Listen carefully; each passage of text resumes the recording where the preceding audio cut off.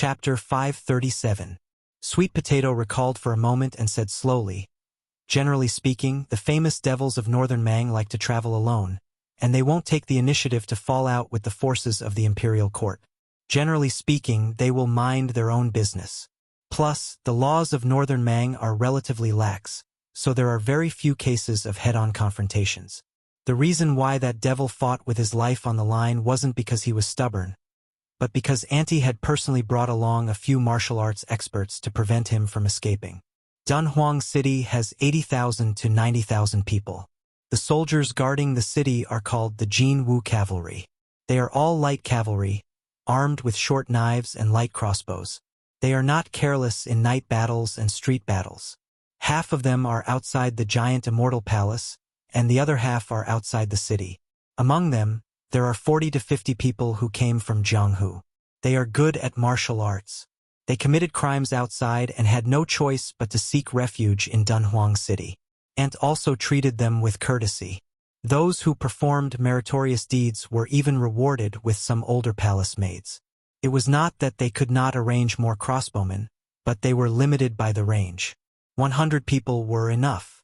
The remaining 900 cavalrymen were stationed at both ends of the street. 3 cavalrymen were side by side. In one round of charge, 20 cavalrymen were sent out from the east and west, led by a military officer with good martial arts. After the cavalrymen died in battle, waves of arrows were shot down from the roofs, not giving the demon a chance to breathe. The next batch of cavalrymen would stop firing their crossbows and recover their arm strength. There is a very important point. In addition to the 500 Jin Wu cavalry of the giant immortal palace, there are more than 30 Jin Wu soldiers. They are specifically targeted at the Wulin people who committed crimes in Dunhuang City. These people are not good at cavalry fighting, so Ant secretly scattered them into the assault team. Each time, there are 2 or 3 people waiting for an opportunity to assassinate. There is also a group of them on the roofs. They are allowed to retreat. In this way, in the 6th cavalry charge, the demon died of exhaustion and was trampled into a pile of mud by the horse's hooves. Su Funyun nodded and said, "This is very similar to the time when our Bailiang army fought against the Sword Emperor of Shishu, who guarded the country's gate with only one sword. It was a 2-pronged attack by the cavalry and the men of sacrifice, alternating between light and dark. In addition, the imperial uncle was also determined to die. That was why the entire Jianghu was bitterly disappointed. Last time, Shenmen Cottage was short of a rank 1 master and their cooperation was not good enough.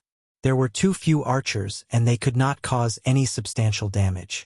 Otherwise, I would not have been able to leave the mountain so easily. I'm very curious as to how the 9 swords of the Wu family defeated the Baimang's 10,000 cavalry 200 years ago.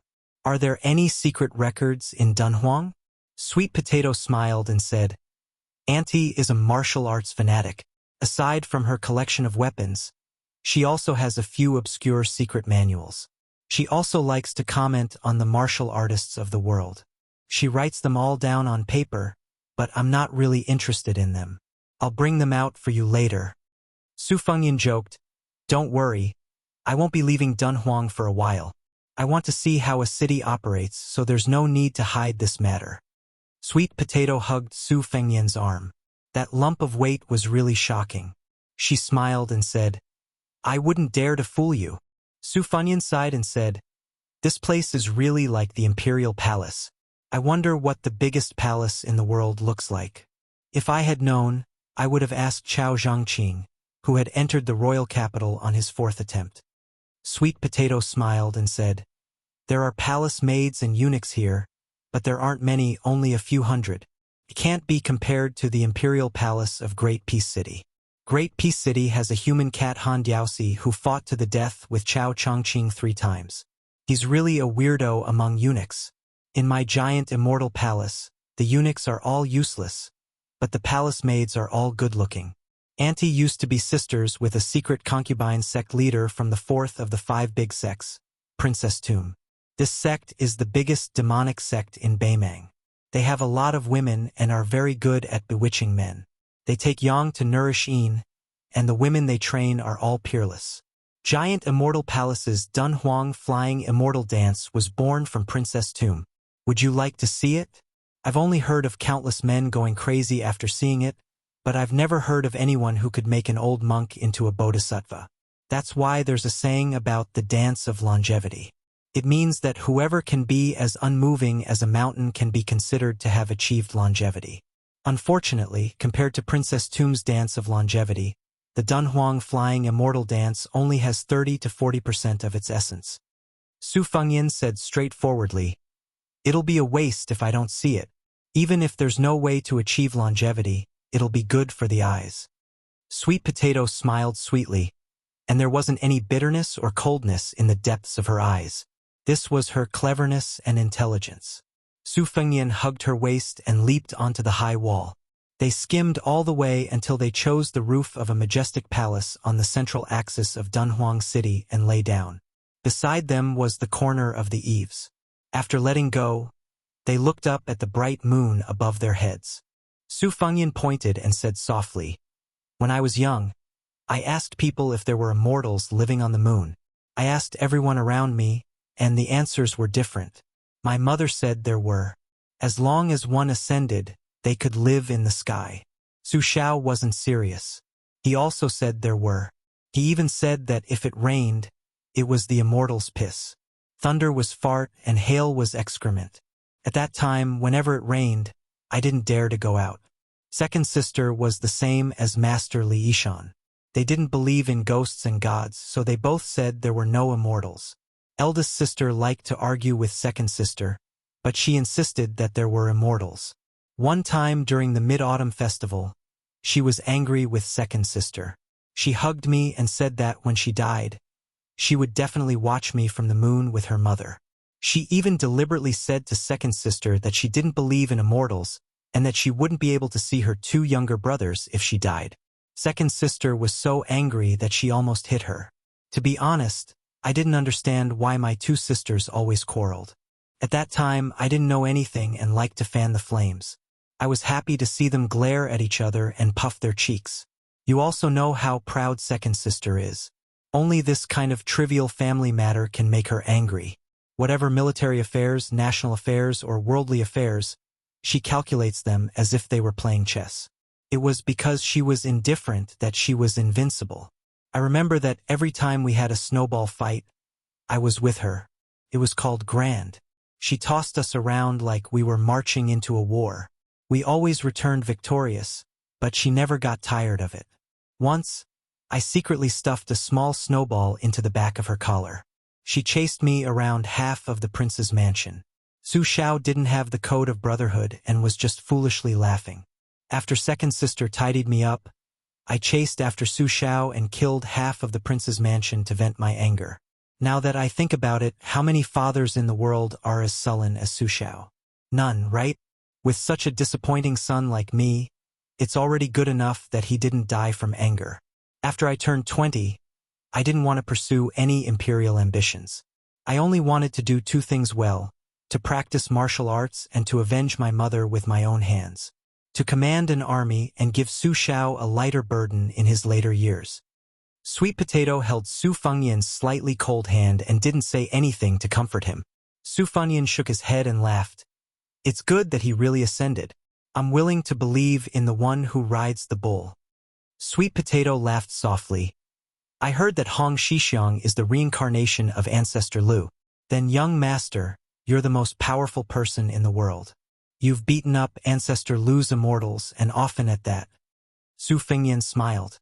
Sweet Potato turned sideways, one hand supporting her cheek, and two fingers of her other hand stroking her young master's eyelashes.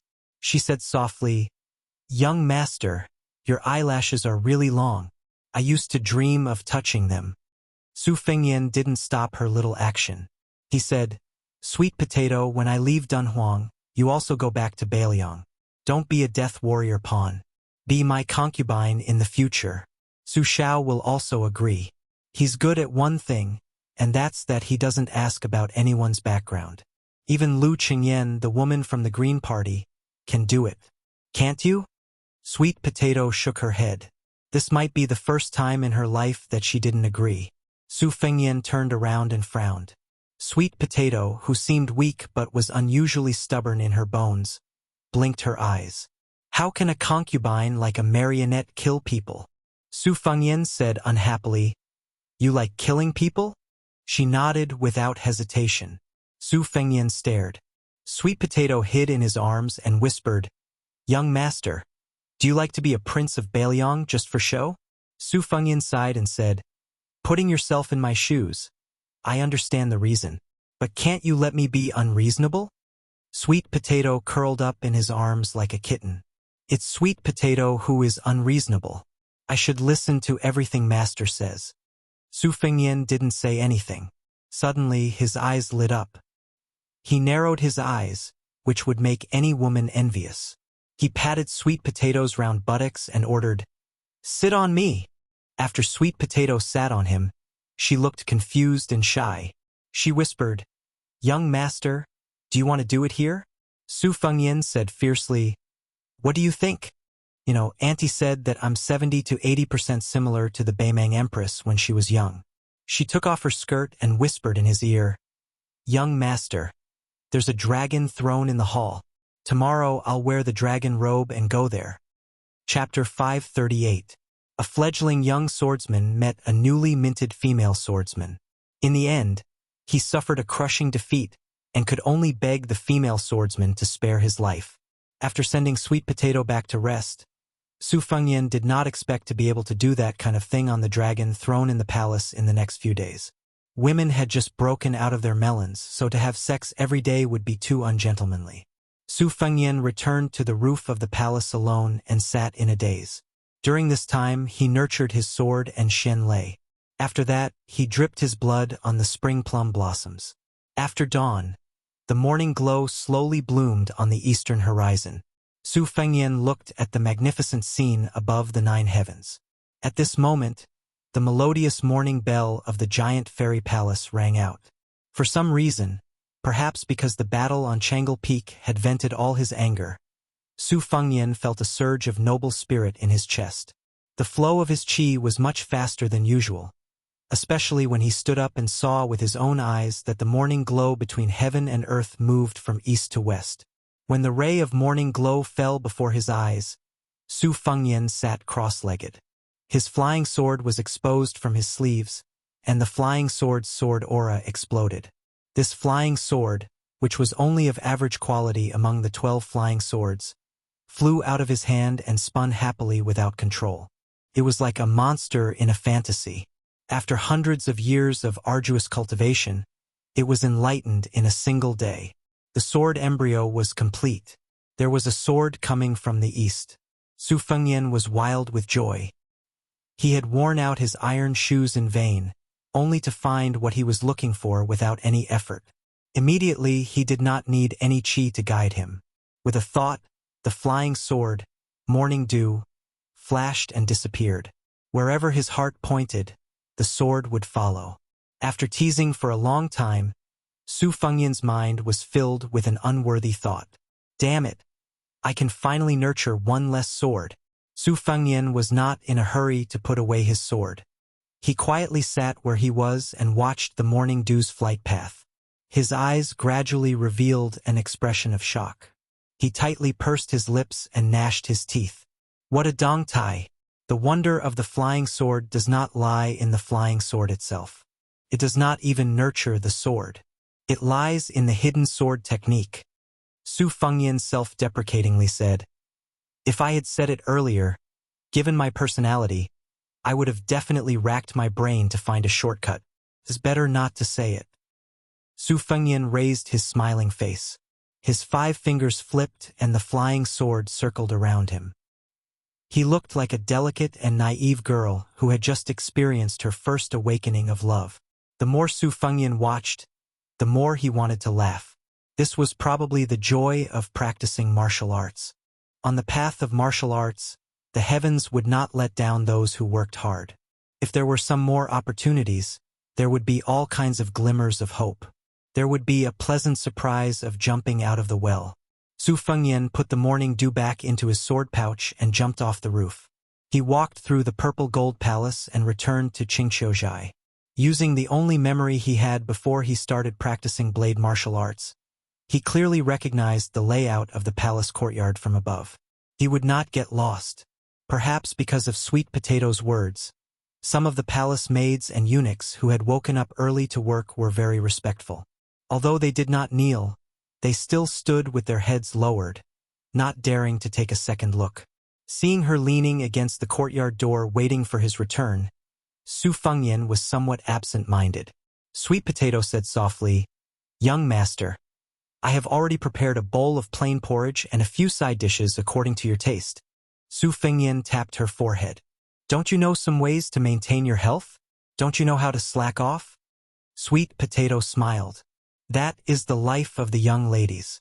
I can't envy them and I don't like it either. Being exposed to the wind will make you cold. Being exposed to the sun will make you heatstroke. Crying after reading a few lines of palace-made poetry is not the temperament of our Bailiang women." Su Fengyan finished his breakfast. In today's world, the rich usually ate 3 meals while the poor ate 2. As for those who were qualified to raise palace maids and eunuchs, they were no longer wealthy in the ordinary sense. In this way, Sweet Potato, who could wear a dragon robe and play the role of an empress, was indeed much more wealthy than the young ladies. She single-handedly controlled the life and death of 70 to 80,000 people in Dunhuang City. In the end, when it came to Su Fengyan, she was still a maidservant. Su Fengyan really couldn't find anything to be discontent about. He came to the study room that was like being in the Bailiang Palace in Wutangan. The large red sandalwood table was filled with secret files that Sweet Potato had brought over and her aunt's handwritten handwriting. Su Fengyan saw a brass scroll painting. He glanced at Sweet Potato, who was standing beside him and grinding with her sleeves rolled up. He saw the corners of her mouth curl up. He opened it to take a look. As expected, it was a portrait that was obviously drawn by a court painter. She wore a bright phoenix crown and had the posture of a mother model. Su Fengyan went back and forth between the painting and Sweet Potato several times. He clicked his tongue and said, "It's really similar. The shape is 70.5, and the spirit is 60. Seeing Sweet Potato's burning gaze, Su Fengyan expressionlessly waved his hand and said, "Rest for 2 days." She tilted her head and smiled. Su Fengyan slapped her buttocks and said with a smile, "Virtue! Outside of Wutangan, you are unbearably wild. Wait until this young master restores his strength. Next time, I will definitely make you beg for mercy." Su Fengyan didn't touch the secret manuals that martial artists yearned for even in their dreams. His Tide Listening Pavilion didn't have enough of them. Those martial artists whose innate talents weren't lacking were like housewives who couldn't cook without rice. They didn't have a great teacher to guide them, nor did they have a master to guide them through the door, nor did they have a secret manual to help them enter the room. It was indeed difficult for them to move forward. Their heroic spirit was lacking, and it was difficult for them to make a name for themselves. However, these 2 things weren't rare for the children of influential families. On one hand, they didn't have enough willpower, and they couldn't bear the suffering of sailing against the current. On the other hand, a large part of it was because there were too many paths leading to higher realms, to the point where they didn't know where to start. Or perhaps they went astray. If they learned all kinds of martial arts and read all the secret manuals, it would instead be difficult for them to become a grandmaster. As for Su Fengyan, who was close to Wang Xianji, he knew that he shouldn't bite off more than he could chew. As a result, he had always picked secret manuals that were beneficial to his blade technique. Now that he had Wang Xianji's blade technique manual, he was even more undistracted. Su Fengyan was working so hard because he truly felt that if he didn't put his life on the line to practice martial arts, he wouldn't be able to face the fellow who had been sloppy and thieving with him and was still carrying a wooden sword. The next time they met, once his identity was discovered, wouldn't he be chopped to death by Wenhua's wooden sword? Chapter 539. Putting down the scroll, Meng Qi flipped through Aunt Sweet Potato's handwriting. It was obvious that the handwriting was the same as the heart of a raccoon's hair and the tip of an autumn rabbit's hair. It was said that words were born from the heart, but it was not very accurate. After all, there were countless people who could write well. However, if one were to add in the type of brush used, especially those who only used one type of brush, one could roughly guess it. This woman was indeed a fierce person who competed with the current Northern Mang Empress for the favor of the Empress. Although the strokes were strict and dignified in small regular script and were extremely particular about the rules and style, in terms of individual words, each stroke was as if it was carved into wood. Su Fengyan somewhat understood how she managed to teach a woman like Sweet Potato. Meng Qi slowly browsed through the handwriting. Most of the handwriting was about the famous deeds of the previous generation of Beimang Jianghu. Just reading the handwriting was enough to make Su Fengyan applaud. Sweet Potato considerately carried a pot of green ant wine shipped from Beiliang. Su Fengyan finally saw the Battle of the Nine Swords in the Wu family's sword tomb. Sweet Potato Ant also heard about it from hearsay. However, compared to ordinary people's exaggerated stories, the words of the second king of Dunhuang City were much more credible. She herself was a top martial arts master. The few hundred words she wrote shocked Su Fengyan. After reading it a few times, Su Fengyan was still not satisfied. He sighed and said, "So that's how it is." The two generations of the Wu family's sword tomb 200 years ago were known as the most amazing period of the sword tomb. There were 9 sword masters.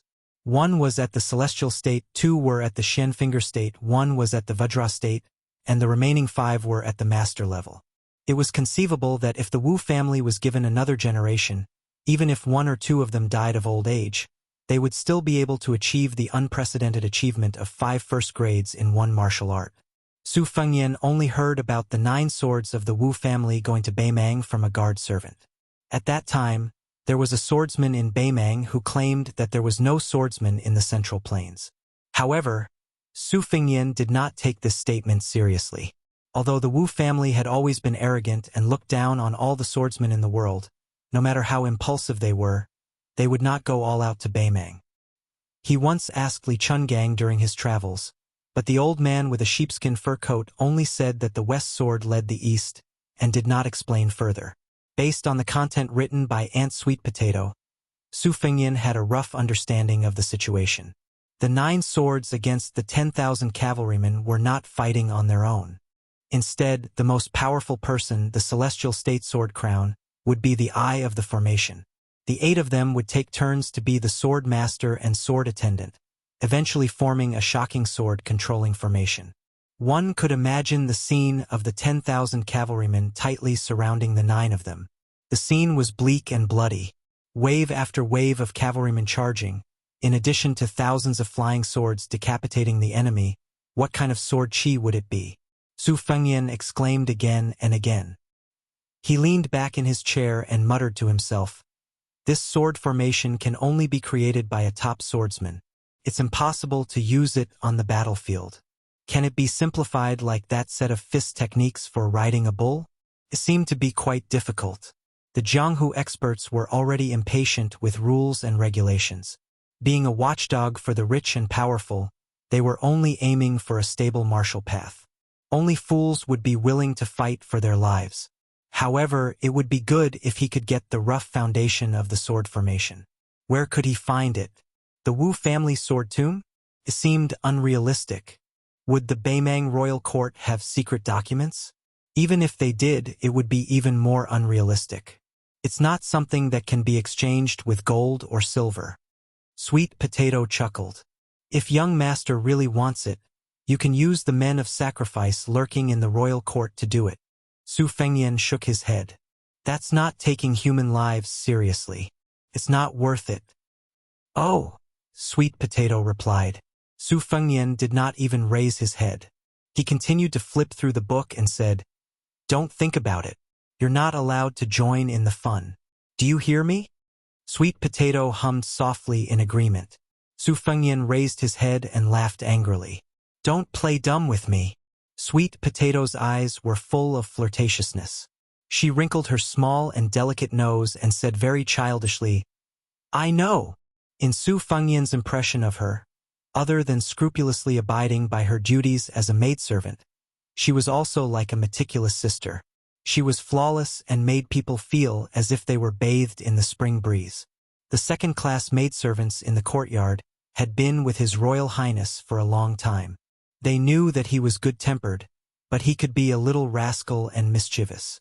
Only Sweet Potato, who had never been angry or black-faced, and Blue Bird, who had a cold temperament, had never crossed the line for more than 10 years.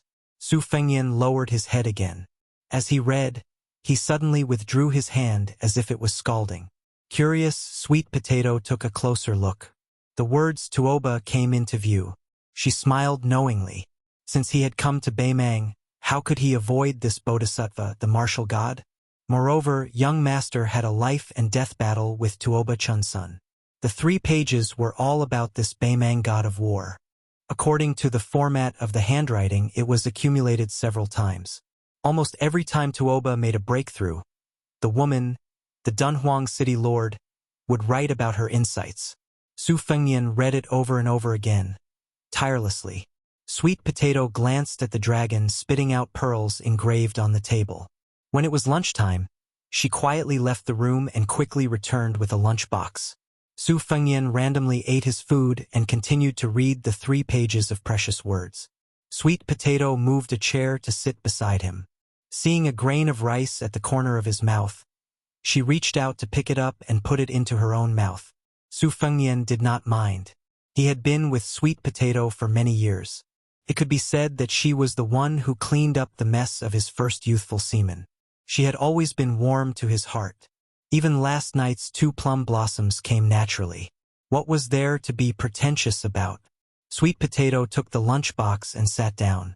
She said softly, "If I die today, will young master remember me for the rest of my life?"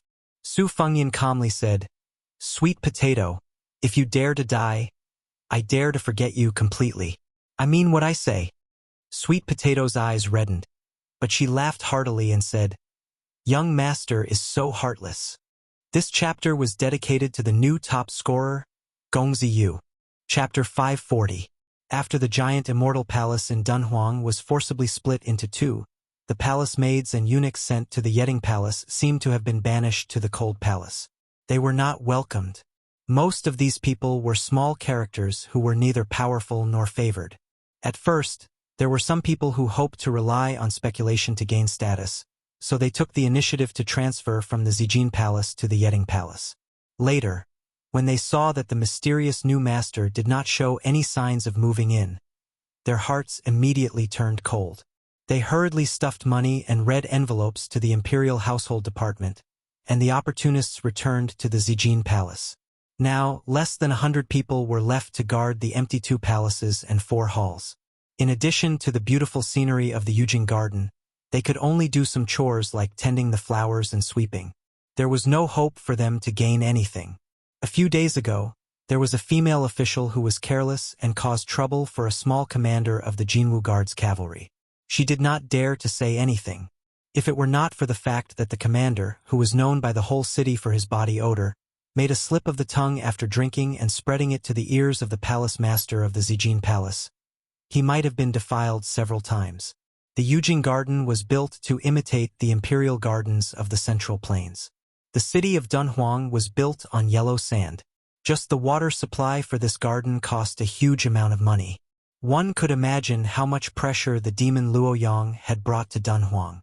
However, for the young eunuch, whether it was the new palace master of the Zijin Palace or the chief demon of the Baimang Palace, who had never shown his face in the Yeting Palace, they were both terrifying and unreachable figures. He hoped that he would never see them again in his life. The child's surname was Tong. He was 12 or 13 years old and looked delicate and thin. When he entered the palace last winter, he took an old eunuch as his master and changed his name to Dongsho. His family was extremely poor. His parents were sick and his sisters were about to starve to death. Poor children took charge of the household early, but they had no land and no skills. Even if they became beggars, how much food could they get back home?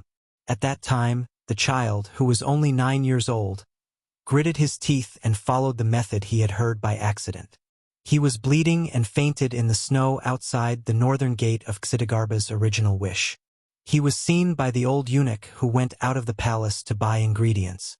He went back to the Ministry of Internal Affairs to plead for him.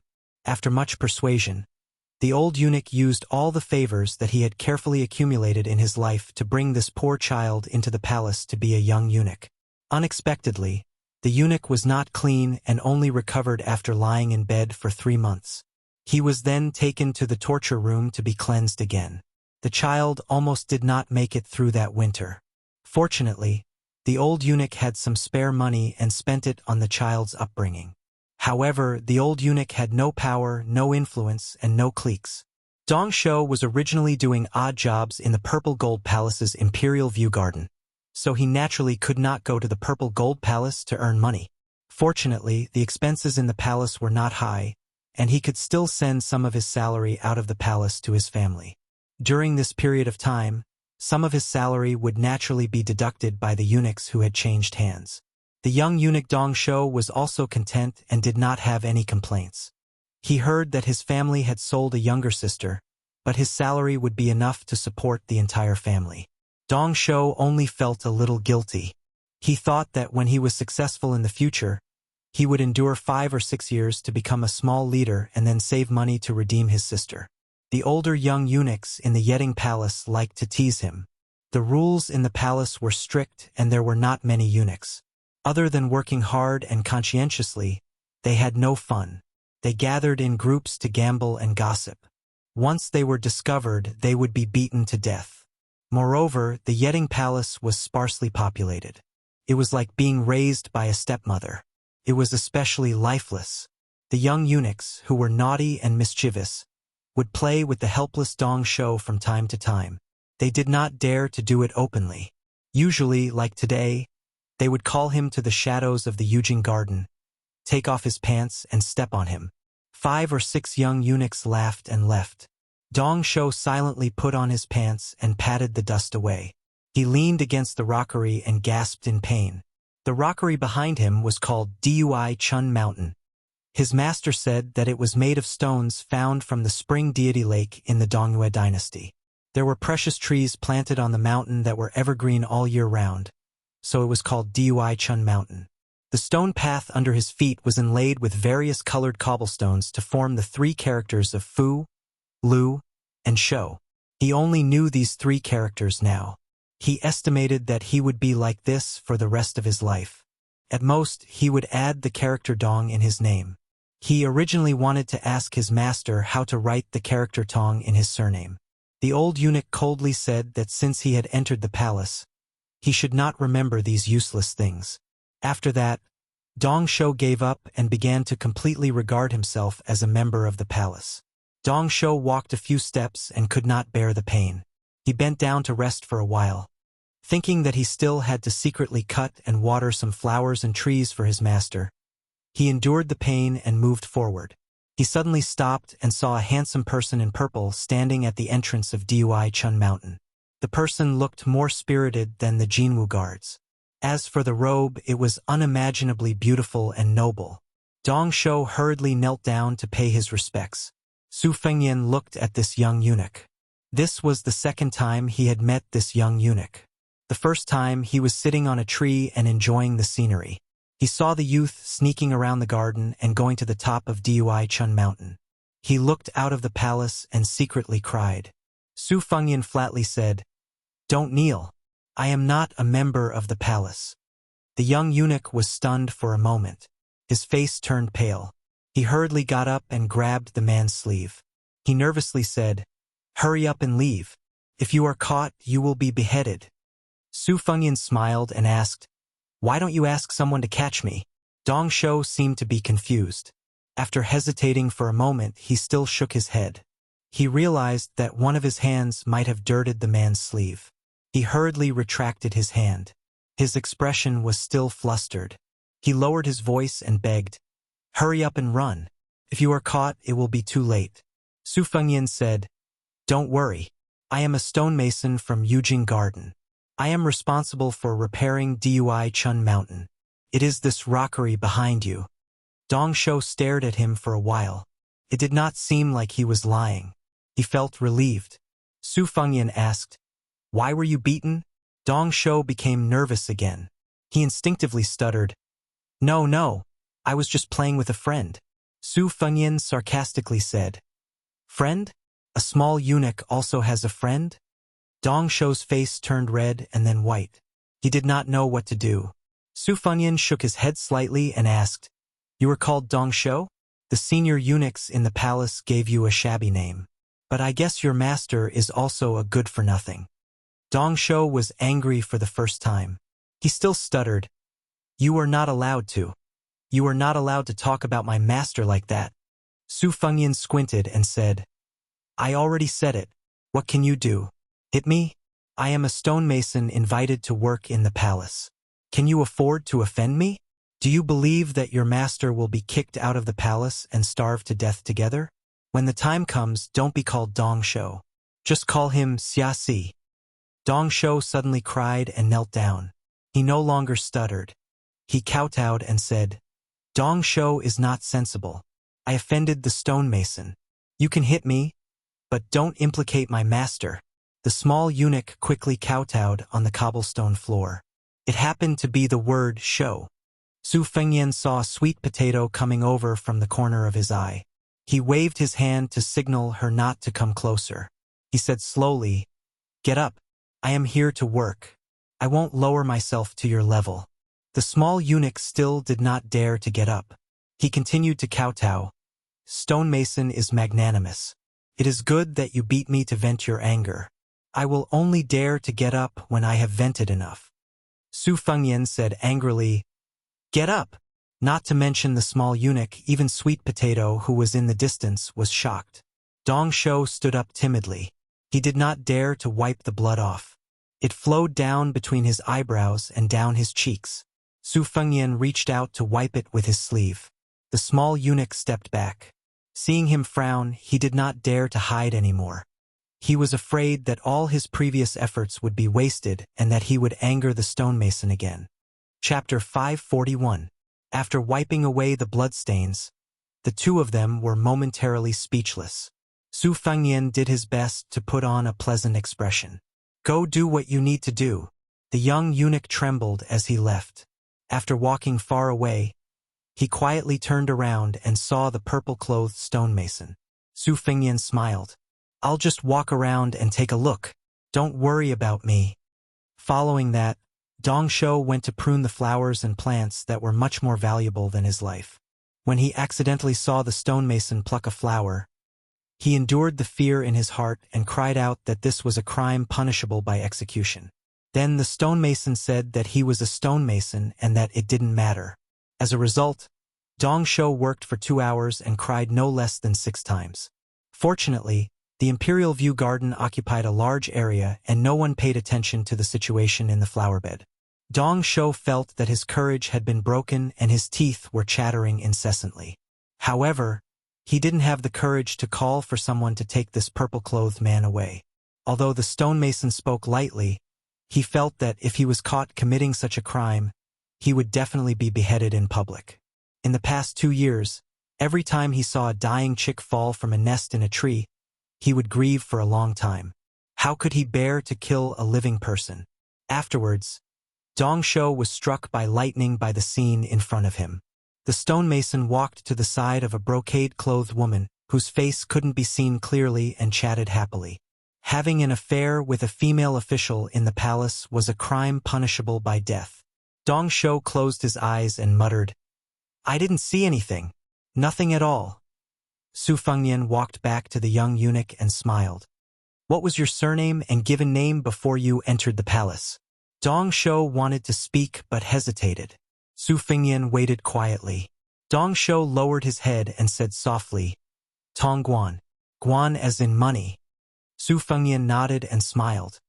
The name is very good.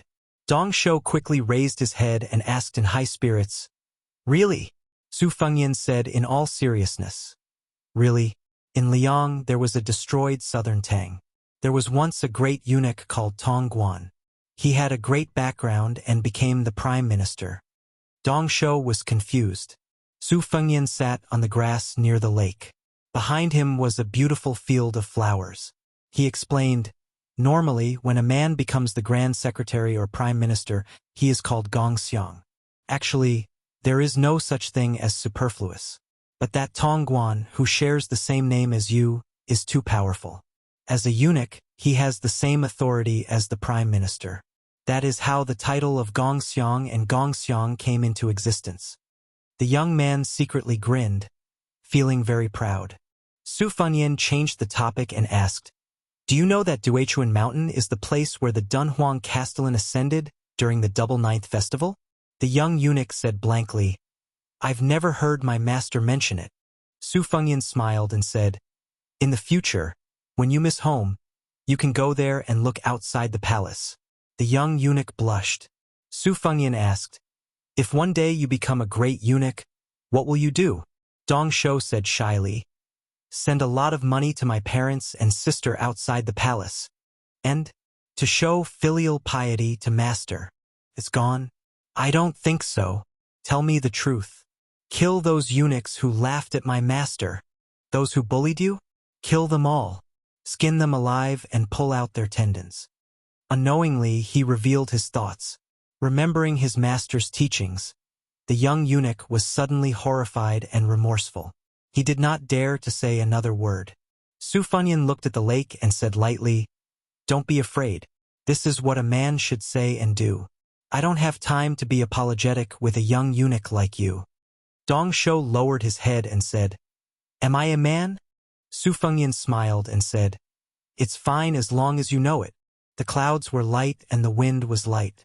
Sweet Potato did not disturb them. In the next few days, Su Fengyan, in addition to reading the writings and similar records about Dunhuang, would go to Yujing Garden to get some fresh air and chat with the young eunuch when he was free.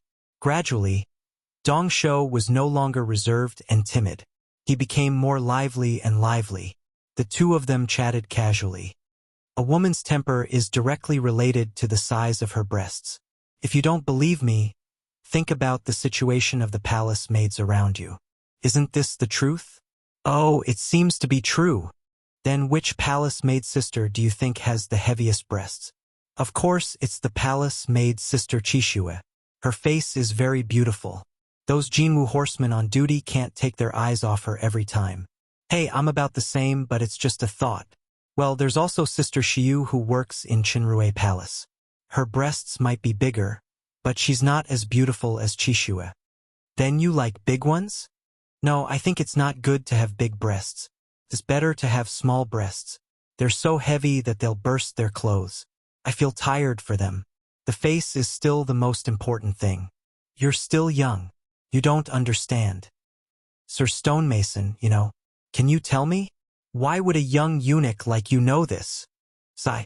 Are you worried? There's food and drink. What's there to worry about? I don't think about things between men and women. In fact, I know that there are palace eunuchs and palace maids who are quite pitiful. Are they as pitiful as you? Sigh. Dong Shou, you only know sigh. You're ignorant. I don't know what to say. There's nothing I can do about it. The last meeting was very short. It was at dusk. Su Fengyan said, "The matter is done. We're leaving the palace." The young eunuch didn't want to cry, but he couldn't hold back. Soon he burst into tears. Then he asked him to wait for a while. He ran away in a hurry. When he came back, he handed Su Fengyan a money bag and begged him to give it to his family outside the palace. Su Fengyan asked, "Aren't you afraid that I'll be greedy?" The young eunuch shook his head and said, "I know that Sir Stonemason isn't such a person." Su Fengyan threw the money bag back and smashed it on his face. He scolded, "What do you know? What if it's embezzled or forgotten by me? Can your family starve for a month?" Dong Shou picked up the money bag. He felt wronged and at a loss. He began to sob again. Su Fengyan touched his head and said softly, "In the future, don't trust anyone so easily. However, once you've set your mind on something, you have to do it well. Give me the money bag. I promise I'll deliver it to you." Dong Shou wiped his tears and handed over the money bag with a happy smile. Su Fengyan turned to leave. After thinking for a while, he turned around and ordered, "Go break a flower branch and bring it over." The young eunuch was conflicted. In the end, he gathered his courage and went to break a branch. Su Fengyan squatted on the ground and wrote 2 words on the ground with the branch. He raised his head. Dong Shou's voice trembled with excitement. He asked carefully, "Tong Guan." After Su Fengyan got up, he broke the flower branch section by section and threw it into the lake. He rubbed the young eunuch's head with all his strength. The young eunuch cried and laughed. Su Fengnian walked straight away. When he turned the corner, he saw Sweet Potato standing gracefully. Sweet Potato asked softly, "Should I arrange a stable yamen for the little guy, or throw him into a pot of oil and fry him?" Su Fengnian shook his head and said, "There's no rush. Let's wait for another 2 years. If his temperament hasn't changed, we'll find someone to teach him how to read and then send him to the sutra depository. He'll read the secret manuals freely. Don't try too hard and spoil his growth. What happens next will depend on his own luck." Sweet Potato nodded. By the lake, the young eunuch picked up some branches near the lake and stuffed them into his sleeve. He was about to throw them into the bottomless and narrow holes on Mount Duechuan. He returned to the 2 words Tong Guan and squatted down to look at it again and again. He memorized it in his mind. When he was about to wipe it away, he still couldn't bear to do so. After thinking for a while, he took out a thorny branch and deeply carved 2 small words on his palm. He squatted there in a daze. After a long time, he came back to his senses and said, "If I had known, I would have begged my benefactor to teach me how to write the word dong." The young eunuch slapped his face hard. "Don't be ungrateful." He stood up and clenched his fists. His eyes were firm. The young man loosened his fists and looked down. He muttered, "Tong Guan. Thank you to the new top scorer and the adorable Xiao-san." Chapter 542. Before 12 o'clock a.m. Chapter 2. Before 4 o'clock a.m. Chapter 3. Is there a 4th chapter? To be determined. The Zijin Palace had a temple of discipline that overlooked the entire city. The top floor was a library. Outside the building, there was a stone carving of a dragon spitting water. Sweet Potato's aunt had planted 5 crabapple trees. Su Fengnian had moved from the Qingming courtyard to the library in the Temple of Discipline for the past few days. He often stood by the window for hours. Sweet Potato could live leisurely in Wudong Garden like a koi swimming in water, but she definitely could not do so in Dunhuang. Now, 70 to 80,000 people had to look up to her. She was like a young empress ruling from behind a curtain. Although she had a group of capable female officials from the Zijin Palace to help her deal with political affairs, the entanglement of Dunhuang's various powers was a mess.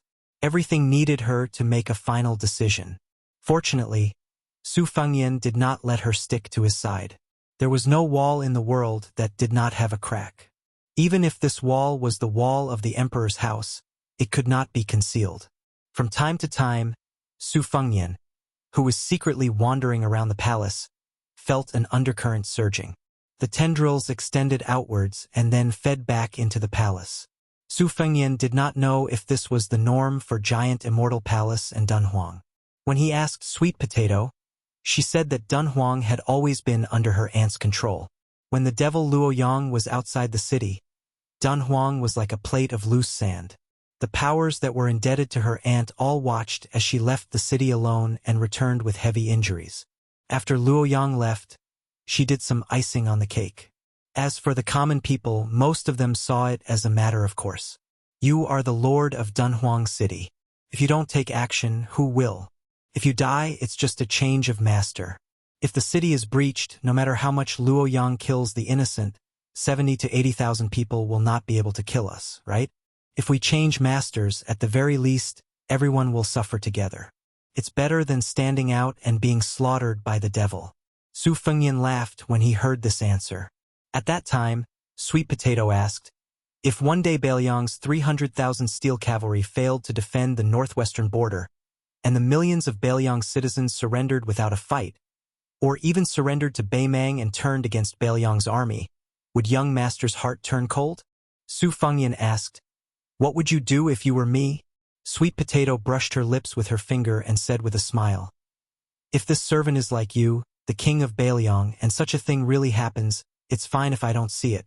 If I see one, I'll kill one.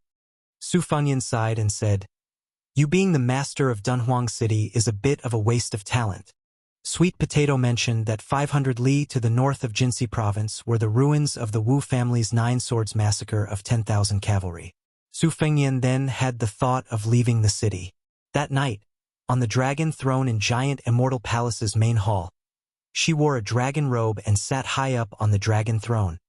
assuming the posture of a monarch overlooking the world. If an older important official of Northern Mang's imperial tent saw this scene, they would only mistake it for the empress regaining her youth. It was late spring and the night was absurd. Fortunately, there was no morning court in Dunhuang City. Before dawn, they returned to the Qingfeng courtyard and took a bath together. Su Fengyan was helped by her to put on the Black Mountain Scholar's white robe. He carried the bookcase on his back. Sweet Potato circled the robe twice to check for flaws and fill in the gaps. She only wanted to be perfect. When she couldn't find any fault, she said with a look of pity, "You look like a scholar with a mind full of poetry and books. It's very nice, but the purple python robe is even better." Su Fengyan patted the spring and autumn sword and said softly, "Don't send me off." Sweet Potato shook her head and said, "Send him to the Gate of Wishes." When they arrived outside the gate of Xidagarba's Gate of Wishes, Sweet Potato said that she wanted to send him 10 li away. Su Fengyan said helplessly, "If you send him off like this, we'll just go straight back to Bailiang." Sweet Potato carefully groomed Su Fengyan again and asked, "You really don't want the Nightjade Lion? Even if you're afraid of being too eye-catching, you can just find a good steed to ride on. If you get impatient, you can just throw it away." Su Fengyan shook his head and said, "We still don't know who's going to take care of who. Walking is still the easiest. Once we've developed feelings for each other, I can't bear to throw it away just like that." Sweet Potato said softly, "Take care, young master." Su Fengyan nodded and said, "You should also return to Bailiang as soon as possible." "I'll still say the same thing. I don't care how important Dunhuang City is in Bailiang's plans. I want you to live well." Sweet Potato lowered her eyebrows and said, "I understand." Su Fengyan thought for a moment and continued, "Watch the little eunuch Tong Guan from the sidelines for another 2 or 3 years. After that, send him to the House of Imperial Edict. You'll have to spend more effort on this child's literacy and martial arts foundation building. You can say that you'll be free to raise him, but you can't completely ignore him and leave him to fate." Sweet Potato smiled and said, "Don't worry, young master. Dongsho will definitely surprise Dunhuang City in the future. There are a few secret manuals in the Sutra Depository that are suitable for him to practice. He's lucky." Su Fengyan nodded and said in a low voice, "I hope there's one more person in the world who works hard. The heavens won't let him down. Let's go." Su Fengyan turned around and waved his hand with his back facing Sweet Potato, who was dressed in embroidered robes and whose sleeves were as big as hibiscus. Chapter 543. Chapter 3. Around 3 a.m. Chapter 4 tried to get there before 6 in the morning, although Dunhuang City was built on desolate yellow sand. Because it was unique within a radius of 100 li, it was worthy of being called a city of living water. There were many merchants coming in and out of the city frequently. There were no less than 5,000 to 6,000 people coming and going every day. In addition, there was the holy land of Buddhism outside the city, Saiji Buddha Cave. On the 1st and 15th day of every month, believers would go out of the city to burn incense. It was a grand scene that filled the city. Today was the last 15th day of the late spring season. If it was in the past, the main road of the South Gate would be densely packed, but today there were surprisingly few people. There were only a few hundred devout pilgrims, and none of them had brought their families with them. On both sides of the street, there were peddlers who had woken up early to shout, selling scallion pancakes, snacks, and some coarse yellow incense paper. The Yuan family, which was second to none in Dunhuang City, was blind enough to run away from marriage and elope with him. The Yuan family, which was one of the wealthiest families in Dunhuang City, was magnanimous and did not pursue the matter. The beautiful woman, who was so stubborn, really did marry this out-of-the-way scholar. Her father, who was almost fuming with anger, was worried about his daughter. He was afraid that she would suffer hardships, so he secretly gave her a lot of dowry. Unexpectedly, this man was rather useless. He was talented, but he was not capable of making a name for himself. Moreover, he was neither high nor low. The big restaurant was turned into a wine shop, and in the end it became a small wine shop. The woman was disheartened. Finally, the onlookers felt very satisfied and left him. She remarried to the Duanmu family, who was well-matched in social status. The husband and wife were very happy. That young Master Duanmu, who had a beautiful woman in his arms, even came to the wine shop to drink. He did not bring any servants or maids with him. He was gentle and refined, showing the elegance of a scholar. It was said that he only said a few words of courtesy, saying that he had heard the wine shop man's poetry before and was very impressed by him. The woman was disheartened. Finally, the onlookers felt very satisfied and left him. She remarried to the Duanmu family, who was well-matched in social status. The husband and wife were very happy. That young Master Duanmu, who was sitting on a beautiful woman, even came to the wine shop to drink. He did not bring any servants or maids with him. He was gentle and refined, showing the elegance of a scholar. It was said that he only said a few words of courtesy, saying that he had heard the wine shop man's poetry before and was very impressed. The woman was disheartened.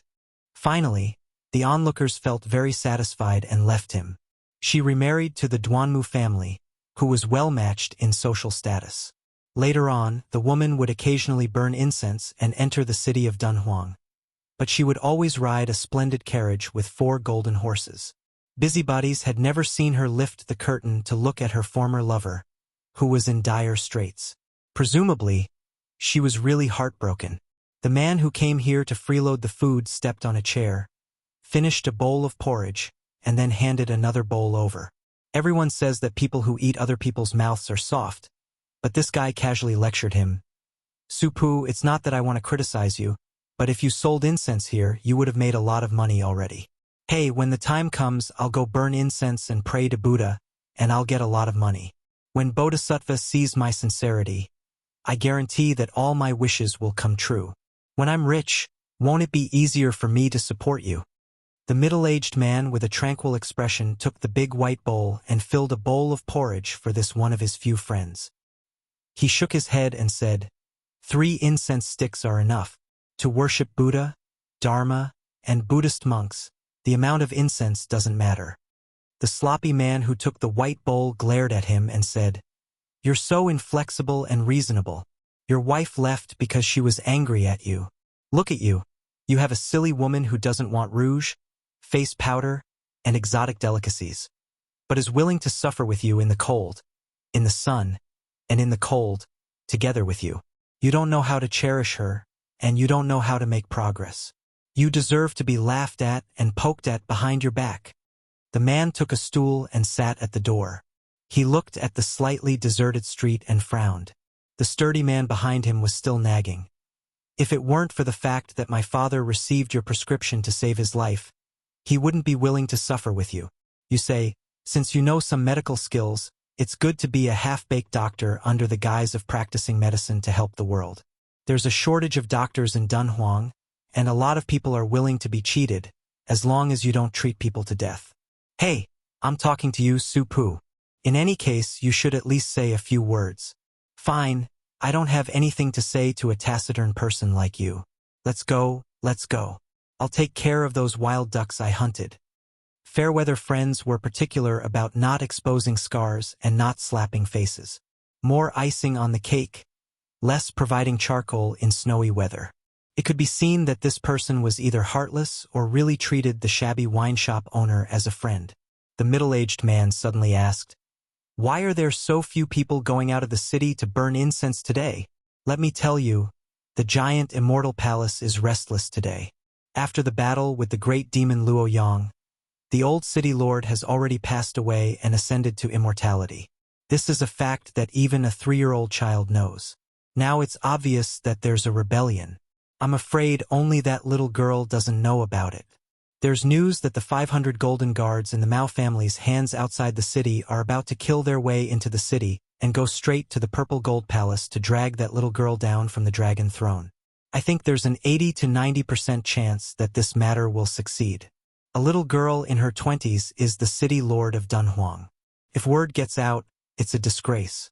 The man asked, Aren't there 500 golden guards stationed outside the city? The hunter was unwilling to answer this kind of childish question. He really couldn't hold back his words, so he said, Do you think those Mao family, Duanmu Yuan, and the other clans are all blockheads? Even if you use your butt to think, you can know that these guys must have spent money to send women to the officials. Among those 500 riders, there must be a lot of guys who are not of the same mind as the palace. In addition, the 500 riders outside are going to kill their way into the city. Even a small commoner like me knows that I can't stop them. However, these are all tricks of the big shots. If they die, they die. Those who are born rich and have nothing to do with us. Just wait and see. Before long, there will definitely be golden guards rushing into the city. The middle-aged man sank into deep thought and prepared to close the shop. The hunter stepped out of the door with a gratified expression. Supu, this time you finally have some brains. You know to close the door and watch the fun. The man smiled and didn't say anything. Only after the hunter had walked far away did he whisper, "Join in the fun." He saw that not long after the hunter ran back with many pilgrims in a sorry state. Only then did he close the last door. The hunter ran until he was out of breath. He hurriedly said, "Why haven't you hidden yet? Quick, quick, quick, come in. Let me hide for a while." His mother, "There's a young man whose head was kicked by a donkey. He's blocking the city gate. It seems like he wants to fight the 500 riders head-on. He's crazy." "How many?" the man asked. The hunter cursed. "That young man is courting death. Just one." The man who had already taken a step forward thought for a moment and asked, "Is he going to use a saber or a sword?" Chapter 544. Chapter 4. Around 6 o'clock in the morning. Mao Ro gritted her teeth in hatred when she saw how arrogant this young swordsman was. If it was in the past, she would have tied him up on the bed and pampered him. However, now that they were on the battlefield, she was only left with a bone-deep anger. She said the word, "Kill," several times in a row. The warhorse galloped forward like thunder. Su Fengyan did not stop rolling the dragon wall. Although he could not achieve a sword aura like Old Man Li, he had comprehended the sleeve of Azure Dragon during the battle of life and death with Tuoba Chunsun on the grassland. His sword aura rolling the dragon wall became more and more genuine. His figure was like a fish swimming in the tide. When he met the first batch of cavalry charging, he used the spring and autumn movement to split a man and a horse in half. Then he ran horizontally, ignoring the iron spears.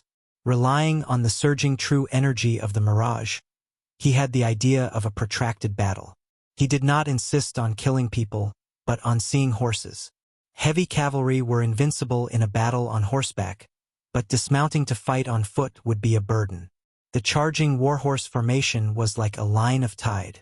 When Su Fengyan broke through the tide, more than a dozen riders were thrown off their horses. Under the second wave of iron spears, they only retreated slightly before charging again. His figure was free and unfettered with sword aura. It was like the calligraphy of a painting master. Mao Ro, who was sitting high up with a spear, was gnashing her teeth. It seemed that in just a few blinks of an eye, the Mao family had invested so much effort and enough gold and silver to form a small mountain. Almost 20 people had died. Once they fell off their horses, their heads would be cut off by the scholarly swordsman's sword aura, or their armor would be torn apart by his sword aura. They would die without a complete corpse. It was as if her muscles were being cut off. She really wanted to stomp on that handsome little bastard's crotch and ask, "Do you know that it's easy for this old lady to raise these armored cavalry as if they're my own sons? Is it easy?" Mao Ro quickly calmed down. Let alone killing one person with 500 cavalrymen, even if 300 cavalrymen went up against a first-stage Vajra realm martial artist, the latter would most likely be exhausted to death. However, there was an important prerequisite for this. After 100 or 200 people died, the formation wouldn't be messed up, and their courage wouldn't be shattered. They wouldn't be defeated and scattered. Mao Ro had a lot of confidence in this point.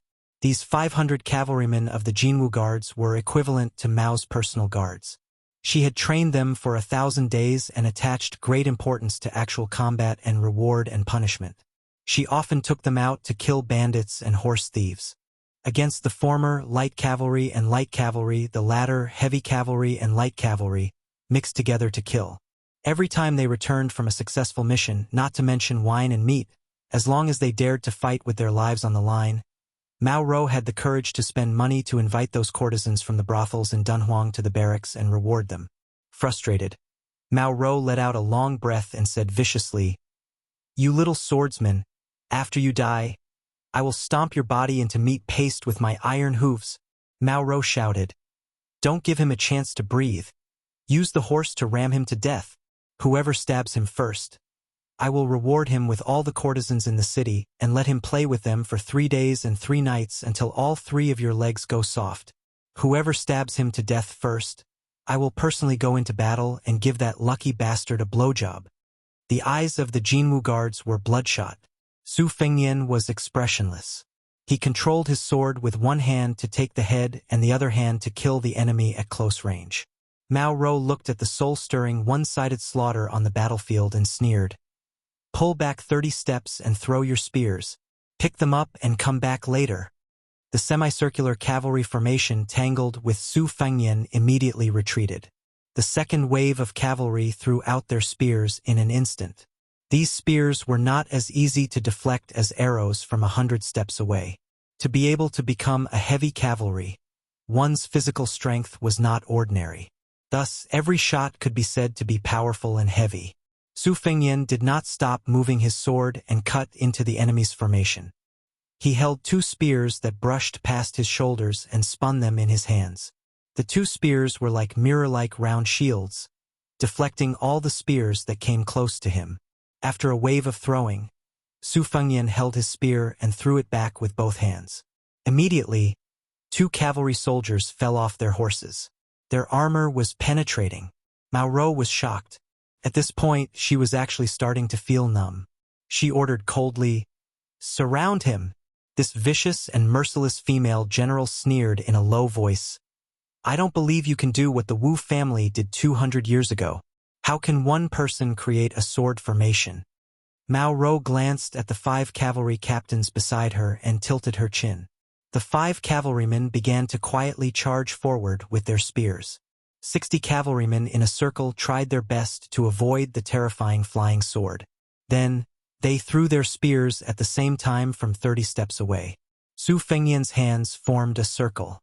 Unexpectedly, the spears and spears rotated with it. His left hand brushed past, and 60 spears and spears shot out in the opposite direction. Although these heavy cavalrymen were slower than the light cavalrymen when they were stationary, they were not straw mats.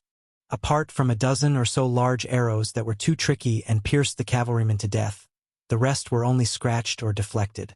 However, the innermost layer of the circle began to show signs of breaking. In an instant, 6 cavalry captains who had reached the top of the Golden Guards rushed out from the gap and threw their spears and spears at the same time. One of them had half his face cut off by the spring and autumn flying sword and fell off his horse. The second horse still fiercely rammed into the terrifying swordsman's chest. Unexpectedly, the swordsman only slid back a few steps and stopped his body. Fortunately, one of the cavalrymen rammed into him from the side and sent him flying. Another officer seized this rare opportunity and chopped down with his saber. Finally, there was blood. This group of Golden Guards who had been fighting until now almost had tears of joy in their eyes. The valiant officer who had chopped down the scholarly swordsman's shoulder felt his heart burn. Just as he was about to push all his energy into his saber and cut off the young swordsman's arm, he saw a pair of emotionless feminine eyes. In the next moment, his saber was knocked away and he was pulled off his horse. His neck was twisted with both hands. Su Fengnian threw down the bloody head and body. The corner of his mouth twitched. Mao Rou said in a deep voice, "Officer Tang Kong died in battle. The compensation is 50 taels of gold. His son is allowed to enter the Mao family's private school to study. After he turns 20, he will immediately enter the Golden Guards and take up the position of officer." The Mao family's promise. This was a golden signboard that was heavier than gold and silver. This was also the foundation that allowed the Mao family to maintain a high position of power in Dunhuang City. The morale of the army was once again raised. Su Fengnian held the spring and autumn sword and began to run in a straight line toward the Mao family woman who gave the order. The half-formed golden thread and the perfected morning dew finally came out of the sword pouch. Wherever they went, Beads of blood bloomed from the necks of the cavalrymen on both sides. Mao Ro narrowed her eyes. This time she did not retreat. Chapter 545. Chapter 4. Sweet Potato, who was standing outside the palace gate, had her clothes fluttering in the wind. Her eyes were wet and red, and her fingers were like hooks. She seemed to have turned into a demon. Even when her aunt died, she wasn't like this. A middle-aged man carrying a familiar book box appeared out of nowhere and shook his head at her. Sweet Potato's clothes gradually stopped moving. On the battlefield, everyone saw the man in red smile and then said, "Don't worry. I didn't kill all 500 Jinwu guards. I only killed 200 cavalry." After killing Mao Ro, the 300 cavalry ran away. Just by killing 200 cavalrymen. Inside the carriage, Mao Rui's old heart was about to burst. The 500 Jinwu guards outside the city were the blood, sweat, and tears of the Mao family for several generations. After Mao Ro took control of the army, she stood her ground against the objections of the masses and decided that the light cavalry should be heavy cavalry. The calculations, sacrifices, and price involved in this decision were not something that could be explained in a few words. You, who had suffered 1,000 cuts, told this old man that you killed 200 cavalry. Mao Rui jumped out of the carriage and ran to hug his daughter's head in front of everyone. He didn't care about his face and sat on the ground and cried. Although Mao Ro was still a step away from the second-level master realm, everyone knew that it was 100 times harder for a woman to reach the second level than a man. However, as long as one stepped into the second-level threshold, the speed at which one climbed up the martial path was often shocking. Moreover, Mao Ro was the backbone of the Mao family for the next 30 years. Her death was no less painful than losing 200 cavalry, or even more painful. A family, if they wanted to continue their good fortune, they still had to rely on 1 or 2 children who could stand up and support the family. How could Mao Rui, who had to send off his children, not be heartbroken? During this time, there were a few strange and playful looks from people like Lu Wu who knew the dirty inside story of Dunhuang. Mao Rui was addicted to sex and didn't care about sex. He was mocked as a fish in a book about sex. Mao Ro was over 30 years old and still hadn't married. It seemed like the father and daughter were having an affair. However, after the teasing, Lu Wu and Tao Yong tacitly looked at each other and saw the worry in each other's eyes. The anger of an ordinary man wasn't worth mentioning. However, when this martial artist was close to the first level, no one could underestimate him. Why did the Beimang Jia family spare no effort to hire and support these people? Wasn't it because they wanted to intimidate the weak and subdue the enemy without fighting? For a lunatic like this who was willing to fight against 500 cavalrymen for a woman, Lu Wu believed that he would be willing to give away both his wife and concubines, as long as that blood-stained young man took a liking to them. Those Wulin uncultured people who were attracted by gold and silver were already scared out of their wits. They couldn't be compared to those clans who had formed a group and wandered the Jianghu alone. If they died, they would die in vain. No one would collect their bodies. Their weapons, banknotes, and secret manuals would all be plundered. This time they entered the city to fight for riches and honor under the premise that victory was in the bag, not to be a sacrificial lamb and throw away their lives. For a moment, the 70 to 80 people who were left after fighting with the Jinwu guards became restless, thinking of retreating. Some people who were friends with each other were on guard against unfamiliar faces. They began to whisper to each other, calculating the pros and cons. Lu Wu had the demeanor of a great general. He urged his horse to rush out and asked, "Who are you?" Su Fanyan only looked at the old man who was howling in grief and said flatly, "Your name is Mao Rui. I know you." The fierce bow-bearing general Tao Yong suddenly shouted, "Careful!" At the same time, he knocked his bow and shot an arrow toward Mao Rui's head under everyone's watchful eyes. Some sharp-eyed bystanders thought that Tao Yong had lost his mind or wanted to hit someone while they were down. Little did they know that the arrow collided with something and produced a clanging sound. However, Mao Rui's head still swung back and one of his eyeballs exploded into a small ball of blood. Mao Rui let go of the woman's head and covered his eyes. His screams became more and more mournful. Tao Yong, whose eyes were red, gnashed his teeth and reminded in a deep voice, This child can control 2 swords. Su Fengyan wiped the blood from the corner of his mouth. He extended a finger and twirled it.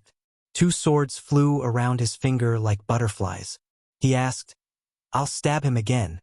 If you can't stop me this time, it'll be your turn next time." Tao Yong said nothing and neatly put away his iron bow. Su Fengyan easily drove his sword through Mao Rui's palm and pierced his other eyeball. He smiled and said, "Is my woman beautiful? It's a pity you won't be able to see it." He was clearly smiling, but looking at his blood-soaked red clothes and that distorted handsome face, it really made people tremble in fear. Su Fengyan was not in a hurry to kill Mao Rui. He returned his spring thunder to its scabbard and asked, "Who dares to fight with me? Even if it's a group fight, I'll fight all of you alone." This was not a joke that could make people laugh. This young man, who was originally regarded as a subordinate of the palace, was covered in blood and exuded a monstrous evil aura. There was also that almost invincible sword chi and blade intent. At this moment, countless ambitious and ruthless people of the older generation sighed with emotion. This was how a child should be. Chapter 546. At that time, outside the city, the young scholar, who could obviously control a sword, actually pulled out his saber. After killing people like they were nothing, he stabbed the saber into the mouth of Mao Ro, who was lying on the ground. He twisted the blade and twisted it, not forgetting to say to the corpse, "Who asked you to brag?" Most of the Golden Knights who still had fighting strength completely collapsed and began to flee. Su Fengyan did not chase after these stragglers. He cut off Mao Ro's head and staggered back with it. He saw a clean and elegant man standing at the city gate. Su Fengyan remained silent and was about to unsheath his spring and autumn annals. The man blocked the sword and said calmly, "I am Su Pu, an old soldier of Beiliang. Before coming to Dunhuang, I was a kamikaze soldier of my friend Li Yishan." The red-eyed Su Fengyan was slightly startled.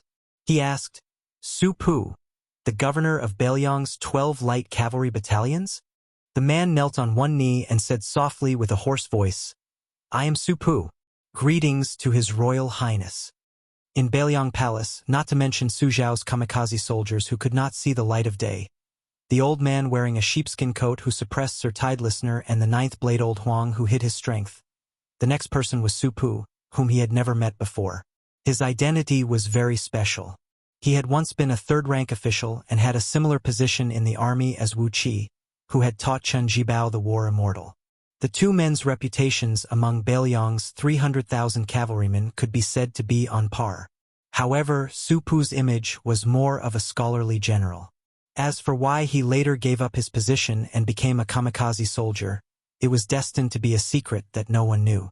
Su Pu's eyes were sincere and warm. He helped carry the box that had once contained the spring thunder saber and smiled. "Your Highness can rest assured and adjust your breath.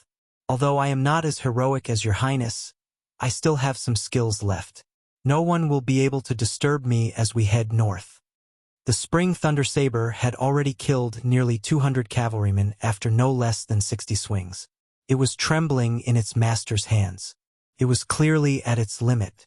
Su Fengyan covered his chest and calmed himself down. He asked with a frown, "Will Uncle Su's identity be exposed?"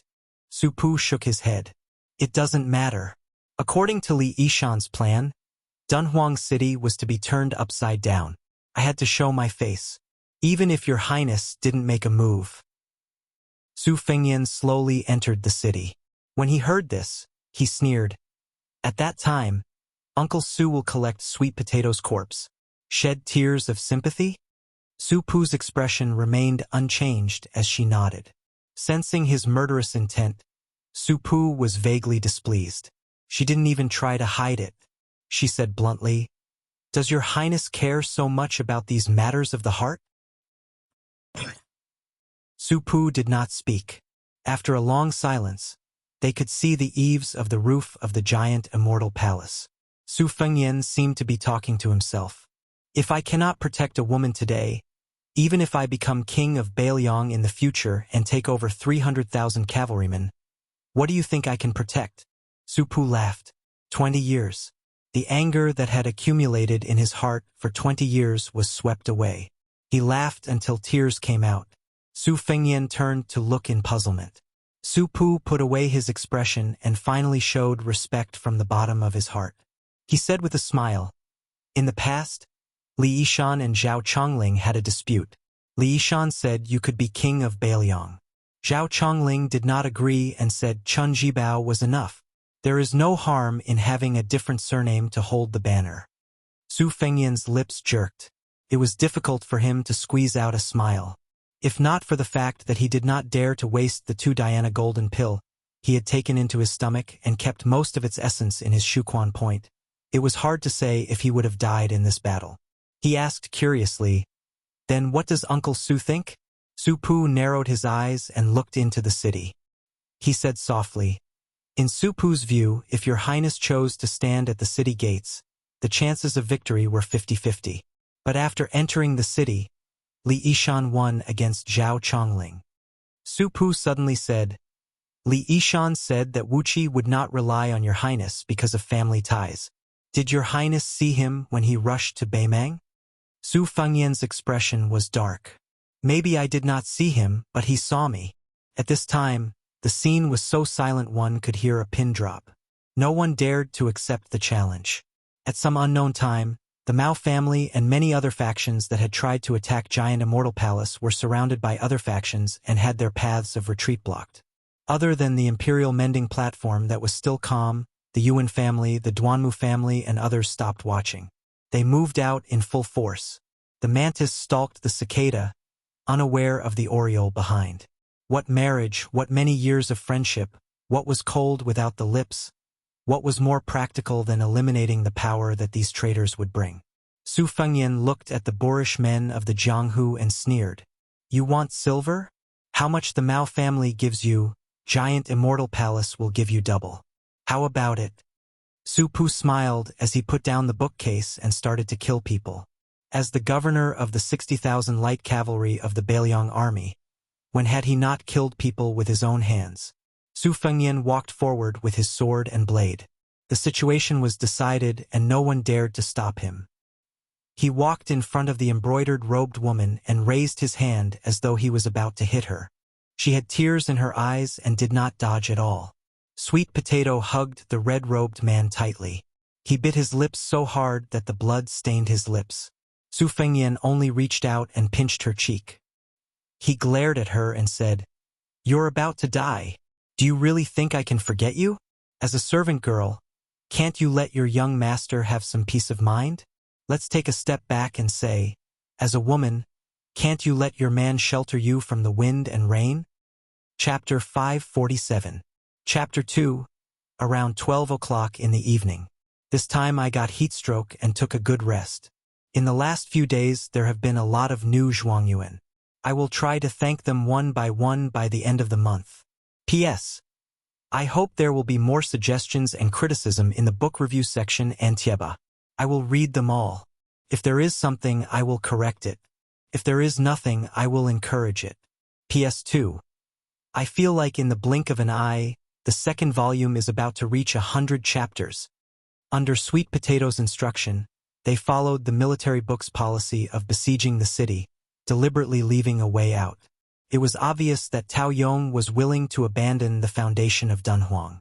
He took the lead in abandoning the Mao family, which had lost its backbone, and escaped with his trusted subordinates. The old general of Jinsi province, Lu Wu, had no choice. His whole family and his life were hanging in the city. Before he died bravely in battle, he loudly begged Sweet Potato not to cut the weeds and pull out the roots, so that his Lu family could survive. Sweet Potato ignored him. Lu Wu died with his eyes open. The Mao family's retainers were all killed in battle. It was clear that Mao Rue, father and daughter, did not have moral integrity, but in terms of raising their soldiers, they indeed had a unique ability. Su Pu slaughtered the Jin Wu guards outside the palace. The remaining surviving cavalrymen were scared out of their wits. They threw away their weapons and prostrated themselves on the ground. Su Pu casually picked up an iron spear and returned confidently.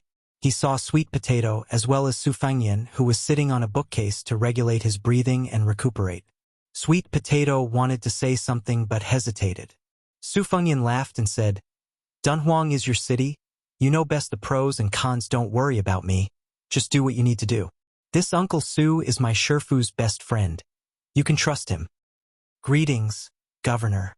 Sweet Potato curled her skirt and gently performed a wan fu gesture. First private, then official. With a stern countenance she said, I will have to trouble Uncle Su to lead 50 cavalrymen to pursue and annihilate Tao Yong, leaving him alone to return to Orange Province. This can be considered Dunhuang City giving Murong Baoding some face. Uncle Su will lead the troops to the Imperial Mending Platform. You don't have to do anything. Su Pu accepted the order and left. A few old eunuchs and female officials from the Palace of Purple Gold, who were lucky enough to survive, also followed behind this strange middle-aged man. With a few words, Su Pu roped in 50 to 60 golden knights who wanted to atone for their crimes and charged toward the Imperial Mending Platform that was either wavering or biding its time. Su Fengyan had been sitting on his book box the whole time to heal himself. Although he looked like he was covered in blood, he was actually only lightly injured and his external injuries were not serious. However, his meridians were severely damaged. It was not an exaggeration to say that he was able to fight against 500 cavalry alone.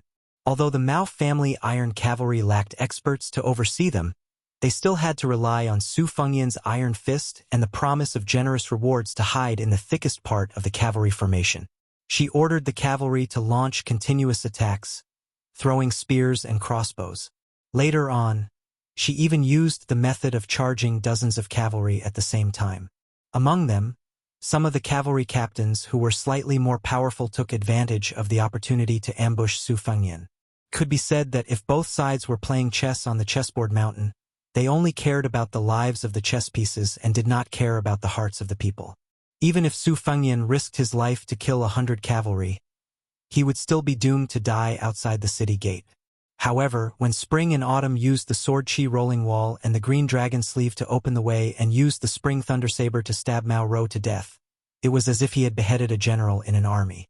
The Iron Cavalry's morale fell to the bottom and they could no longer gather their momentum. It was reasonable for the army to be defeated like a landslide. Even if Su Fengyan had 50 to 60% of his Great Yellow Hall realm and the initial stage of Vajra realm, he would still need to recuperate for 20 years to recover. This bloody battle was no less thrilling than the death battle with Tuoba Chunsun and the other two experts on the grassland. In the marketplace, it was like a strong young man fighting 3 men of the same age. In the eyes of the onlookers, it was very exciting. The latter was like risking his life against hundreds of children, being entangled endlessly, bitten several times, dozens of times, or even hundreds of times. It was equally hair-raising. Su Fengyan calmly looked at those Jianghu people, who, after the dust had settled, looked somewhat nervous. He then looked at the sturdy old man, who had fallen to the ground dead. This Dunhuang City's Lu family head originally wanted to put on a tiger that would not fall down. Before he died, he would crush his iron spear into the ground and hold it with both hands until he died. However, very quickly he was hacked down by some people's sabers and trampled over. Some astute Jianghu people fought as they walked. They approached the corpse, pretended to roll on the ground, got close to the old man's body, and with a touch, stole the jade pendant on his waist. Several people who were slow to act followed suit, rolling back and forth on Lu Wu's corpse. They did not even let go of the jade-inlaid buckle, which was taken away. There was only one ox-leather boot left on his feet. It was said that the dead were the most important, but in Jianghu, who cared about being the most important? At this time, other than the 2 fragrant maids curled up in the corner of the carriage, the rest of the Mao family were already dead. A sharp-eyed Wulin man wanted to go to the carriage to have a good time. Even if he did not take off his pants and did not work, it would be good to have a good time. In the end, Su Pu, who was riding on top of him, happened to stab him in the back with a spear. With a twist of the spearhead, his body was torn in half. No one dared to mess around in the chaos. Su Fengyan had already put the Spring Thunder Saber back into the box. A blood-stained scarlet spring and autumn sword lay across his knees. He said to Sweet Potato, who was standing beside him, "How do we appease the many forces that have surrendered?" Sweet Potato thought for a moment and said, "These aftermath matters should be handed over to Governor Su Pu." I should have died outside the palace gate. It is not good to draw legs on a snake. She smiled. Since the young master is here, of course it is up to you to make the decision. Su Fengyan furrowed his brows. I will only watch. I won't talk or do anything. But first you have to arrange a passable identity for me. Right, even you know Su Pu. Will anyone recognize him as the former governor of the 12th Light Cavalry Battalion of the Beiliang Army? Chapter 548. Sweet Potato shook her head and said, No, this servant knows Su Pu because Imperial Tutor Li Yishan mentioned the governor when he was teaching the brocade pouch at Tide Listening Pavilion. Moreover, the transmission of information between Liang and Mang was too expensive. It was all exchanged with human lives. Secret agents and spies had to be carefully selected. It was impossible for them to take care of everything, no matter how big or small. It was also impossible for them to have the ability to investigate an old general of northern Liang, who had not shown his face for 20 years. Our Beiliang can be said to be the place that pays the most attention to infiltration and counterinfiltration of the two dynasties. From what this servant knows, Beiliang has a secret organization. Other than targeting Great Peace City and the vassals, it spares no effort on the Beimang Imperial Tent and the capital of the southern dynasties. All of this is handled by Master's Master. It is watertight. Su Fengyan said self-deprecatingly, Benevolent people do not join the army. Benevolent people do not command soldiers. I think that while Su Pu's impression of me has changed, it is probably not much better. Sweet Potato said sadly, It is all this servant's fault. Su Fengyan said with a smile, You are really wrong this time. If not for you, I insisted on being a hero and returning to the city. Su Pu may not have knelt and called me His Royal Highness. At most, he would have called me uncle and nephew. You do not know, these famous generals from the spring and autumn period are all arrogant and untamed. They value military merit far more than relationships. Su Pu is a rare exception. Like that strategist Zhao Chongling, who is called the right hand of my master, they all say that 3 years old can tell one's age. But before I was born, Su Shao did not have an heir. He predicted that the Beiliang army would only be safe in the hands of Chen Jibao. He died 20 miles outside the West Shu Imperial City, lying on his sickbed. He did not talk about how to avenge his family, but pulled Su Zhao's hand and said that he had to remove the word righteous from Chen Jibao's identity as his adopted son so that he could die in peace. Sweet Potato did not dare to ask further. Su Fengyan stood up and put the spring and autumn back into its sheath on his back. He spat out a mouthful of scarlet and golden qi and said with a smile, It's a blessing in disguise. I absorbed 2 Diana golden elixirs outside the city and opened another aperture. Also, do you know that this newly forged sword can become a flying sword by itself if it drinks more than 1,000 blood? Sweet Potato blinked and said, Then can I borrow your servant to kill another 700 to 800 people? Su Fengyan reached out and flicked her forehead. He laughed angrily and said, Do you think that this sword, which has the potential to be one of the top 3 swords in the world, is an idiot? You have to be of the same mind. When it comes to raising a sword, you can't be careless, and there's no shortcut. Su Fengyan looked at the river of blood outside the palace and sighed. He silently scolded himself for being soft-hearted, hypocritical, and pretending to be obedient after receiving benefits. She picked up her suitcase and walked into the palace. Sweet Potato naturally had to stay behind to clean up the mess. She looked at his back and remembered that day in the palace. She was wearing a dragon robe and sitting on the dragon chair. That moment of joy was worth a lifetime. Only now did she know that choosing to spend the rest of her life in a lonely city like her aunt and turning white for a man was not such a terrible thing. Su Fengyan suddenly turned around and smiled. Sweet Potato was absent-minded for a moment. She did not know which lucky woman he would fall in love with in this life. Zhang and I? From the bottom of her heart, Sweet Potato did not like this subjugated princess who lived only for revenge. She felt that only a more generous woman was worthy of the young master's love. Of course, this was only what Sweet Potato thought. As for the young master's choice, she would support it. Su Fengyan was no longer His Royal Highness, who could not distinguish between the 5 grains and the 4 limbs. He bathed alone in Qingqiu Zhai and changed his clothes. After changing into a clean set of clothes, he felt refreshed. The situation in Dunhuang had been settled. The palace maids and eunuchs in each palace continued to behave themselves step by step. To them, the turbulent situation outside the palace was nothing more than the rise and fall of a new emperor. It was just the rise and fall of a new emperor. Their official hat became bigger, or even their heads were taken off. It would not disturb the lives of small fish and shrimps like them. However, to be honest, they still liked the current palace lord as the master of Dunhuang. Although the rewards and punishments were clear, compared to the previous palace lord who had been as cold as an iceberg for decades, it was more humane. Su Fengyan sat on a stone bench in the courtyard. There were spring and autumn and spring thunder on the table. Just by listening to their names, they seemed to be a pair of siblings. Su Fengyan did not wait for the expected sweet potato. Instead, he was unexpectedly visited alone by Su Pu. Su Pu also did not need to kneel to make her position clear. When she saw Su Fengyan waving his hand to signal her, she calmly sat down and said, "According to Li Yishan's arrangement, the visiting forces will be treated differently.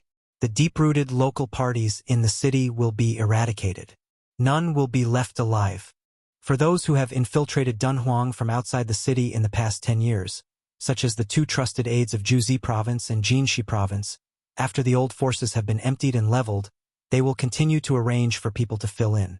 Moreover, New Dunhuang City will take the initiative to express goodwill. Not only will it give them a way out, it will also set up a ladder to let them annex some of the Mao and Lu families' territories. In this way, they will have a fat bait to slowly nibble away at. It is guaranteed that they will live in peace for 5 years." Su Fengyan nodded and curiously asked, "What is the attitude of the Imperial Mending Platform?" When she was not killing people, Su Pu, who was exceptionally refined like a down-and-out scholar, laughed softly and said, "Not declaring their position is the best attitude. New Dunhuang City is happy to share a cup of the soup with them." Su Fengyan asked, "Which forces are actually Bailiang's secret chess pieces?" Without the slightest hesitation, Su Pu said, "The Yuan and Duanmu families were single-handedly supported by Li Yishan. However, I am afraid that even within these 2 families, only 4 or 5 people know the truth. The rest of the forces are all acting because of the benefits they are not worth mentioning." With a wry smile, Su Fengyan said, "By making such a scene, won't I create unnecessary problems for Shifu?" Su Pu smiled sincerely and said, "Li Yishan himself often says that it is because of the will of the people that he made the chess pieces outside the chessboard. From this, one can see the true strength of a national chess player. His Royal Highness need not worry. This general believes that Li Yishan will be happy to see this happen. To be able to make a chess game even more lively, it can be seen that His Highness has truly entered the game and exerted his strength. This is a good thing." Su Fengyan said with interest, "Uncle Su is also proficient in chess?" Su Pu hurriedly waved her hand and said, "After interacting with Li Yishan for so long, he only knows how to talk about grand principles. If we were to really play a game, he would be an unbearably vulgar and terrible chess player. He would never be able to win against His Highness. Your Highness, please don't force me." Su Fengyan laughed and said, "I think he is still a bit better than Su Xiao." One respectfully addressed His Royal Highness, while the other warmly addressed him as Uncle Su. Was it because they were incongruous? Suddenly, the bitter rain of late spring poured down. Su Fengyan and Su Pu walked into the temple together. Su Fengyan said, "When the devil Luoyang enters the city, that will be the real calamity for Dunhuang City." Su Pu nodded his head. Even this light cavalry governor was a little worried. Su Fengyan said in self-mockery, "Don't jinx it." Inside and outside the city, the rain was pouring down. A man in white clothes went past the Kaji Buddha cave and slowly walked toward the city of Dunhuang. The heavy rain during the day was like a black curtain. The man's white clothes were particularly conspicuous. The raindrops evaporated about 1 zhang away from his head. Some of the fleeing Mao family's Jin Wu cavalry saw this handsome bodhisattva on the road. Their hearts were filled with evil intentions, but they didn't even have time to make a sound before they were chopped into 8 pieces in the heavy rain. Chapter 549. There were several plump banana trees planted in the courtyard. The sound of the raindrops hitting the banana leaves was crisp and clear. Su Fengyan and Su Pu, who had met in a foreign land, took 2 stools and sat at the door. Su Fengyan suddenly smiled and saw Su Pu's puzzled gaze. He blushed with shame and said, "Uncle Su should also know that I used to spend money to buy poems. I remember once I spent around 200 to 300 taels of silver to buy a 7-word quatrain. There was a line in it. The rain beats the banana leaves. The voice is bitter." At that time, I felt that it was quite interesting and took it to second sister to present it as a treasure. Unexpectedly, I was scolded badly and said that it was a groundless moan. I came up with an idea on the spur of the moment and changed it to, "The rain beats the banana leaves. The voice is heavy." Second sister was still not satisfied with it. I was angry and broke the pot, saying that, "The rain beats the banana leaves. The voice is bitter." I asked her how the poem was. Haha, I didn't expect that after second sister beat me up. She would open her mouth and say that it was not bad. Su Pu did not understand the essence of the 3 layers of the word pa at first, so she was somewhat puzzled. After a while, she smiled and squinted at the gloomy curtain of rain. She softly said, "It's not bad." Su Fengyan was about to speak when Sweet Potato walked into the courtyard with a satin-embroidered umbrella. She closed the umbrella and stood upside down at the door. Su Fengyan remembered his mother's teachings when he was young. The umbrella should not be placed upside down, so he turned the small umbrella upside down. Sweet Potato smiled and said in a gentle voice, "It's more or less settled. Although it can't be said that everyone is happy, the general direction has been settled. The minor details will be left to them to discuss in private when they return to the mansion. In any case, there are only a few pieces of meat on the chopping board. After all, it's just a matter of whose bowl it will land in. This servant guesses that it will be necessary to rely on the marriage of women of suitable age in the family. Only when everyone becomes in-laws will they be relieved. These 2 days there will be a few white matters and a few red matters. Everyone will be busy." Su Pu dismissed it with a smile. Su Fengyan looked at the sky and asked, "Do you want to go out for a walk?" Su Pu smiled and said, "That's a good idea. If you're tired, you can rest at this general's place. There's also a few bottles of green ant wine that you can't bear to drink. Warm it up and down. It'll drive away the cold." Sweet Potato looked worried. Su Fengyan smiled helplessly and said, "Do you really think I'm a clay bodhisattva or a paper tiger? So delicate that I can't bear to see rain?" Hearing this, Sweet Potato no longer insisted on his opinion. The 3 of them walked out of Qingqiu with their umbrellas swaying in the wind, and out of the giant immortal palace that had returned to its former tranquility. Su Pu's wine shop was on the main road of the main city, so they could walk straight there. The heavy rain washed away the blood and conspiracies. However, the city was much stricter than usual. There were already several cases where the remnants of the rebellion, escorted by their loyal servants, disguised themselves and tried to escape the city. However, the Jinwu guards and Jianghu people who were temporarily stationed at the 3 city gates saw through their identities and killed them on the spot. As for whether there were any fish that escaped the net, only heaven knows. Perhaps only those who had endured hardships for years would know. This was another story similar to the joys and sorrows of this old man Sun Zhao and the crown prince of Western Shu. Moreover, this thick blood debt would most likely be forced onto Su Fengyan's head in the future. At this time, the 3 of them were walking on the dim street with few people. Su Fengyan turned into a spacious alley and finally heard some noise. Su Fengyan stood in front of a scallion pancake stall with a large oil umbrella. This time-honored stall had been selling scallion pancakes in Dunhuang for decades, so it was not afraid of the dark alleys. Even at this time, there were still gluttonous diners coming to buy scallion pancakes and wolfing them down or bringing them to their families. Su Fengyan and the others stood at the end of the line. During this time, there were also some commoners who came. Some of them knew Su Pu, who had been selling wine for some years.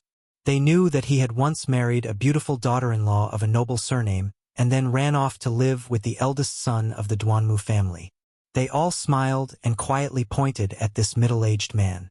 Among them, a fat and wealthy merchant asked Su Pu, who had excellent calligraphy skills, for a spring festival couplet. Remembering their old friendship, he was somewhat dissatisfied. He stopped those familiar diners from making fun of him and cut the line to greet Supu. Supu turned around and smiled. "Boss Chow, did you buy scallion pancakes for your precious daughter again? Be careful that you don't grow too fat and won't be able to get married in the future." The fat merchant laughed and said, "My daughter didn't grow fat from eating.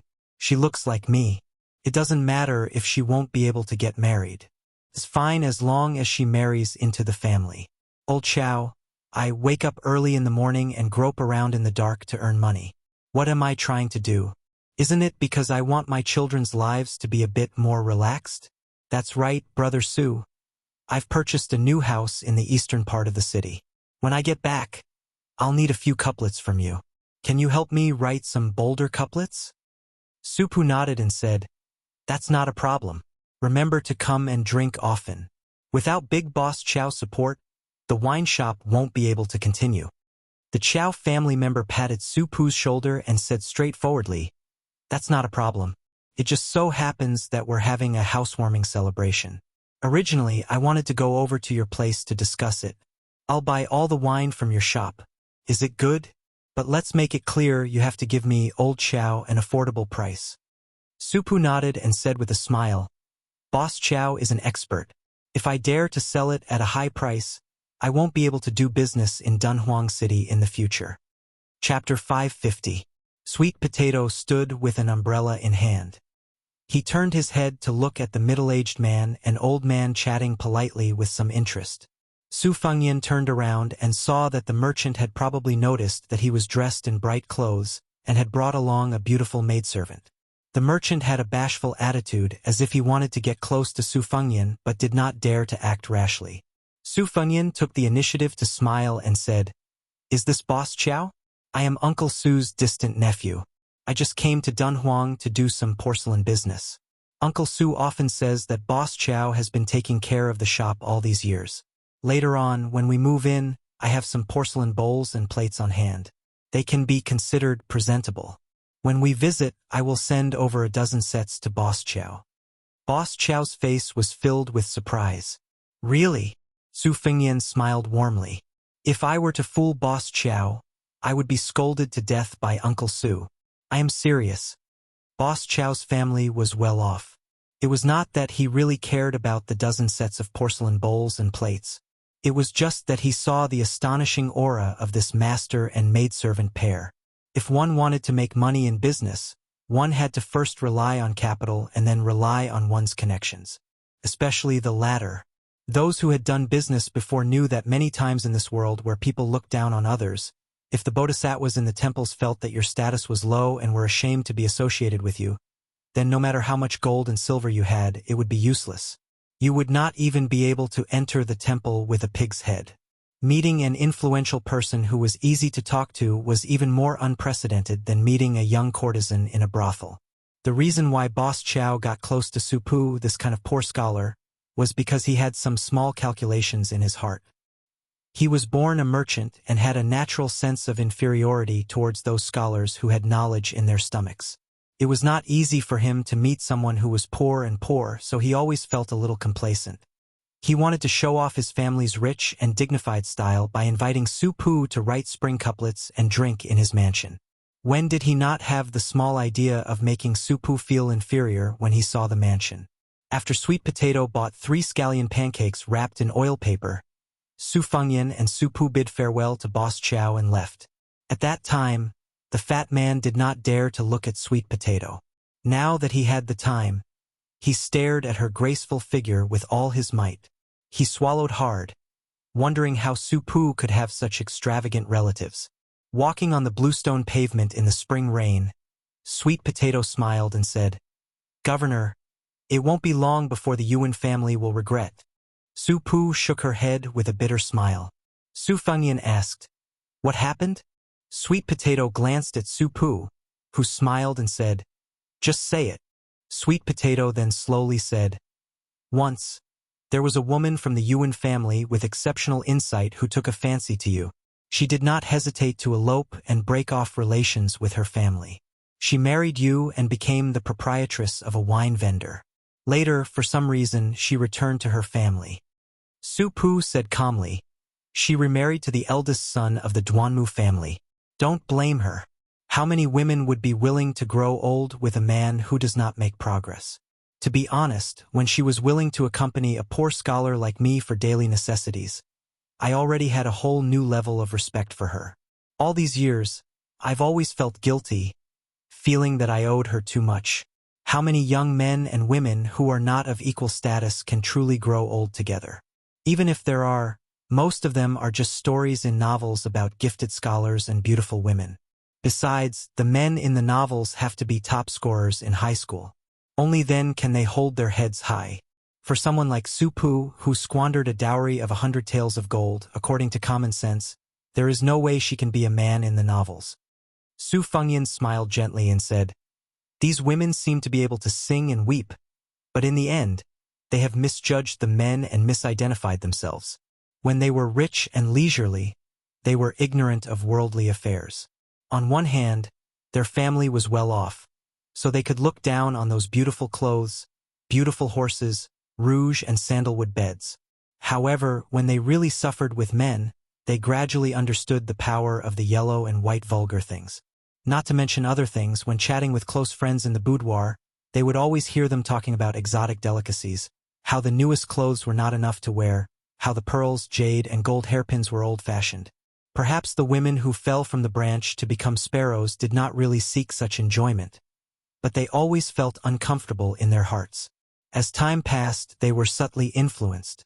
When they looked at the good-for-nothing man beside them, they knew that his literary talent could not turn into a wife who relied on her husband's status as a wife, and even implicated her children to suffer in the future. Naturally, their thoughts changed. Uncle Su, if my guess is correct, at first when she went to see her old friends, she would talk about it with you and would even joke about it. After a few years, she became more and more taciturn, and then she would throw some inexplicable tantrums with you. In the end, she simply did not talk to you about these things, right? Su Pu was stunned. Obviously, she was hit by this young man's words. Uncle Su, it is reasonable for you to feel guilty. No one would dare to say anything bad about you. But if you feel too guilty, you will sink into it, and you will be somewhat petty. Taking 10,000 steps back, that woman has married into a good family. Compared to feeling remorse and feeling sorry for herself, it is much more satisfactory. If you really want to blame someone, blame my Shifu. If he gave you the position of Duanhuang's general, you would not have so many troubles. Su Pu was stunned for a long time. She did not say anything. Sweet Potato sighed softly. If that woman heard what young master said, she would be too ashamed to show her face. Su Fengyan laughed self-deprecatingly. I have always been this kind of vulgar man who spoils the scenery. She probably would not be willing to dirty her ears, so she would not listen to even half a sentence. The middle-aged, scholarly general from the spring and autumn period sighed. Your Highness' seemingly heartless words have helped Su Pu untie too much of the knot in my heart. Su Pu immediately laughed. Later on, drink a few jars of green ant wine and give Li Yishan a good scolding. The three of them went to the small wine shop at the entrance of the city gate. At this time, the man in white entered the city. There were dozens of corpses outside the city gate. They met on a narrow path. Su Pu looked at the man in white from afar and sucked in a breath of cold air, saying in a deep voice, Demon Luo Yang. Chapter 551. A 9,000-word chapter. On the day of the palace coup, it could be said that there were some families who were happy and some who were sad. The Mao and Lu families were annihilated in an instant. In the northeast part of the city, influential officials gathered together. Many families, who could shake the entire city with a stomp of their feet, could be considered neighbors. Perhaps through a wall, they could see the scene of the confiscation of property next door. The Mao family's mansion was sandwiched between the Yuan and Duanmu families. The young men of the latter two families were watching the excitement from the top of their respective tall buildings. Some of them could not hide their schadenfreude. They could vaguely see that in the majestic heavy rain, several white-faced, beardless old eunuchs led a vast number of Jinwu guards into the Mao family's mansion. The adult men, regardless of whether they resisted or surrendered, were all hacked to death. Some men with martial arts skills wanted to jump over the wall to escape, but they had already been easily intercepted and killed by the Wulian grasslands squatting at the base of the wall. Occasionally, there were a few people who relied on their thick skin and high martial arts skills to jump over the high wall. As soon as they landed, they were stabbed by the two families' elite retainers who were waiting for them. They were nailed to death to the ground or to the wall, or they were shot into hedgehogs by the rows of crossbows. Several of the Mao family's young men, who were regarded as thorns in the eyes of the two families' young men, were also quite unyielding. They led their men of sacrifice and vowed to fight to the death. Even some of the young women, who usually did not reveal themselves, also took out their swords. However, they were unable to withstand the tide-like offensive and were all strangled on the spot. The Mao family, who had 500 armored cavalry, was originally one of the best in Dunhuang City. Even the odd-job workers and servants did not look at the ground when they walked. Each and every one of them had their eyes above the top of their heads.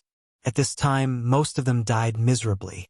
How could this not make the two families' men, who were watching the excitement with cold eyes, feel relieved? Some of the men, who only dared to secretly covet the Mao family's women and covet the Mao family's daughter-in-law, felt a bit of pity. These beautiful women, who usually put on airs and put on airs, would be a wonderful thing if they were sent to serve as prostitutes in the army. They did not mind spending hundreds of taels of silver in one night. The large clans of Dunhuang City were influenced by the nobles of the Central Plains, and many of them had private libraries. Perhaps because the Yuan clan had a literary background, they paid special attention to the family's private libraries.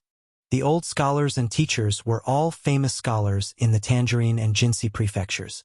In the northern Mang, picking a martial artist with some skills was as easy as picking a cabbage.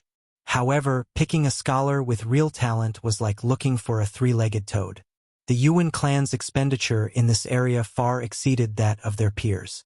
This was attributed to the fact that the Yuan clan's leader was a scholar who had read a lot. The private library, Wenhui Building, had a collection of 80,000 books.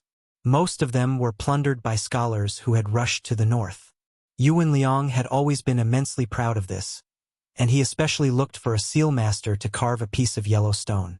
He called himself the 80,000 old man. Today, Yuan Liang personally led nearly 100 soldiers and generals to the outside of the giant immortal palace. When he returned, he rewarded them according to their merits. At the same time, he ordered the steward to lead a group of trusted men of sacrifice through a secret passage that connected the three families. He first picked up a few women who had married into the Mao family, so that they would not be implicated. Then, he sealed the passage and destroyed it. The reason why he saved them in the chaos was not because Yuan Liang was merciful. It was because he wanted to take over the Mao family's property in the future.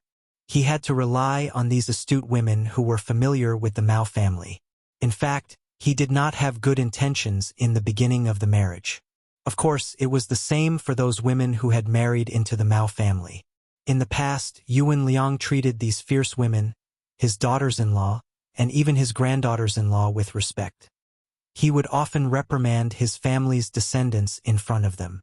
But after today, he wanted to see if they would still dare to order their husband around, and if they would still dare to forbid him from taking concubines. At this moment, perhaps she was already kneeling on the ground, sobbing and begging for mercy. Yuan Liang sat on a small couch near the window on the top floor of the Wenhui building, leisurely sipping tea, smiling as he looked at the upheaval in the Mao family mansion. He was in an extremely good mood. Different from Mao Rou, who has a perfume fetish, he likes to drink tea.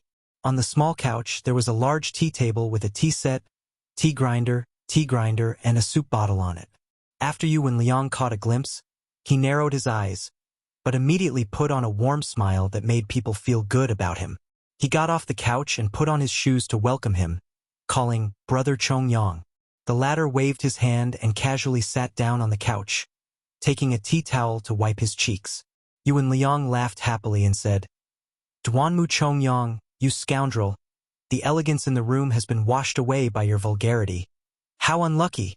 Uncle Yuan, if you continue to be so merciless, be careful that I don't harm your granddaughter.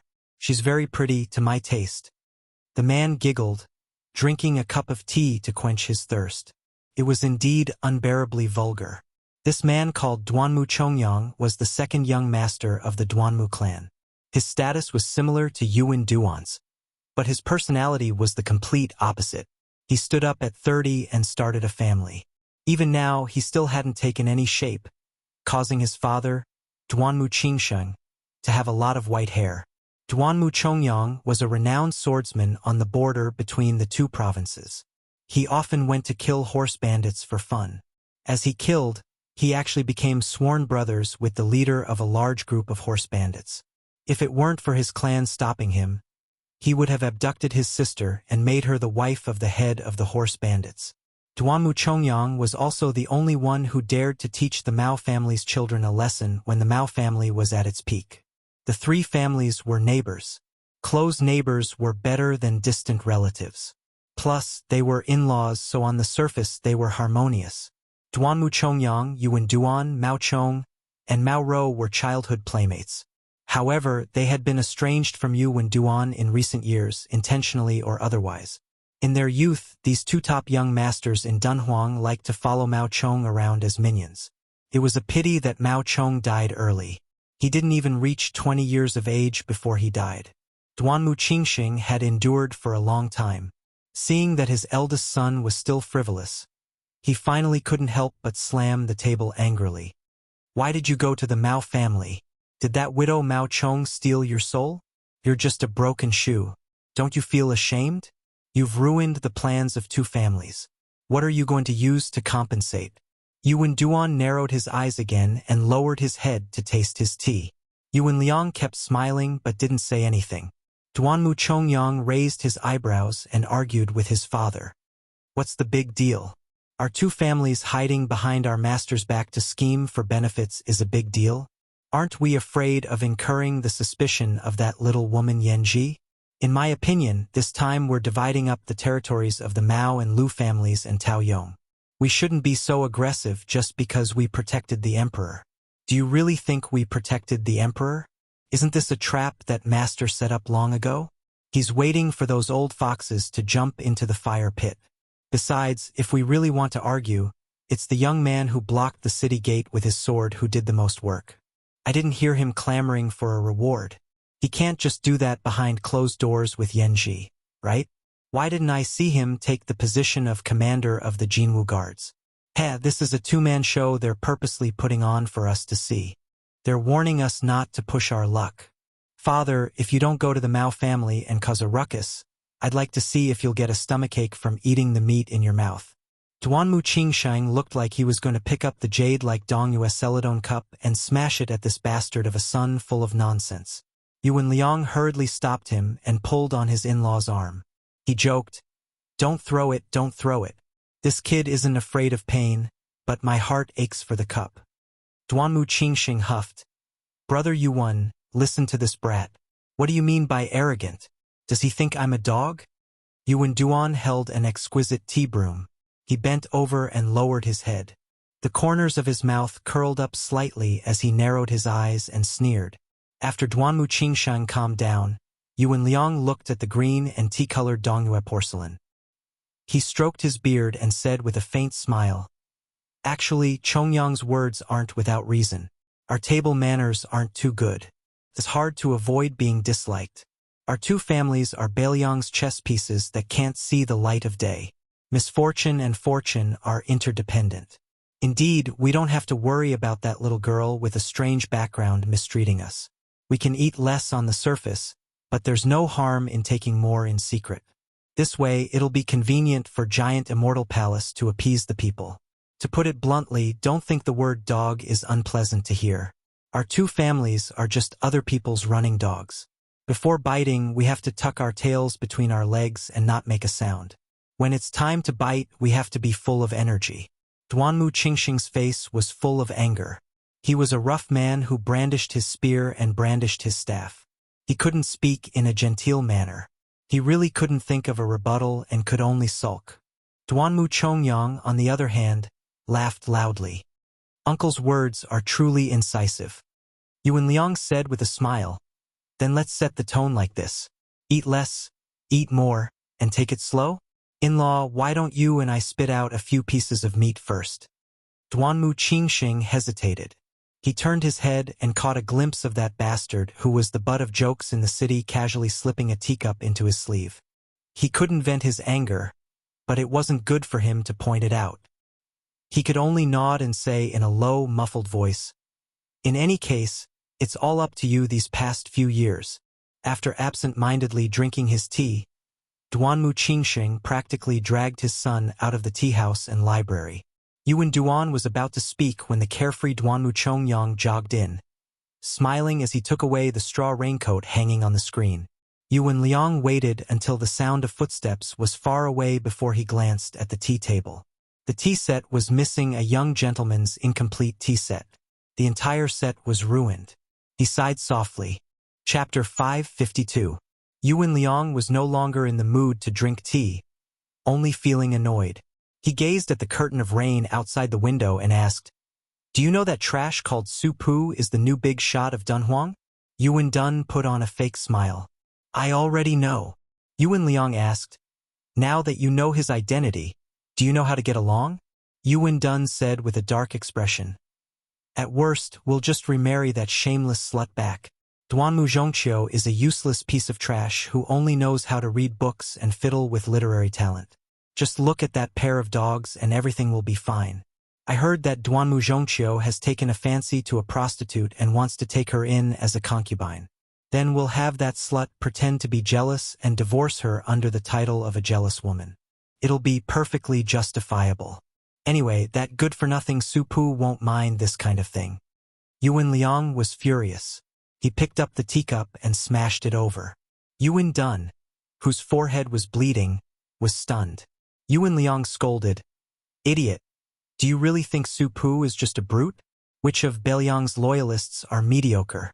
Even if they're not smart enough and there's someone else in Beiliang plotting behind the scenes, do you think our Yuan family can afford to provoke that terrifying plague god Su Pu?"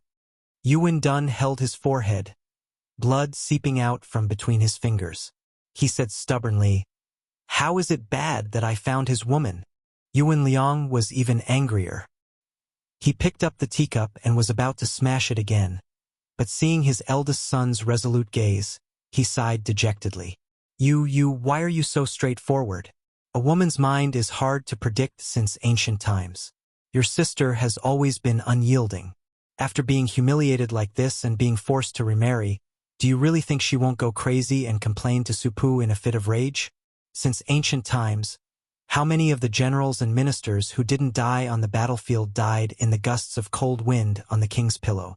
Don't mention this again. Yuan Dun narrowed his eyes out of habit. After releasing his hand, he picked up a tea towel to wipe it clean and smiled. "I have a plan to divert the trouble to the Duanmu family." Yuan Liang's eyes lit up. He said skeptically, "Oh." Yuan Duan rubbed the round teapot with his finger and said with a smile, "I have a confidant who is close to Duanmu Zhongqiu and can encourage him to take a concubine. Duanmu Zhongqiu is a hypocrite with a timid and fickle personality. He is easily swayed and cares about face the most. This confidant can take advantage of his lack of business knowledge and has a dead debt in his hands. 600 or 700 taels of silver should have been Duanmu Zhongqiu's money. Returning it to him now will leave him with plenty of money. When a man suddenly has a sizable private stash, he will have devious thoughts even if he doesn't have devious thoughts. I will have my confidant work on two fronts, one going to the brothels and beating around the bush. Now that the Duanmu family is suppressing the Mao family with us, I think the brothels are also aware of the pros and cons. On the other hand, he will bewitch Duanmu Zhongqiu, saying that Su Pu holds a grudge. If he dares to take that slut, he will make an example out of the entire Duanmu family. The Mao family is a good example. Father, do you think this good-for-nothing will give a divorce letter with both hands? At that time, our Yuan family will comfort that shameless slut, but she will fall out with the Duanmu family and shed all pretense of cordiality. Who will be the strongest power in Dunhuang City in the future? Yuan Liang thought about it carefully weighing the pros and cons and considering the feasibility of the plan. His smile grew wider and wider. Outside the building, the father and son of the Duanmu family walked further and further away toward the backyard.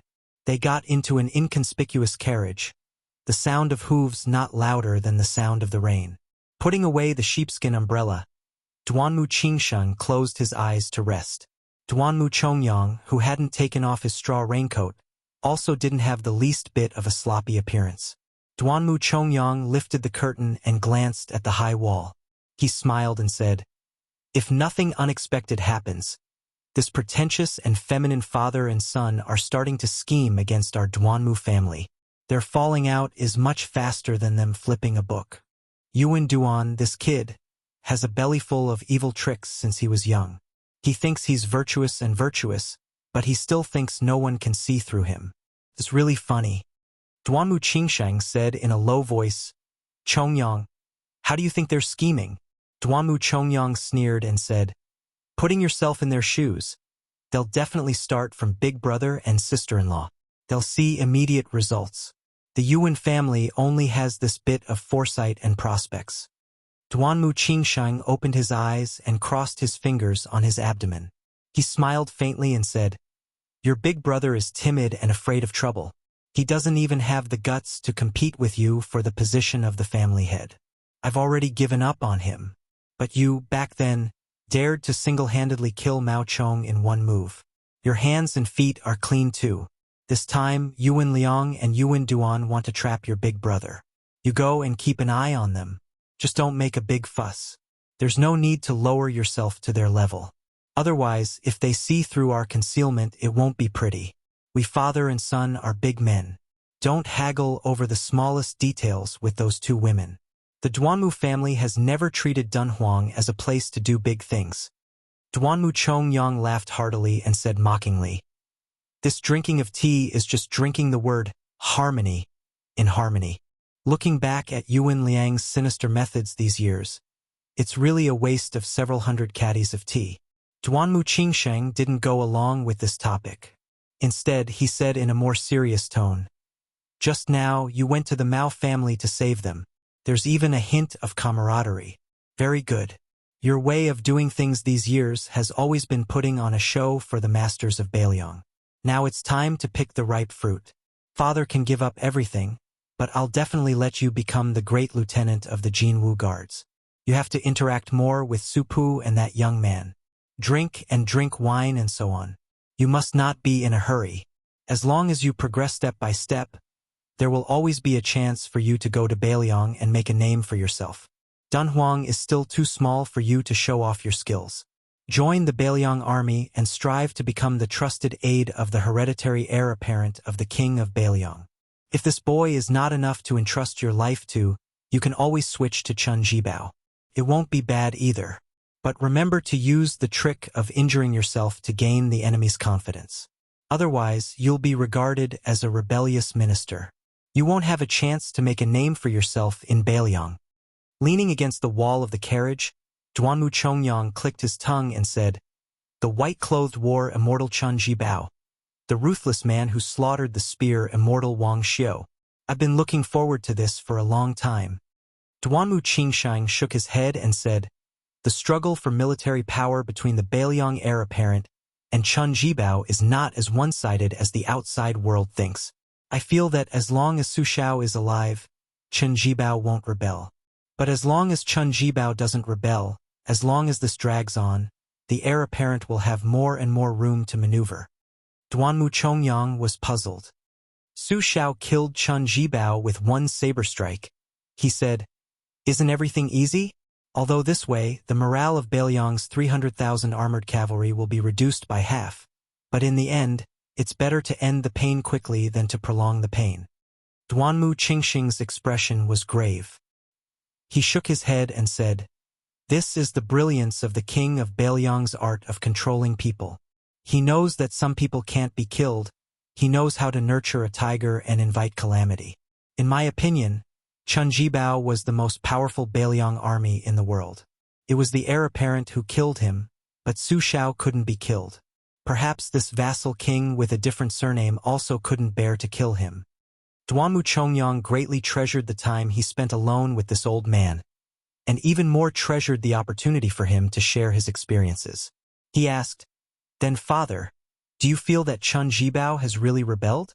Duanmu Qingxing smiled and said, even if at the beginning he put on a show for the Zhao family's son to see and for Great Peace City to relax, in the long run, Chen Jibao will be in a similar situation as his adoptive father after the Battle of the Western Wall.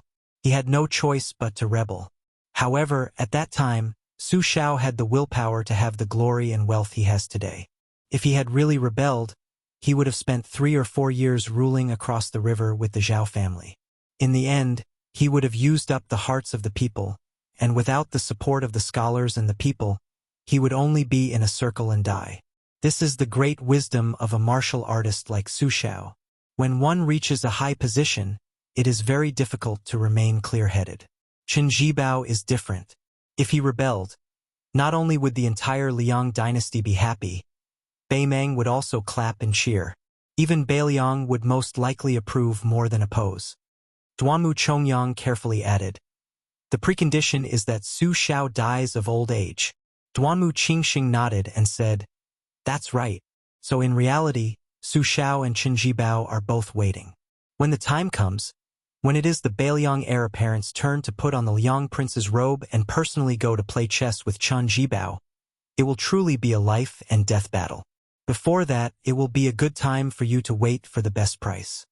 Duanmu Chongyang was in high spirits and eager to give it a try.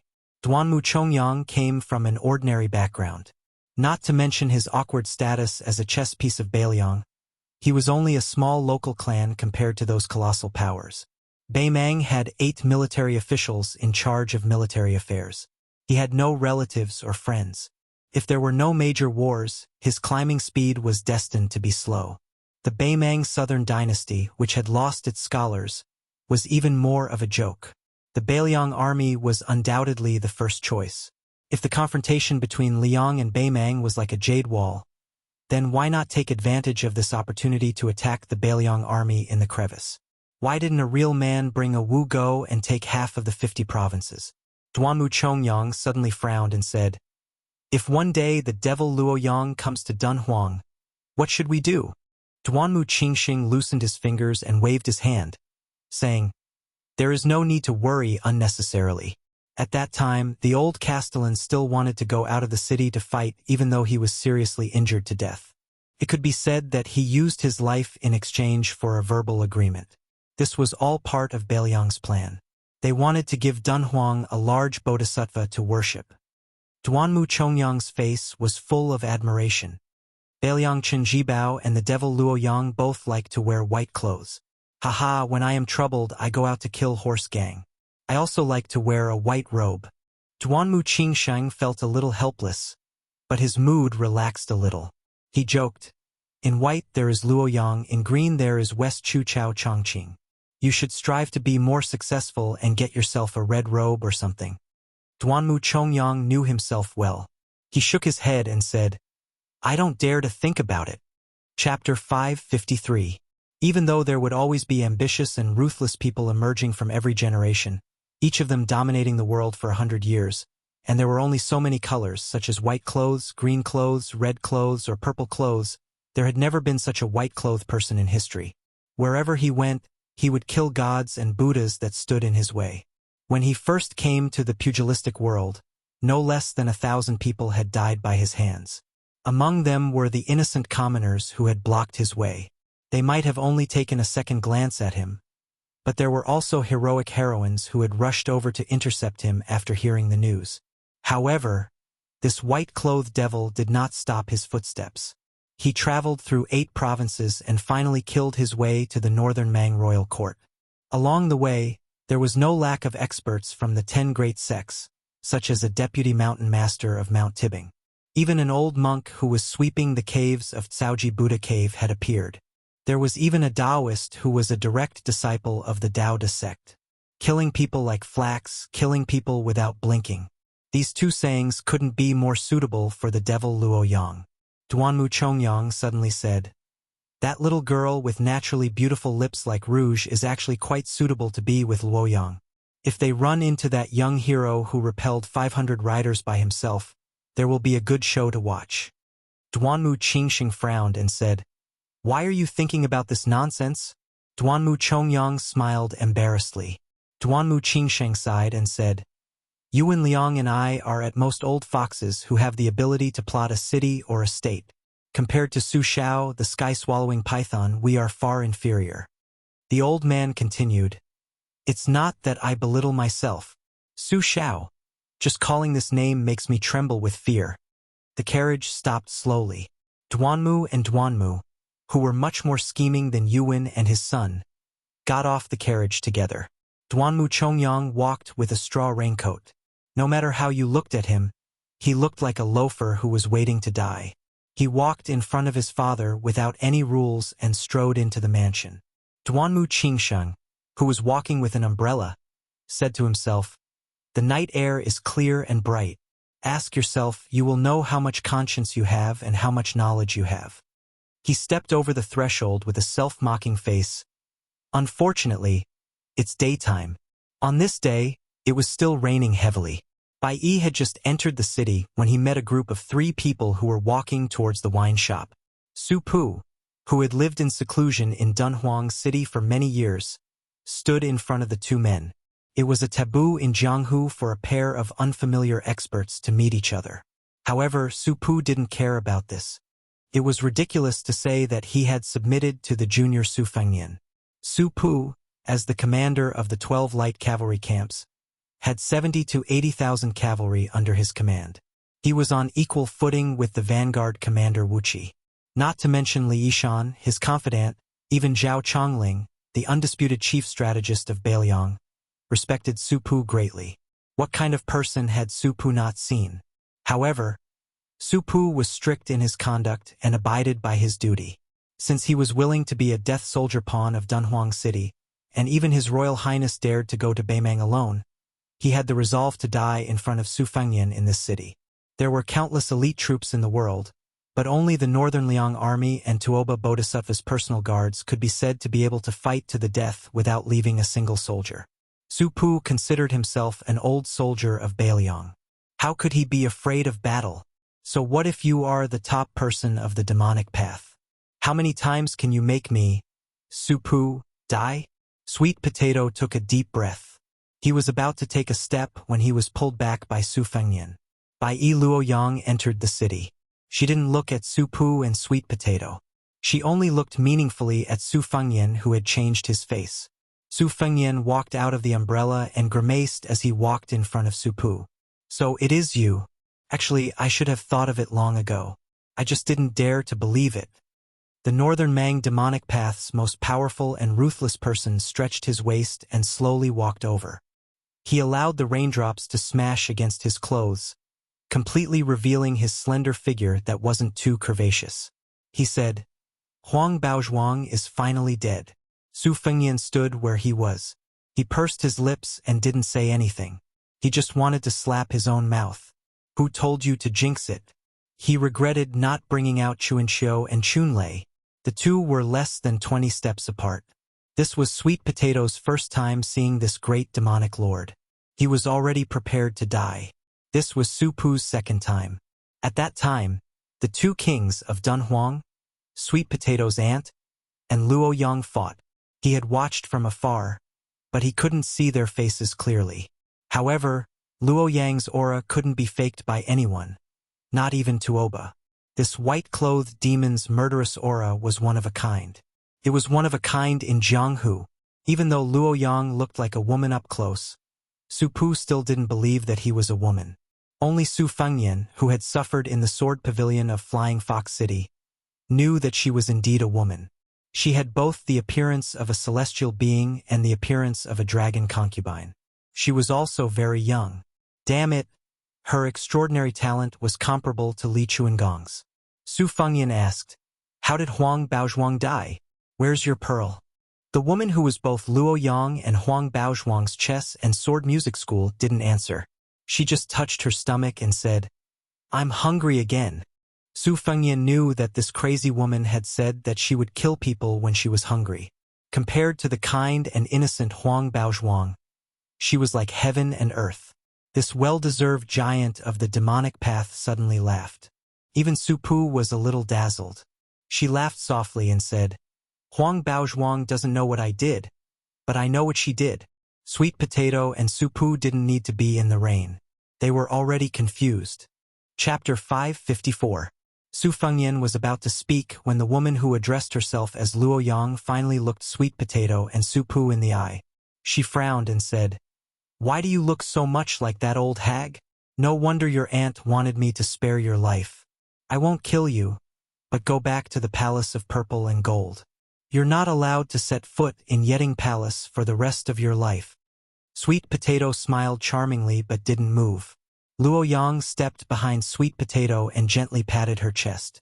Almost at the same time, Luo Yang's right hand turned into a slap to deflect Sweet Potato's kick. Her left hand caught Supu's whip leg and threw him away. Su Fengyan didn't move, but his two flying swords were already out of his sleeves. However, when the golden threads were 2 inches away from Luo Yang's forehead, they stopped and trembled. The morning dew stopped 3 inches away from her chest. Sweet Potato and Supu were about to join forces and give Su Fengyan the opportunity to charge his flying swords. Suddenly, the sky changed color and the rain fell like thousands of flying swords. The two of them suffered unspeakable pain just by blocking the swords. They only managed to advance a little after being cut by thousands of swords. Luo Yang was the youngest person to enter the realm of celestial phenomenon in the past 100 years. In this aspect, she was even more shocking than Wang Shenji, Tuoba, and Dong Tai, who were in the top 3 of the martial arts role. Su Fengyan completely let go of his control over the two swords. He looked at the two of them calmly and then looked at the white-clothed devil Luo Yang. He shook his head and said, "Sweet Potato, Supu, you two go first. Don't worry about me." Sweet Potato was the first to turn around. Supu hesitated and also retreated. Luo Yang made an exception and didn't chase after them. Probably because he found the golden thread flying sword in front of him interesting. He stretched out 2 fingers and caught the falling golden flying sword.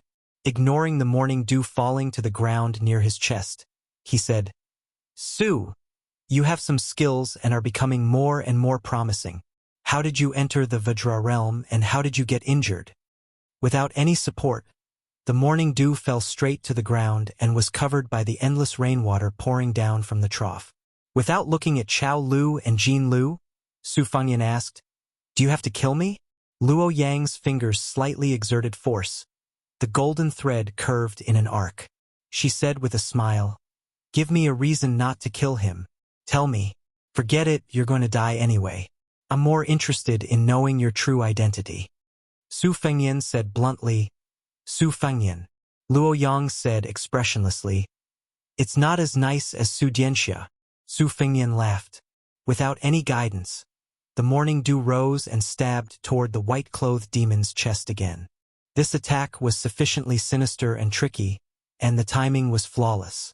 Even the blind zither player Xue Songguan would be caught unprepared. But she only made a small sound of surprise. She stretched out 2 fingers again and caught the strange psychic flying sword. Suddenly, she said, "Wu family's secret sword nurturing technique. It seems your talent in the way of the sword isn't as good as your use of the blade. You have a total of 12 flying swords, but only this little thing has a complete sword embryo." Su Fengyan, who had been ridiculed for his talent for the first time, didn't jump up and curse. He stood quietly where he was. Supu and Sweet Potato, who had a tacit understanding, stopped and surrounded the white-clothed woman in a tripartite confrontation. The rain gradually stopped. There were no mountains here, so the mountains didn't turn green after the rain.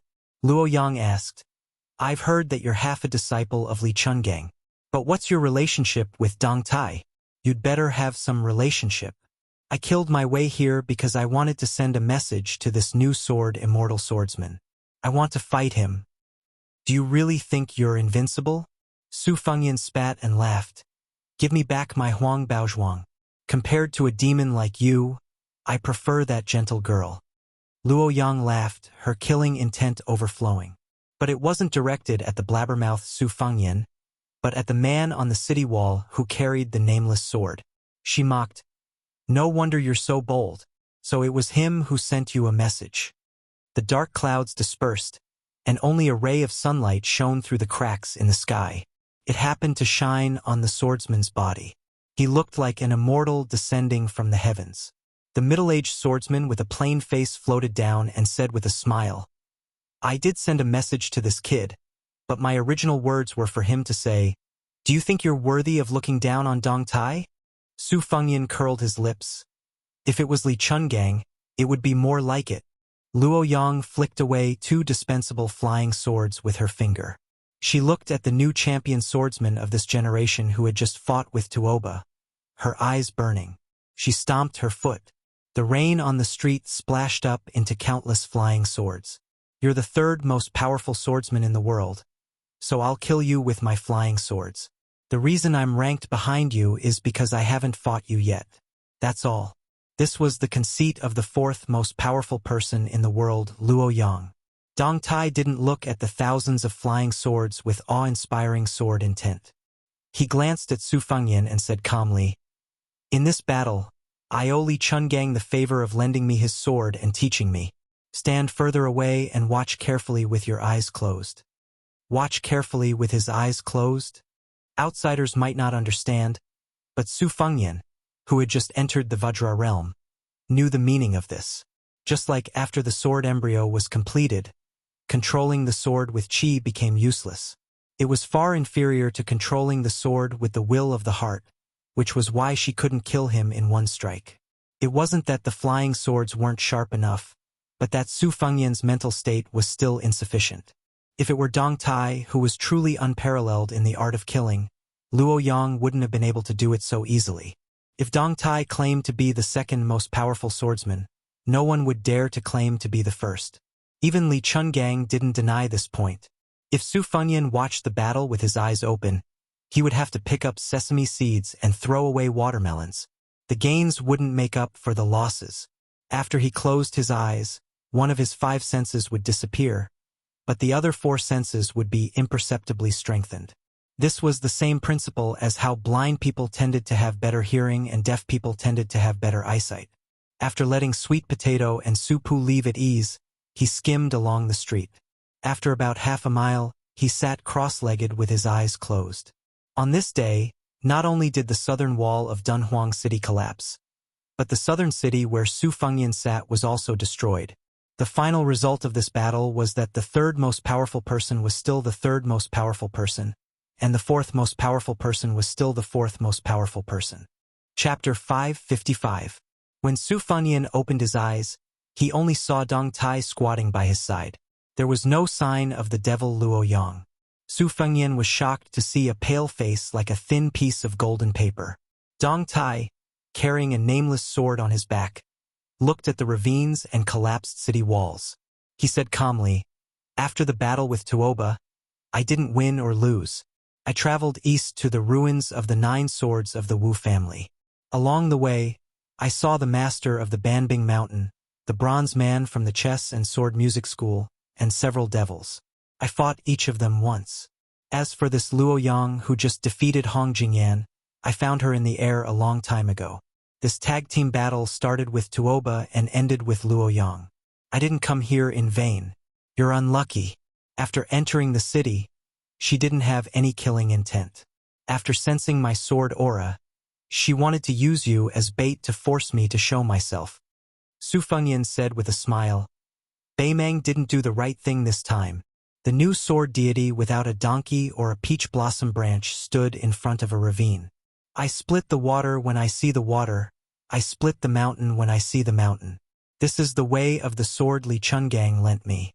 Even if the 9 people on the martial arts ranking were waiting in front, I wouldn't be able to take a detour. It might be a bit of a disappointment if I told other people about this, but since you came to Beimang alone, you should be able to understand a little." Dong Tai seemed to know what Su Fengyan wanted to ask. He smiled warmly and said slowly, "Senior Li's sword split the mountain and the sky. I used my swordsmanship to seek the Tao and took a narrow path. Senior Li lent me his sword not because he wanted me to take his broad path, but because he showed me the scenery on that path. He didn't want me to change my path. This is the most valuable part. When I gave you the sword, I deliberately hid the secret of the 12 flying swords. Apart from wanting you to comprehend the Tao and cultivate on your own, it was also because I wasn't straightforward enough.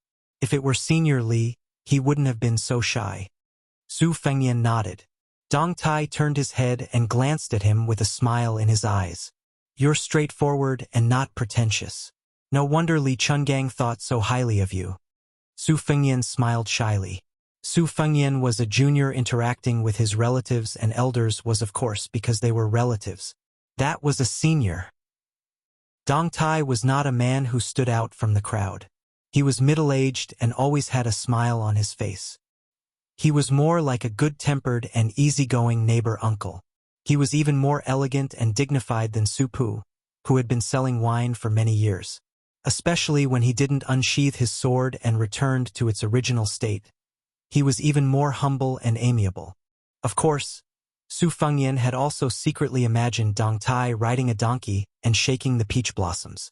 Amongst the green mountains and clear waters, or amidst the rain of arrows, he must have had the demeanor of an expert. Unfortunately, he didn't get to see it. Dong Tai looked at his chi and asked, "How did you get injured?" Su Fengyan said softly, "I fought with a few hundred cavalry. I was a little weak." Dong Tai teased, "You're the same as your father.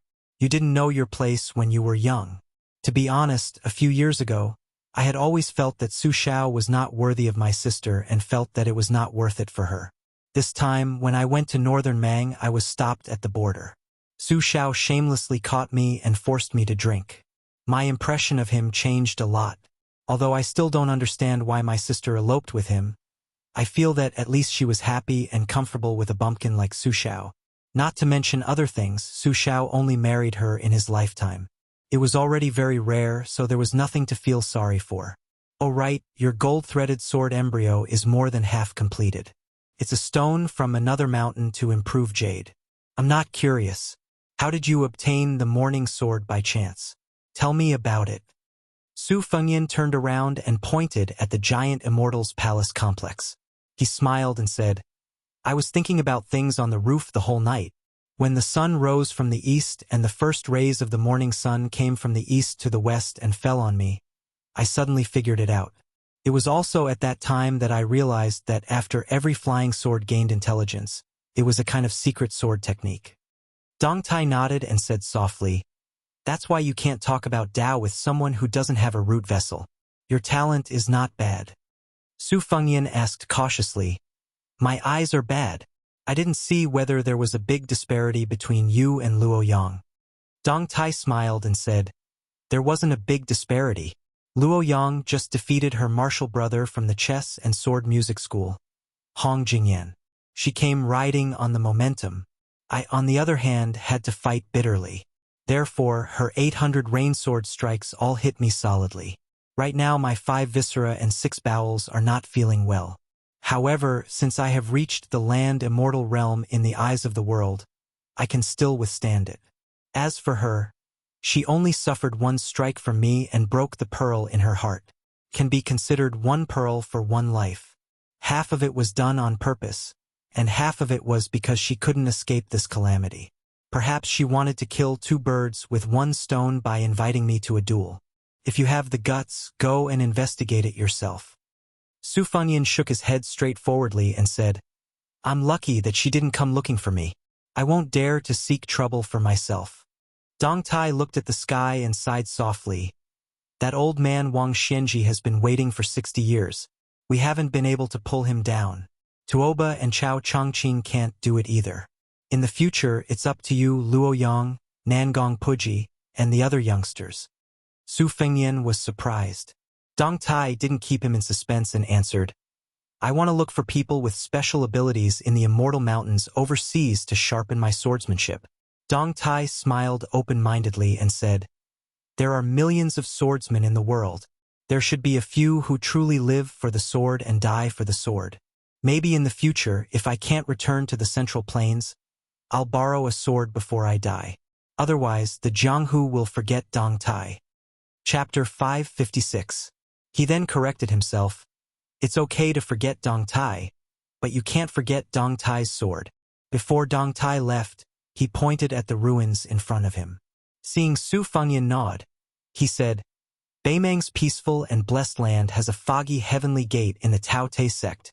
If you have the chance, you must go and take a look." Dong Tai carried his sword and chanted softly, drifting into the distance. A dream like a banana, a deer like a mayfly, with a sword on its back, climbing up the cliff. For the next 3 days, a young scholar could be seen at the southern gate, carefully examining every sword mark and every ravine. The whole of Dunhuang City did not have the heart to care about such trivial matters. After knowing that the devil Luoyang entered the city and entered the Yeting Palace, almost 10,000 people fled in one night.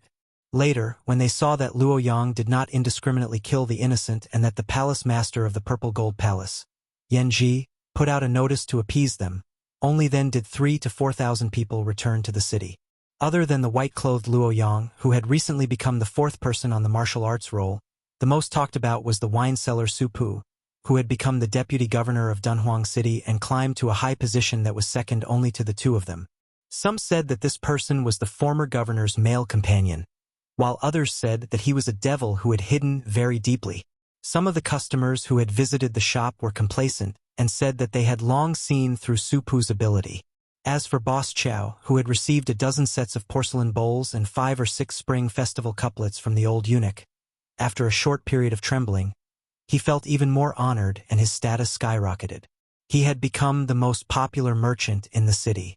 Su Fengyan was originally an outsider, so he did not care about worldly affairs. He only cared about the spearhead, looking for the swordsmanship formula from the thousands of scars and comparing it with the bladesmanship manual. He benefited a lot. When they left Dunhuang at noon, the southern part of the city was deserted, so he and Sweet Potato and Su Pu went to a wine stall on the eastern side of the city to drink before leaving. The stall owner was shallow, but shrewd. He did not recognize the 3 of them and only thought that they were high-ranking officials and dignitaries in the city that he could not afford to offend. He did not dare to carelessly quote a high price for their drinks. The 3 of them sat at a table in the corner. The reason why Su Fengyan chose to leave the city at this time was because Sweet Potato's affairs were orderly. He had nothing to do if he stayed there. Furthermore, Luoyang had only stayed in the Yeting Palace for 2 days before quietly leaving. Without this mortal enemy in the palace, Su Fengyan did not dare to lower his guard. Su Pu was in high spirits. He used his chopsticks to hit the porcelain bowl like a stone hammer and softly hummed a Bailiang Kori song. It was a minor tune that was suspected of being out of tune, but it was particularly warm to the ears. It was a farewell to Su Fengyan. Su Pu was not a blockhead who did not understand the ways of the world. He was the first to get up and bid farewell. Not long after, on the way back to the city, he saw a carriage pass by. The curtain lifted a corner, and outside the carriage, a man and a woman looked at each other. Their footsteps did not stop, and the carriage did not stop. The sweet-tempered woman in the carriage was biting her lips, her cheeks filled with tears. Su Fengyan asked in a low voice, "It's her." Sweet Potato laughed. "Isn't it? What a coincidence." Su Fengyan shook his head and said, "What coincidence? Someone arranged it. Of course, it's not her intention." Sweet Potato laughed it off. She was not unfamiliar with the knack of it. It was just that once she said it out loud, even the slightest aftertaste would be gone. You see how charming Qingshan is, you expect Qingshan to be like this. This is called mutual affection. You see how charming Qingshan is, but Qingshan sees you as a pile of shit. This is called wishful thinking. Qingshan sees how charming you are, but you take a pile of shit on the mountain. You want Qingshan to treat you like the first time you met her. This is a person's heart is not enough. Sweet Potato took the initiative to change the topic. "Why don't young master stay for a few more days? You can try to subdue Su Pu." Su Fengyan shook his head and said, "The thing I'm not good at in this life is buying people's hearts. This is the second time I'm traveling, and I didn't think about how to exchange pleasantries with the 100 light cavalry of the Phoenix Battalion. Besides, I can't stand those old tricks of kowtowing. Those who come out to mingle with officials and traverse the Jianghu are not fools. If they're lucky, they'll be able to hit it off and they'll be suitable to be friends. You see, when I was His Royal Highness, other than a few bad friends who grew up with me, have I ever taken in any underlings? It's fun to be stabbed in the back." Sweet Potato rubbed Su Fengyan's forehead and said softly, "This has to be changed. Su Fengyan nodded and said, I'm changing it diligently. Su Pu said just now that Su Xiao is gathering momentum, and I have to take advantage of it. It's very reasonable. After drinking a few bowls of wine, Su Fengyan got up and carried a new purple bamboo box. He said, You don't have to send me off. Sweet Potato stood obediently in the same place and just stared blankly into the distance to send him off. Su Fengyan headed north toward Jinsi province. Before he reached the site of the Wu family's 9 swords defeating 10,000 cavalry, he encountered a huge land-based tornado that appeared out of nowhere. It was a magnificent sight. Su Fengyan fastened the string of the box and rushed over with a big laugh. He remembered the wooden sword of riding an ox on Mount Wudong and drawing a waterfall. The spring and autumn sword broke open a gap and penetrated the wall into the tornado.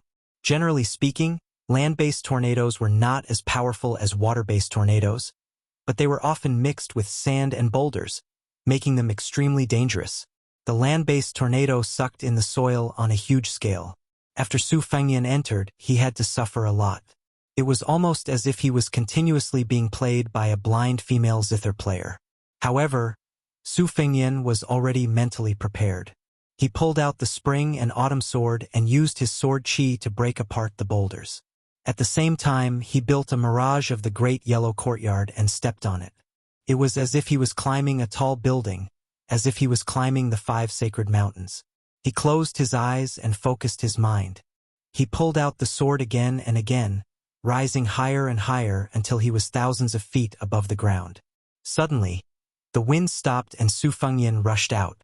His figure rose above the sea of clouds as if he had entered the heavens. His whole body was bathed in the golden sunlight, like a golden Buddha. It was a pity that the world could not see this scene. Su Fengyan was above the 9 heavens. Looking at the vast golden sea of clouds, he laughed and said, I have a sword called Fuyao. Chapter 557. After Su Fengyan rushed out of the huge whirlpool, he shouted and swung his sword. Using the force of the throw, his body continued to climb up to the sky. When he reached the highest point, he sat down cross-legged like a celestial sitting still at the heavenly gate, watching the clouds rise and fall. This was probably the most carefree scene in the mortal world. Su Fengyan looked up and saw a sea of clouds that stretched as far as the eye could see. After being in high spirits, his body fell straight down, breaking through the golden clouds that were bathed in the Buddha aura. In just a few breaths, the land whirlpool was already half a mile away. Su Fengyan finally stopped pretending to be a Buddha. With his mind directed, the morning dew flew out of his sleeves. Su Fengyan stretched out his limbs and tapped lightly on the flying sword with the tip of his toes, slightly slowing down the speed of his fall. If he took the lead to use the remaining flying swords that still needed to be guided by Qi, the momentum of his fall would be unstoppable. He repeatedly tapped on the flying swords to slow down the speed of his fall. When he was about 100 feet above the ground, Su Fengyan, who fell from the sea of clouds, suddenly pulled out the spring and autumn sword. The sword stirred up a gust of wind, and after 500 feet, the 11 flying swords flew out at the same time, forming a slanted staircase in the sky. He stepped on the sword step by step.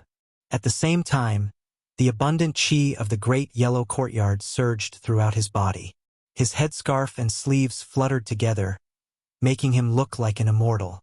The essence of the great yellow courtyard was that it could fill a granary with a single seed. Every time his qi stopped, he would be able to generate new qi, which allowed him to draw out the spring and autumn sword. If an ordinary Vajra realm expert fell like this, even if they didn't die, they would be heavily smashed into the ground and suffer internal injuries. Within 100 feet, Su Fengyan was already at his wit's end. He tried his best to raise his qi and almost instantly stomped on the ground, bending his legs to reduce the momentum. The dust on the ground flew up, and Su Fengyan, who was still carrying a book box, rolled out, causing dust to splatter everywhere. Looking up at the sea of clouds in the sky, heavenly earth.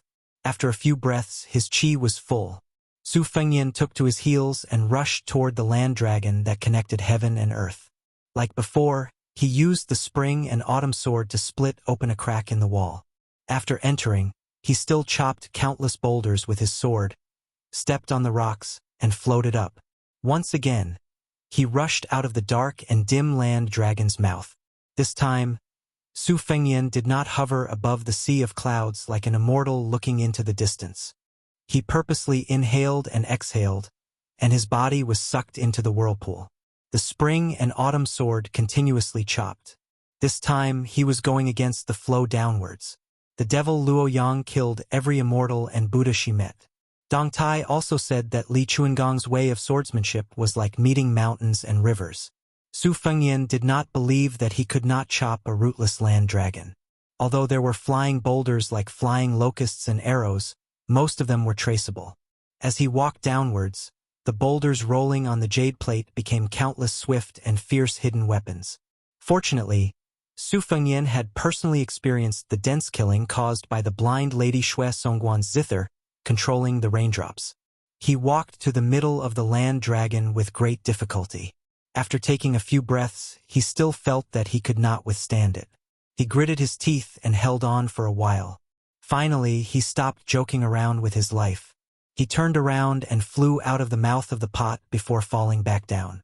It was as if he was once again in the situation outside the gate of Dunhuang where the 500 cavalry took turns to attack.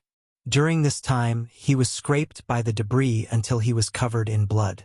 Fortunately, he was still able to raise his sword when he was thrown out of the pot for the third time. Since he had lost a lot of blood, he did not want to waste it. In this way, Su Fengnian followed the land tornado to the north. In the world, there were people who rode on horses or boats and drifted along with a tornado. It was not known if this was unprecedented.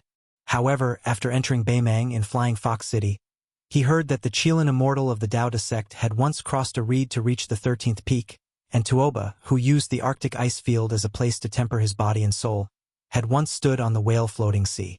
Compared to these two, Su Fengnian was not too far behind. Everything has life and death. After the shabbily dressed Su Fengnian had cultivated 6 swords, he noticed that the tornado had begun to weaken. It was not as powerful as before, so he began to continuously slash at the air wall with his sword to accelerate the dissipation of the land tornado. After throwing out the tornado for the last time, Su Fengnian suddenly raised his qi and stood above the sea of clouds. He glanced at the setting sun in the west. The clouds and mist were purple, presenting a beautiful scene of purple smoke curling up in spirals. Su Fengnian was intoxicated. At that moment, a thought flashed across his mind. Had she, who was riding on a sword, seen such a scene before? Falling back to the human world, the spring and autumn sword was no longer as powerful as the original land tornado. Landing on the ground was not a problem, but Su Fengnian was still immersed in his thoughts. As a result, he was kicked to the ground. Although he was temporarily alert, he still could not avoid the sneak attack. Fortunately, that kick did not have the intention to kill. Su Fengnian was thrown a long distance away from the ground. The clothes on his body were completely torn. When he got up, he saw that it was the acquaintance he did not want to see the most in his life, the other Huang Baozhuang, Luo Yang. In the dusk, on the yellow sand, a white dress fluttered. Su Fengnian felt a headache coming on. Even when he encountered Tuoba Chunsun and the blind female zither player, these two formidable opponents, he was not this thorny. He forced himself to suppress the chill in his heart and did not retreat or run. It was not that Su Fengnian had the courage to face death unflinchingly after comprehending the rising tide form, but because of the information revealed by that kick, he did not turn around and flee. Sure enough, the demoness Luo Yang went straight to the point and said, "Come with me to the ice fields. I will kill Tuoba and the treasure will be yours." Su Fengnian nodded without hesitation and said, "Okay." If he did not agree, he would definitely die. The situation was stronger than him, so Su Fengnian could not swallow his pride and pretend to be a hero. As long as this revered Yama did not ask him to slit his throat with the spring and autumn annals, he would obediently agree. Luo Yang was clearly somewhat satisfied with Su Fengnian's straightforward attitude. She turned around and went ahead. Su Fengnian followed behind her, always maintaining a distance of 10 feet. This would ensure that if she wanted to kill someone for no reason, she would not be killed in one blow. In any case, she would risk her life to give him a few moves. Su Fengyan stared at the slender back. She was wearing a white robe that largely concealed her gender, and her hair was tied up with a wooden hairpin. When he first met her in Dunhuang City, if he had not seen the face of the chess and sword music schoolgirl, Huang Baozhuang, up close, Su Fengyan would not have thought of her as a girl. Her murderous aura was too strong, and she was extraordinarily valiant. At most, she would be taken as a man who was born rich and beautiful. When Su Fengyan was traveling and pretending to be a fortune-teller to cheat money, he would often smile at the ugly-looking men and say, "Young master, your appearance is not bad. You are a man of the south and a man of the north, so it will be difficult for you to run away from wealth." However, at that time there would definitely be a turning point and the word "but" would be added. If not, it would be difficult to cheat the copper coins out of their pockets. During those 3 years of suffering, Su Fengyan concluded that there were two major difficulties.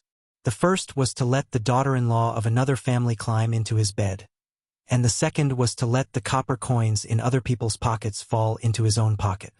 Unfortunately, he encountered Luo Yang after Li Zhu was shattered by Dong Tai. Su Fengyan did not even have the slightest thought of taking advantage of her. Luo Yang slowed down her pace, and the distance of 10 zhang became 9 zhang.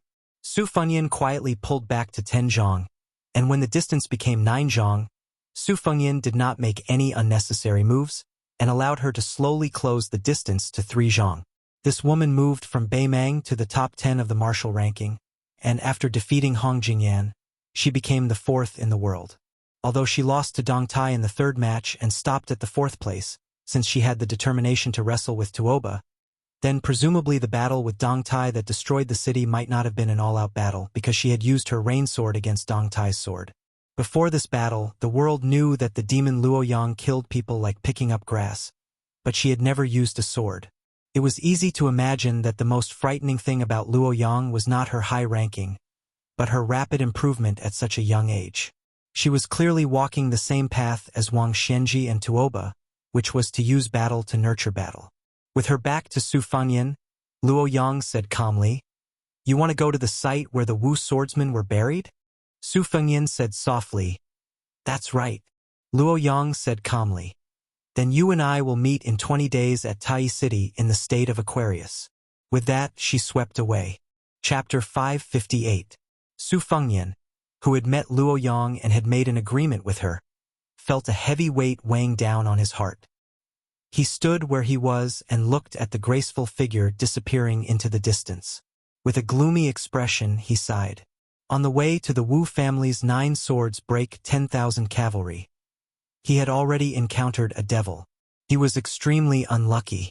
As soon as this thought came to his mind, Su Fengyan, who had jinxed himself once in Dunhuang, slapped himself hard on the face. He took off his bookcase, changed into a new set of clothes, and continued on his way to Shihe province. In Dunhuang, Sweet Potato had told him about the situation of the ruins. 200 years ago, after the Wu family's Sword Tomb's elites had all come out and completed the magnificent feat of destroying everything, Beimang did not fly into a rage out of humiliation and vent his anger on the bodies of the Wu family's swordsmen. On the contrary, he gave them a grand burial. The swordsmen who died in battle were given a grave, a tablet, and a sword. A few swordsmen who did not accompany him at that time entered Beimang one after another and built a hut to guard the tomb until they died of old age. Beimang, who specially stationed a team of armored cavalry at the battlefield, did not harm the swordsmen. After the swordsmen died, the descendants of the Wu family who guarded the tomb from generation to generation continued to take care of the tomb. This was a stark contrast to the Central Plains practice of digging up the coffins of their enemies and whipping their corpses. When the scholars and celebrities of the Central Plains talked about the customs of the two dynasties, they only said that the northern barbarians drank raw meat and blood and were despicable. Su Fengyan calculated the distance with his fingers. When he arrived at his destination in Shihe State, he found out that the ruins were located in a small basin with a radius of 3 to 4 miles. What made him not know whether to laugh or cry was that perhaps there were too many sword practitioners who came here because of its reputation. Around this sunken basin, there were stacks of stalls selling wine, tea, and fruits. Without exception, no matter what the main business was, There were stacks of martial arts manuals stacked on top of the stalls. Among them, the Wu family's swordsmanship manuals were the most numerous. Their names were very scary, such as 9 Swords of the Wu family's Immortals, 10 Sword Techniques of the Sword Tomb, and so on. There were also other secret manuals, most of which had the subtitle 18 Styles of Wang Xianji's Lifelong Secret Art. In any case, they were just scaring people. Su Fengyan spent some money to buy a bag of Shiha's specialty dried green fruits and dates. He picked up one of the manuals in front of him, which had the words, "If you miss this book, you will regret it for the rest of your life," written on the cover of the book. The vendor was a short, middle-aged man with shifty eyes. When he saw business, he immediately spat, "Young hero, this secret manual is extraordinary. After reading this book, as long as you practice diligently for a few years, I can guarantee that you will become a level 3 expert. Don't look at the tattered books of the Wu family's swordsmanship that are sold at the next stall, which are full of extravagant praises. In this world, there is no such thing as becoming a sword immortal after just a few glances. Here you get what you pay for. This mighty bull's divine art is the secret manual of the Shenyuan family in the Liang dynasty. Don't judge it by its reputation, but it is real. I can see that young hero's physique is very good, and with one look, I can tell that you are a talented martial arts prodigy. The original price of this manual is 6 taels of silver. Only 3 taels. Su Fengyan was eating green fruits and jujubes. He looked at the stall owner, who stretched out 3 fingers and just smiled. Soon, the strong man from the stall next to him pulled the rug out from under him. He sat on the bench with his legs crossed, and while eating sunflower seeds, he sneered and said, "Bull power, right? I have a bunch of them here, but they haven't been sold yet. Not to mention 3 taels of silver, one book is only 30 coins, and it's a buy one get one free. Do you want it, young master? With this price, it's not expensive to wipe your ass." The short man who was selling both dates and secret manuals turned around and scolded, "Zhang Dapeng, do you need to be taught a lesson?" The strong man threw the sunflower seeds in his face, stood up, bent his arms, and exposed his firm muscles. He roared, "Third Mouse, who's teaching who?" The stall owner, who was called Third Mouse, shrank back, curling his lips. Seeing Su Fengyan put down the shitty book that couldn't be sold, the strong man immediately put on a bright smile and tried to attract business. "Young master, this way please. I, Zhang Dapeng, am famous around here for being honest and kind. When doing business, the most important thing is that if you don't like it, I'll sell it to you at a discount. After 3 years, if you haven't mastered the divine art, I'll compensate you with double the price. Come, take a look at this book. Sword opens the gate of heaven. It records the old god of swords, Li Chuangong's famous secret art. Look at the exquisite binding, the quality of the pages, and the handwriting. It's obviously the real thing. If young master finds a similar book around here, I'll twist my head off and use it as a urinal for you." Su Fengyan walked over and took the secret book. It was obvious that compared to the dense books sold by ordinary stalls, he put more thought into it and asked the price. "How much is it?" The strong man, who was about to say 1 tael of silver, forcefully swallowed it back. Out of the corner of his eye, he saw that Third Mouse next door wanted to take revenge. He stared at the bastard and scared him into silence. He hesitated for a moment, squeezed out a sincere smile, and said firmly, 90 taels, I don't bargain here." Su Fengyan reached for the dry purse at his waist and fished out about 30 copper coins. He said expressionlessly, "That's all." The strong man hurriedly grabbed the copper coins. "Friendship is important. Friendship is important. It's good that young master has the heart. 30 taels it is. Zhang Dapeng is not the kind of person who would be moved by money." Su Fengyan put the secret book into the box on his back. The stall owner, Zhang Dapeng, did not forget to flatter the young customer with a long sword on his back. "One look and I can tell that young master is a master of swordsmanship. Your future is immeasurable. If you amaze the world with a single brilliant feat in the future, don't forget to tell others about Zhang Dapeng's sword opens the sky gate." Su Fengyan nodded and smiled. Of course, of course." Zhang Dapeng saw that he was about to turn and leave, so he quickly dug out a handful of melon seeds from the bowl and said with a smile, "Young master, don't mind. These things can pass the time. Take your time and walk slowly. Maybe you can even pick up a few peerless secret books." The ruins were separated by a fence, and the stalls were built along the edge of the fence. Su Fengyan slowly walked half a circle, but he did not meet any strange people. He saw a sloppy old man sandwiched between two stalls. There was only a piece of cotton cloth in front of him, and a few secret manuals were placed on top of it. It seemed that his business had been poor for many years, and the shabby old man was squatting and taking a nap. The two neighbors, one was selling wine and the other was selling tea. Their business was not bad, and there were 3 or 4 tables for customers. Su Fengyan saw only a young man and a young woman sitting at a wine table. Their temperament was outstanding in this basin, so he walked over and asked if he could have a seat.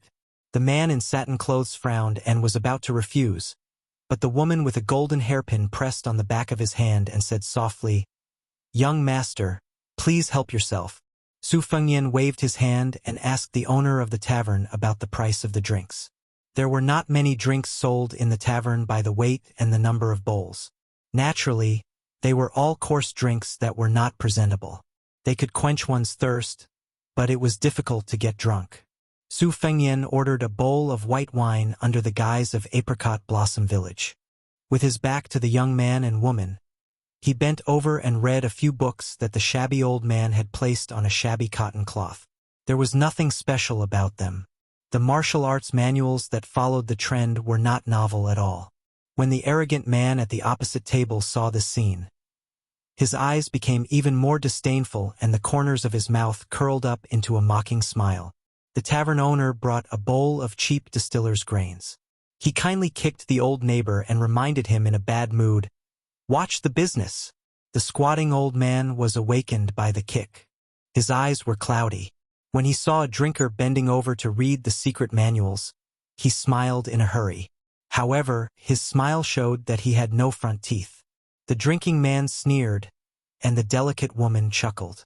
Su Fengyan took a bowl of wine and left the bench. He squatted in front of the cotton cloth that could not even be called a stall, and asked with a smile, "How much are these books?" The old man scratched his gray hair and said with a silly smile, "Young master, just do as you see fit. Just a few coins will do. They are all fake anyway." Su Fengyan took out the last 6 or 7 copper coins from his money bag and handed them to the old man with no front teeth. The old man did not think it was cheap. He took it with a smile, folded 4 or 5 secret books, and handed them to the young master in front of him with both hands. Seeing that he was so stingy, the man at the same table looked at him with disdain. The woman also seemed to think that the young scholar's face was a bit tacky, and it was a waste of his elegant appearance. She drank half of the wine and left the tavern with the man who accompanied her. Su Fengyan, who was indifferent to this, sat back at the table. He opened the book box and put the secret books inside. After fiddling with it for a while, he seemed to be happy that he had found treasures. He waved at the tavern owner and said with a smile, "Boss, do you have any good yellow wine? It doesn't matter if it is expensive. Give me 2 bowls." The tavern owner smiled brightly and became more attentive. Yes, I will give you 2 bowls." Su Fengyan waited for a moment and took 2 bowls of yellow wine from the tavern owner. He squatted in front of the old man with no front teeth again and handed him a bowl. He asked with an authentic Dongyue accent, "Judging from your accent, you used to be from Dongyue, right?" The old man didn't dare to take the bowl at first, but when he heard the familiar accent, he took it and said with surprise, "Yes." Su Fengyan put down the bowl and went to the book box to take a secret book with a 50-tael banknote inside. He sat cross-legged facing the old man and said with a smile, "You can keep one for yourself." The old man didn't stand on ceremony and accepted it with a smile. He thought that this handsome young man was really a good person. People came and went and it was bustling. An old man and a young man sat facing each other. They didn't talk much and just drank slowly. After finishing the wine, Su Fengyan paid the tavern owner and left with the book box. The old man was in a good mood and had nothing to do. He wiped his saliva and hummed a tune as he flipped through the book. Suddenly, his eyes widened. The old man with no front teeth opened his mouth and stared at the back of the young man with a sword and a book on his back. He quickly closed the secret book that wasn't hidden at all. He was shocked and confused. One day, Su Fengyan approached the Wu family's swordsman graveyard. He was so close, but he didn't enter. Chapter 559.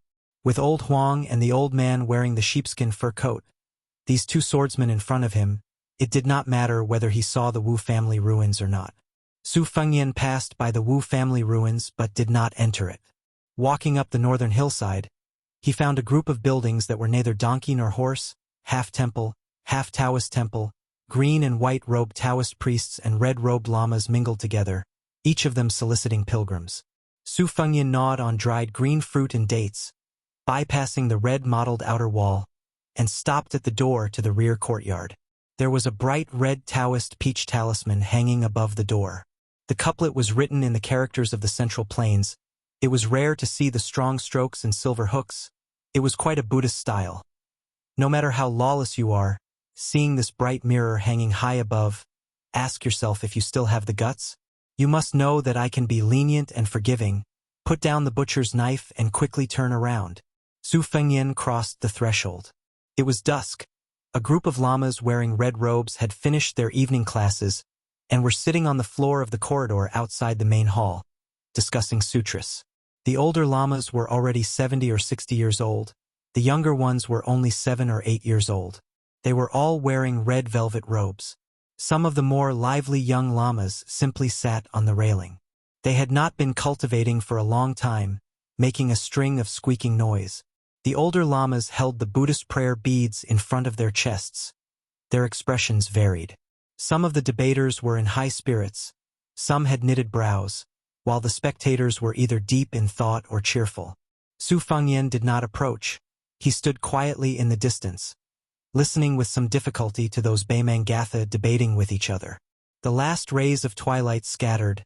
Several of the young lamas, who were absent-minded during the debate, saw the pilgrim Su Fengyan. They grinned and turned their heads to whisper to each other. It was not clear whether they were talking about the new sutras and Buddhist doctrine, or the appearance of a certain elder sister who burned incense the day before. The inside and outside of the courtyard were only a few feet high, a small threshold that could be crossed in one step. But to be out of the secular world was the big threshold. Su Fengyan walked along the wall.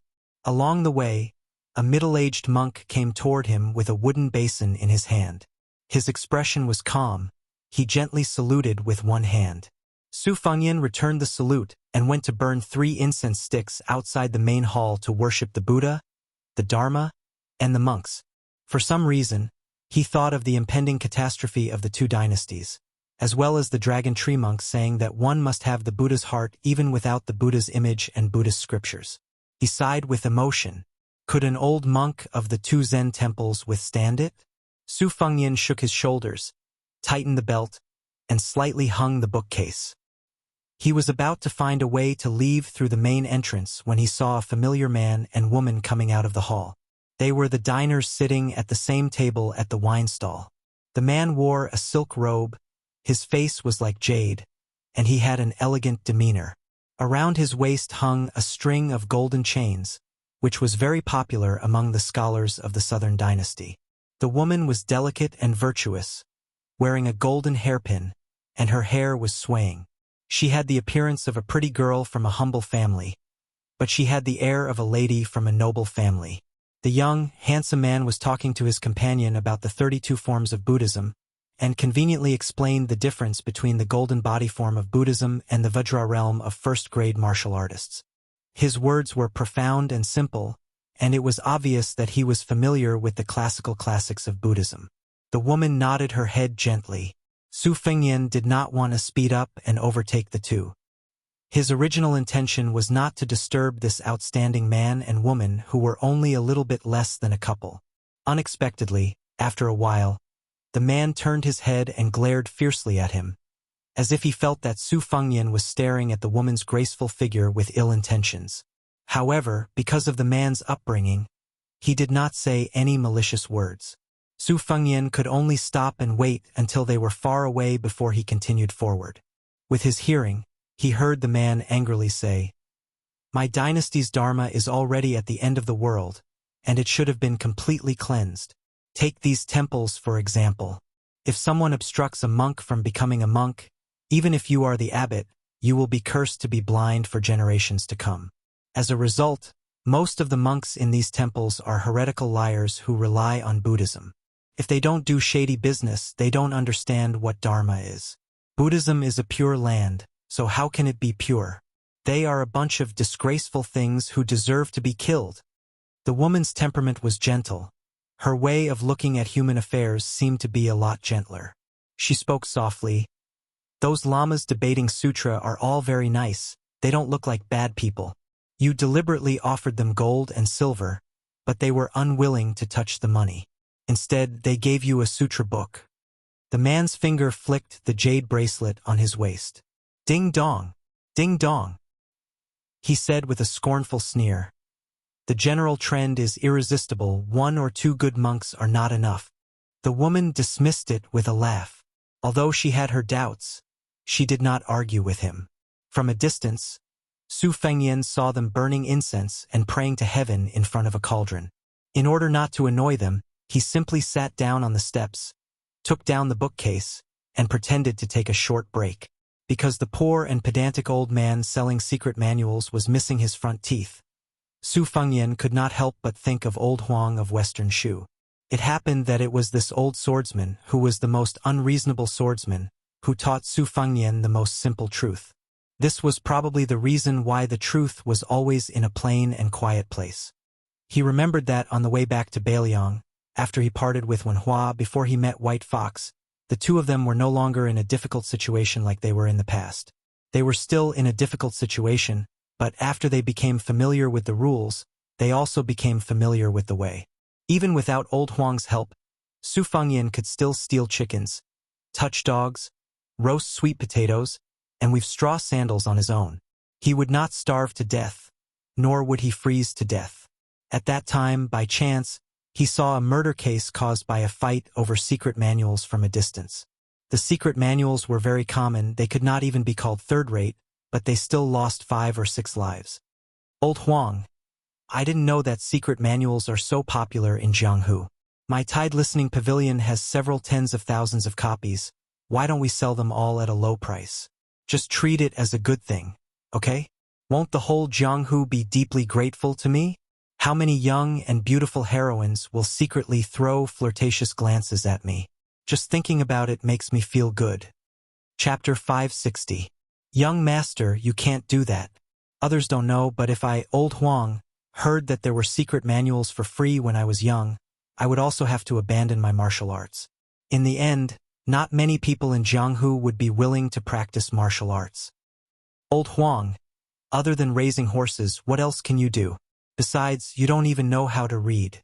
It doesn't matter how many secret manuals I give you. If you don't recognize words, words won't recognize you. Blacksmithing, young master, you don't say. When I was in my early 20s, my front teeth were still there. Old Huang, I was also a famous handsome guy within 10 miles. At least, I was the most handsome blacksmith. There was also a young lady who secretly sent me rice wine. She didn't look good, but her butt was very perky. When I left home, I couldn't bear to drink it and buried it in the backyard. I thought that when I returned home, I would dig it out. It would definitely be fragrant. Only 1 jar? She could only be considered a daughter of an ordinary family. Even if she yearned for my handsome appearance, she couldn't send much. With your appearance, you were also handsome when you were young? Then wouldn't I be handsome to the heavens? Of course, I can't compare to young master. If young master was here, that jar of wine would have nothing to do with me. Enough, don't mention wine. Our throats are burning from walking. I'm dying of thirst. I know. Oh right. Old Huang, how many years have you left home? Is that jar of rice wine still there? I can't remember how many years I've left home, but it should still be there. It's rice wine that can endure. It's different from the wine that young master used to drink in a glass cup. If young master has a chance to come to my house, I guarantee that you'll have a good drink. AI talking about wine again. I'm so worried. There's smoke in front.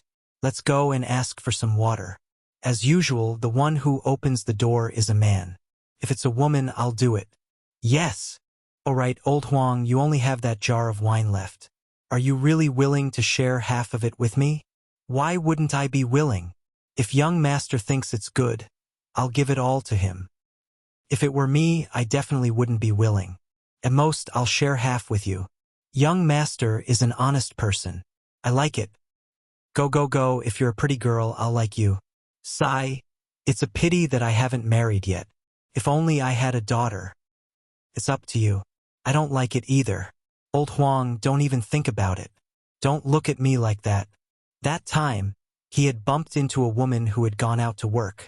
It was Su Fengyan who had come to ask for 2 bowls of cold water. He still remembered it to this day. When he occasionally looked back, old Huang was squatting by the side with a bright smile. As always, he was missing his front teeth and looked very comical. While drinking water, old Huang did not forget to naively talk about how good it would be to have a daughter. Old Huang, if you have a daughter, I'll marry her. However, these words were like the yellow wine that didn't make it into their stomachs. They couldn't say it out loud. Su Fengyan sat on the steps in a daze. Somehow, the woman saw his figure and took the opportunity to go to the Taoist temple to talk about immortality with an old Jinren. She hesitated for a moment and came alone. She stood at the bottom of the steps and smiled warmly. Su Fengyan's detection of the qi of heaven and earth had almost reached the realm of Vajra warrior. He just turned a blind eye to her. The woman was not in a hurry to speak.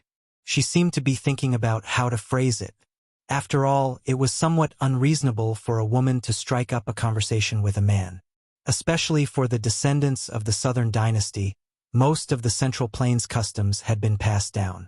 The woman stood under a dragon claw locust tree that was rarely seen in the northern Mang territory. The afterglow was faint, and even though the locust tree was old and clumsy, it could still be considered luxuriant, setting off the woman's slender and elegant figure that was not tainted with vulgarity. Unfortunately, Su Fengyan was no longer that young prince who flirted with women. Regarding this, he only felt that it was a pity that such a good flower had been taken by a pig. He did not have a good impression of that young master who spoke without thinking. But this did not mean that he would step forward bravely and save her from the abyss of suffering. There were too many women in the world who were willing to be deceived by the flowery words and flowery speech of a man who was superior in appearance or outstanding in talent. Seeing that she did not speak, Su Fengyan took the initiative to speak to save her from embarrassment. He smiled and said, "May I know your name, miss?" This was something he had learned from Wenhua. The fellow with the wooden sword had no ink in his stomach, and it was unknown where he had learned this trick from. Every time he met a girl he liked, he would have to thicken his skin and ask, "Miss, what is your name and where do you live?" When they were traveling together, Wenhua had said this sentence dozens of times. The last time they met, Wenhua said that he really liked a woman. Su Fengyan did not know whether it was true or not. The woman was slightly embarrassed but still said softly, "Lu Chun." Su Fengyan understood in his heart that she was undoubtedly a remnant of the spring and autumn period. When the Liang dynasty ruled the world, she was bitterly called Lu Chun of the Divine Land by the scholars of the Central Plains. As long as one had the surname Lu in the southern dynasty of Beimang, one could probably find 2 or 3 people named Lu Chun out of 10 after they went north. However, a woman named Lu Chun was still relatively rare. Su Fengyan saw the man accompanying her walk out of the main hall with an old Taoist priest with the demeanor of an immortal. He stood up, carried his bookcase, and walked towards the main door. Taoism and Buddhism shared incense in the same courtyard. In the Liang dynasty, it would definitely be regarded as an evil practice. In Beimang, one could tell the autumn from a single leaf. When Su Fengyan was discharged from the hospital, he remembered a wonderful story in Jianghu. The sick tiger Yang Taisui went to Mount Longhu to have a talk with Qi Xuanjin, the first person in 100 years of orthodoxy. Qi Xuanjin patted Yang Taisui on the top of the lotus and half of the devil-slaying platform collapsed. It was said that the immortal patted one's head and tied one's hair to achieve immortality. It could be seen that Yang Taisui's temperament was quite bad when he was young. It was fortunate that he could become lifelong friends with Su Shao. Qi Xuanjin, who was in the limelight for a while, could be considered as riding a bull in his previous life. Su Fengyan subconsciously reached out his hand and rubbed a circle. As he walked forward, he continued to draw circles. It was similar to the situation on Mount Wudong when Hong Shixiang was imparting the wisdom of the Wudang sect. The immortal patted his head. Chapter 561. Su Fengyan heard a lot of high-pitched songs along the way. The rhythm was completely different from the music of the Central Plains, and the words were so simple that it made one's heart tremble. There were ants exhorting, young ladies looking forward to marriage, men quarrying stones, and children crying. Usually, Su Fengyan would stop at this time and listen to these unsung songs from afar. He would only resume his journey towards the north when the song ended. He was not in a hurry because he only needed to reach Dai City in the Aquarius state in time.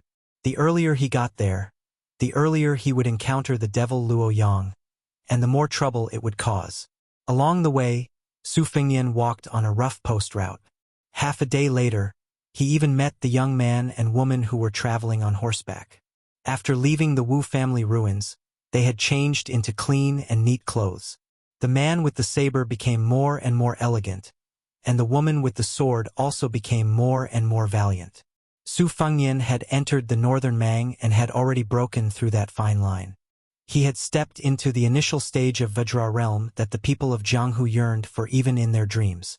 He could very well look down from above and examine the young wanderer's aura. He could generally confirm that the wanderer was at the threshold of the second or third rank. Based on the young master's age, he was a genuine and promising young man.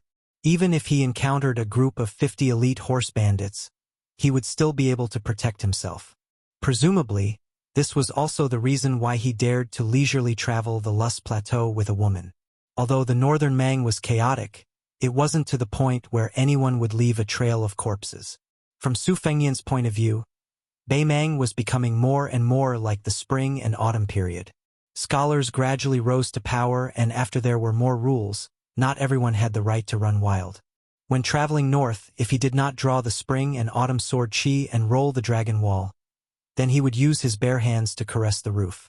He was not that lonely. According to the Taoist scriptures, humans have 3 treasures: essence, chi, and spirit. Essence and spirit are physical objects, and spirit travel is a form of change. Therefore, it is possible to know about the state of ghosts and gods. Putting aside these seemingly mysterious things, spirit, chi, and spirit are the most precious of the 3. That is why there is a saying that a demigod's spirit travels outside his body. The way of the sword was complicated and could be roughly divided into the way of the sword and the way of the sword. The way of the sword focused on the way of the sword, and the way of the sword was the best example. The way of the sword focused on the way of the sword, and there was no shortage of people who focused on the way of the sword. The way of the sword focused on the way of the sword, and the way of the sword was similar to the way of the sword. The way of the sword was similar to the way of the sword, and the way of the sword was similar to the way of the sword. The way of the sword was similar to the way of the sword. He was fascinated. These 4 simple words were extremely difficult for a martial artist. Talent, luck, hard work, none of these could be missing. On a scorching afternoon, Su Fengyan didn't know whether to laugh or cry. He saw 2 familiar people who had fallen from the sky. He didn't know if the man and woman were extremely unlucky as they bumped into a huge force that he couldn't tell if they were horse bandits or elite troops. Hundreds of people and horses were wearing leather armor, and each of them carried a standard weapon. It was also the fault of the pampered young master who didn't know how to appreciate human relationships. After being provoked by an elite armored leader, he pulled out his blade and completely destroyed the armored soldier's face. After charging and striking him down from the horse, he even added another blade. If it wasn't for the fact that the fish scale armor was better than normal leather armor, he would have been chopped to death. This angered the crowd. The grassland roaming hunting had always been utilitarian. They all swarmed up, arrows raining down, spears stabbing out, and started a dozen rounds of battle against the arrogant young master. If he had reached the second-level master realm, he would have been able to escape. Unfortunately, he had to protect himself and kill the enemy, and also had to worry about the safety of the girl. He couldn't handle the tide of attacks, and his blood was stirred up. After he killed a dozen of cavalries, An arrow finally pierced through his shoulder. Before he could pull out the arrow, a dozen horses were skillfully thrown over, and he was dragged to the ground together with his horse. The girl who was watching had tears in her eyes. Unfortunately, she couldn't help in time.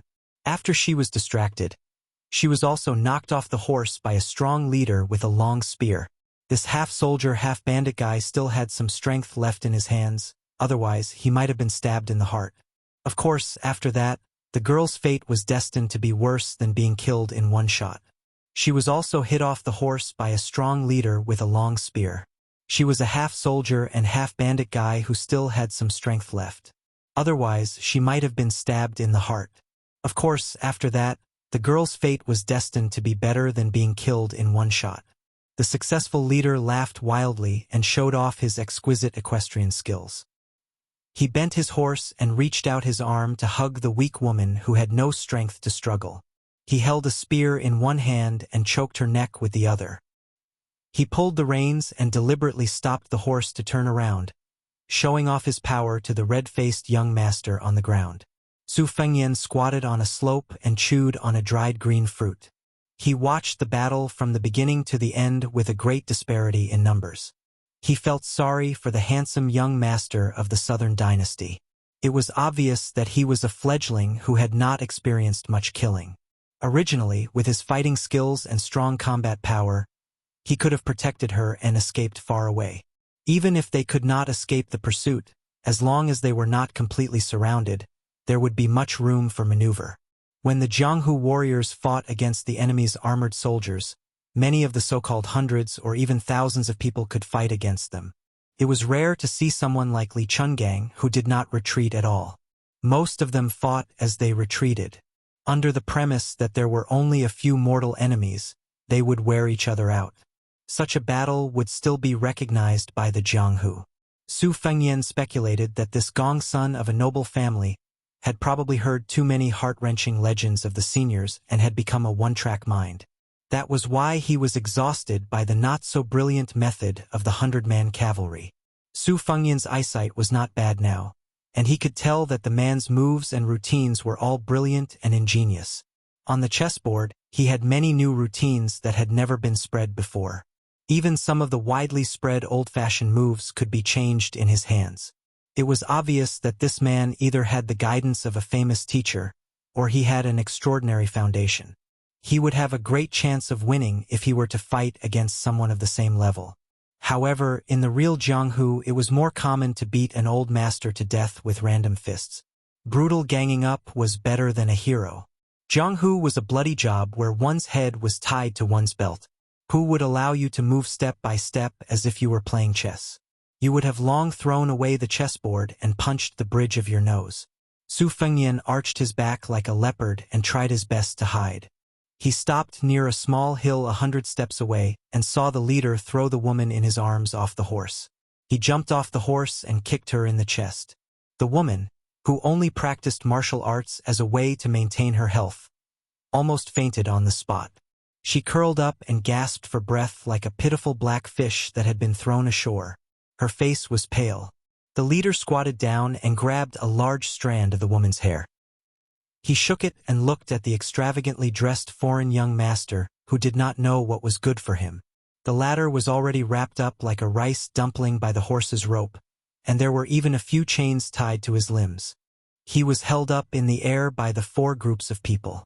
Some of the more impatient knights spat saliva after getting off the horse and slapped the handsome young master's face with their scabbards. After a tough battle, more than 20 brothers had died. Everyone would be bloodthirsty to make a living in the desert. On one hand, human lives were worthless, and killing people for their goods was common. However, on the other hand, their brothers had to be worth money. This had nothing to do with brotherhood, but if they were not careful, they would be eaten by other people. This group of people had their current status because of the big fish eating the small fish time and time again. If they had a few dozen people, they would be able to act like a big boss. If they had 100 people, even the imperial army would have a headache. If they had 8 or 1,000 people, then they would not be able to be horse bandits. They would just go to the imperial tent and get a general. This was the unwritten rule of the Shiha province. When they reached 300 people, They could openly go to the provincial capital where the festival edict was stationed. They could get whatever they wanted. In short, the number of brothers they brought was the same as the number of officials. These cavalrymen were typical Baimang people. Their hair was shaved and braided at the back of their heads. The brawny man in fish-scale armor turned his head and did not say anything. The 4 groups of dismounted cavalrymen who were pulling the iron chains also understood tacitly and began to tug of war with hideous smiles. A few men in scaled armor who looked like leaders gathered together. Their eyes were not only filled with malevolence, but they were also clearly calculating and weighing the pros and cons. As they watched the show, they muttered. Perhaps they felt that since they had formed a deadly feud, there was no need to care about face and consequences. Anyway, human lives in the desert were like weeds, withered and flourishing with each passing year. There were not so many thin streams that flowed endlessly. Regardless of the identity and background of this young master, they really did not believe that the big families of the southern dynasty would bring people to the Shiha province to seek revenge. There were 4 iron chains in 4 directions, and there were a total of more than 20 people. They stretched the chains with all their strength. Fortunately, the young man who was about to die had a high-tier martial art, but he suffered even more unknowingly. One of the horse bandit leaders felt that it was not enough, so he ordered his subordinates to get on their horses and put another iron chain around the young man's neck. He was determined to tear the young man's body apart with 5 horses. The 5 horses pulled with all their might. The young man's eyes were red, and his wrists and ankles were bleeding. Not to mention his weak neck, he let out a miserable roar like a dying beast. The only thing left in his body was his chi. The iron chains trembled like ripples in water, and it actually caused the 5 horses to take a few steps back. Suddenly, the iron chains became as straight as spears, and the horses holding the chains immediately died. No one had expected this person to be so brave and fierce. The leader in fish-scale armor vented his anger on the young woman. He threw her to the ground and handed her over to his subordinates to look after. He personally got on his horse and called for 4 of his strong subordinates to deal with this dying beast that could not be underestimated. The warhorse's hooves moved forward with great difficulty. Blood poured out from the young man's limbs and neck. If there were no accidents, the relatively weak neck would be torn apart first, followed by the arms and legs. However, these horse bandits were skilled at this. The cavalrymen in charge of pulling the 5 corpses were very particular about strength. They would tear off the young man's arms and legs first, leaving behind the neck and the remaining leg. Only then could this bloody feast be considered complete. Chapter 562. Compared to hanging corpses with spears and lances, this kind of method was even more vicious and horrifying. It was a method invented by the Northern Mang's border army. It was unknown how many Liang dynasty captives had died under these 5 horses. The only flaw was that the Northern Liang army loved to fight to the death. After the battle, there weren't many survivors. Moreover, there were many small-scale skirmishes that happened without warning, often between the 2 armies' most elite crossbowmen and horse stalls. The Northern Liang army always had the advantage. Therefore, a captured Northern Liang captive was more valuable than any beautiful woman in the Northern Mang royal court. Often, they could be sold for a jaw-dropping price. For example, Tao Qianji, who had left the city behind, would kill a Northern Liang soldier every day. In the eyes of the Northern Mang officials and nobles, this kind of behavior wasn't killing people, but large amounts of gold. Baimang was even more disciplined. Killing a Bailiang soldier on the battlefield was a big crime after retirement. Just as the man was about to be torn apart, the 5 people on the horse died almost instantly without any obvious wounds. They just fell off the horse and died immediately. A few horse bandit leaders who were qualified to wear scale armor gathered their courage to take a closer look. They saw a small hole between the man's eyebrows, as if a small sharp object had pierced a hole. It was inexplicably strange. The people of Baimang were not divided into rich and poor. They all believed in Buddhism and fate. However, no matter how devout they were, they would not hesitate to kill people. However, when disaster came, even the most vicious people would hesitate, afraid that they would really annoy those dignified clay bodhisattvas. At this time, the 5 people died in a strange way beyond imagination. Even if it was not done by immortals, it was done in secret. More than 20 people were killed just to deal with a crown prince of the southern dynasty. The horse bandits came and went like the wind, so they immediately turned over and dismounted. A meticulous leader wearing scale armor wanted to secretly kill the man and woman without leaving any future trouble. But immediately, something pierced between his eyebrows, causing a trace of undetectable blood. As a result, no horse bandits dared to make a move. They all ran away in an instant. Men and horses had 6 legs, so they could escape quickly. The woman from the southern dynasty called Lu Chun did not know why. After a moment of absent-mindedness, she realized that she had survived a disaster. Crying, she got up and ran to the young man who was her family friend. She untied the iron chain with difficulty, especially his neck, which was badly mutilated and shocking. She felt incomparable pain just by looking at it. She suppressed her sobs and sat cross-legged beside him. She tore off her sleeve and bandaged a few wounds that exposed the bone. The woman was really made of water. Her tears did not stop. She softly called his name, Zhonggue, over and over again, afraid that he would die here. She did not have the courage to live alone. The journey back was thousands of miles. How could she, a weak woman who was more familiar with holding a sword than holding an embroidery needle, go back? Besides, if he died, what fun would there be for her to live? The young man who was lucky enough to walk back to the world of the living slowly took a breath. After exhaling a large mouthful of turbid air, he forced a smile and said with difficulty, "I won't die." Taking back his flying sword, Su Fengyan wanted to leave, but he saw a horse in the distance who was still looking at him. He had to be patient and stay where he was to ensure that he would see the Buddha through to the west.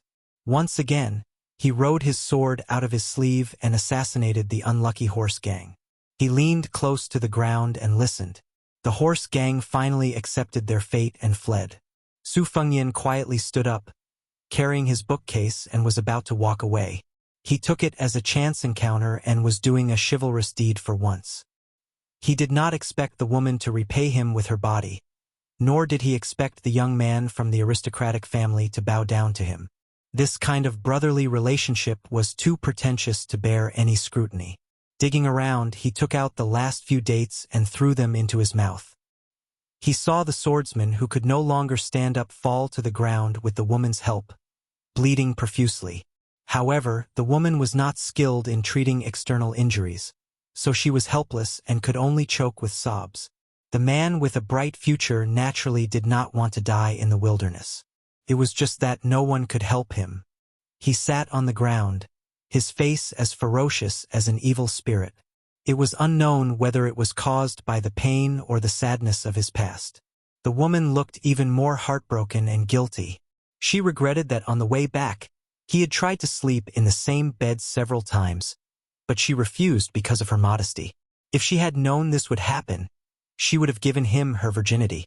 Su Fengyan saw that after the arrogant man was beaten into the dust, his spirit began to slack again. He showed signs of dying if he was not treated in time. He frowned and had to walk out of the small mound. His figure appeared in the world, and he had to pretend that he saw injustice on the road. He ran in small steps toward the man and woman, squeezing out a flawless face of fear and nervousness. The young man's eyes were already cloudy, but when he saw Su Fengyan, he showed a touch of light. When he did not find any flaws, he returned to his deathly stillness. However, he gently put one hand on the iron chain. Su Fengyan squatted in front of them, took down the book box, and turned his back to the man and woman who had survived the disaster. The man seemed to be thinking about something, but in the end, he did not use the iron chain as a weapon to kill this kind-hearted passerby. Su Fengyan, who seemed to be oblivious to everything, hurriedly took out a porcelain bottle from the book box that he had brought from Dunhuang. It contained an ointment that was as black as ink. It was an ointment that could reconnect tendons, lengthen bones, and grow flesh. The ointment was like oil mixed with water, and it was very sticky. The mouth of the bottle was facing down, and it did not pour out in torrents. It was just like the scene of water droplets sliding down a lotus leaf, slowly dripping down. The young man's eyes were cold as he looked at the black ointment dripping on the wounds on his hands and feet. It was cool to the bone and indescribably pleasant. Because he knew the goods, he was more shocked in his heart. How did this stranger, who could only spend a few coins to buy a fake secret manual, get this bottle of ointment that was worth 100 or 200 gold? Su Fengnian rolled up his sleeves and wiped the sweat on his forehead. He raised his head and smiled with a pained expression, as if he had just made up his mind after a great struggle. He handed the bottle to the woman called Lu Chan and said with a grimace, "This ointment is a secret ancestral recipe. 1 bottle can be sold for a lot of silver. Apply it 3 times a day in the morning, afternoon, and night. In less than half a day, this young master will be healed." "Oh right. I didn't have time to tell you my name at the Wu family's sword tomb. I'm Su Lang, also from the Southern Dynasty. I live in Lion Alley in Maple City." Su Fengnian obviously hesitated for a moment, and then said in a low voice, "Not to mention the ointment, this handmade celestial globe porcelain bottle is also worth some silver." Lu Chun seemed to have heard a rather funny joke. She felt relieved and smiled through her tears. She wiped away the tears on her cheeks and said softly, "When young Master Zhong and I return, we'll definitely go to Maple City to visit young Master Su." When he heard the words young Master Zhong that had exposed his identity, a trace of gloom flashed across Zhong Gui's face. However, he hid it well. He clenched the hand that had loosened the iron chain and tried to maintain a calm expression. He brushed his hand across his neck that had stopped the bleeding and said softly with a smile, "Of course I should thank young Master Su for saving my life." Su Fengnian continued to play the role of an ordinary scholar who was shrewd but not smart. He smiled and said, "You flatter me, you flatter me." Although Lu Chun was born in a noble family of the Southern Dynasty, there were a few elder brothers in the family who supported the heavy burden. It was not her turn to personally experience the storm. Her mind was relatively simple. Her knowledge of schemes was limited to the hearsay that was used as a joke by her elder brothers. Her experience was shallow and natural. She could not detect the subtle changes that Zhong Gui had made and could not see through Su Fengnian's untraceable disguise. To the children of wealthy families like Lu Chun and Zhong Gui, who were so honorable that they could become the honored guests of the Shiha State Festival Edict, they did not have to care about the schemes of ordinary people. However, today's unexpected disaster made her feel especially grateful. Su Fengnian asked, "Do you want me to escort you back?" Lu Chun wanted to nod and agree, but Zhong Gui shook his head and said, "No need." At this moment, the noble demeanor of the heir of a noble family was unmistakable. Lu Chun did not know the knack of it and only thought that Zhong Gui could not put down his face. Seeing that his eyes were firm and stubborn, she could not say anything more. Su Fengnian smiled and reluctantly glanced at the porcelain bottle in Lu Chen's hand before he stood up and bid farewell. Lu Chun had a good impression of this stranger's shallow pretense. Compared to those Southern Dynasty scholars who used to wag their tails and pretend to be Taoist, he was much more pleasing to the eye. She suddenly widened her eyes. She saw that the man carrying the booklet had just stood up and turned around when he was hit in the back by the iron chain that was like a straightened poisonous snake. He flew forward and fell to the ground without moving again. He was most likely dead.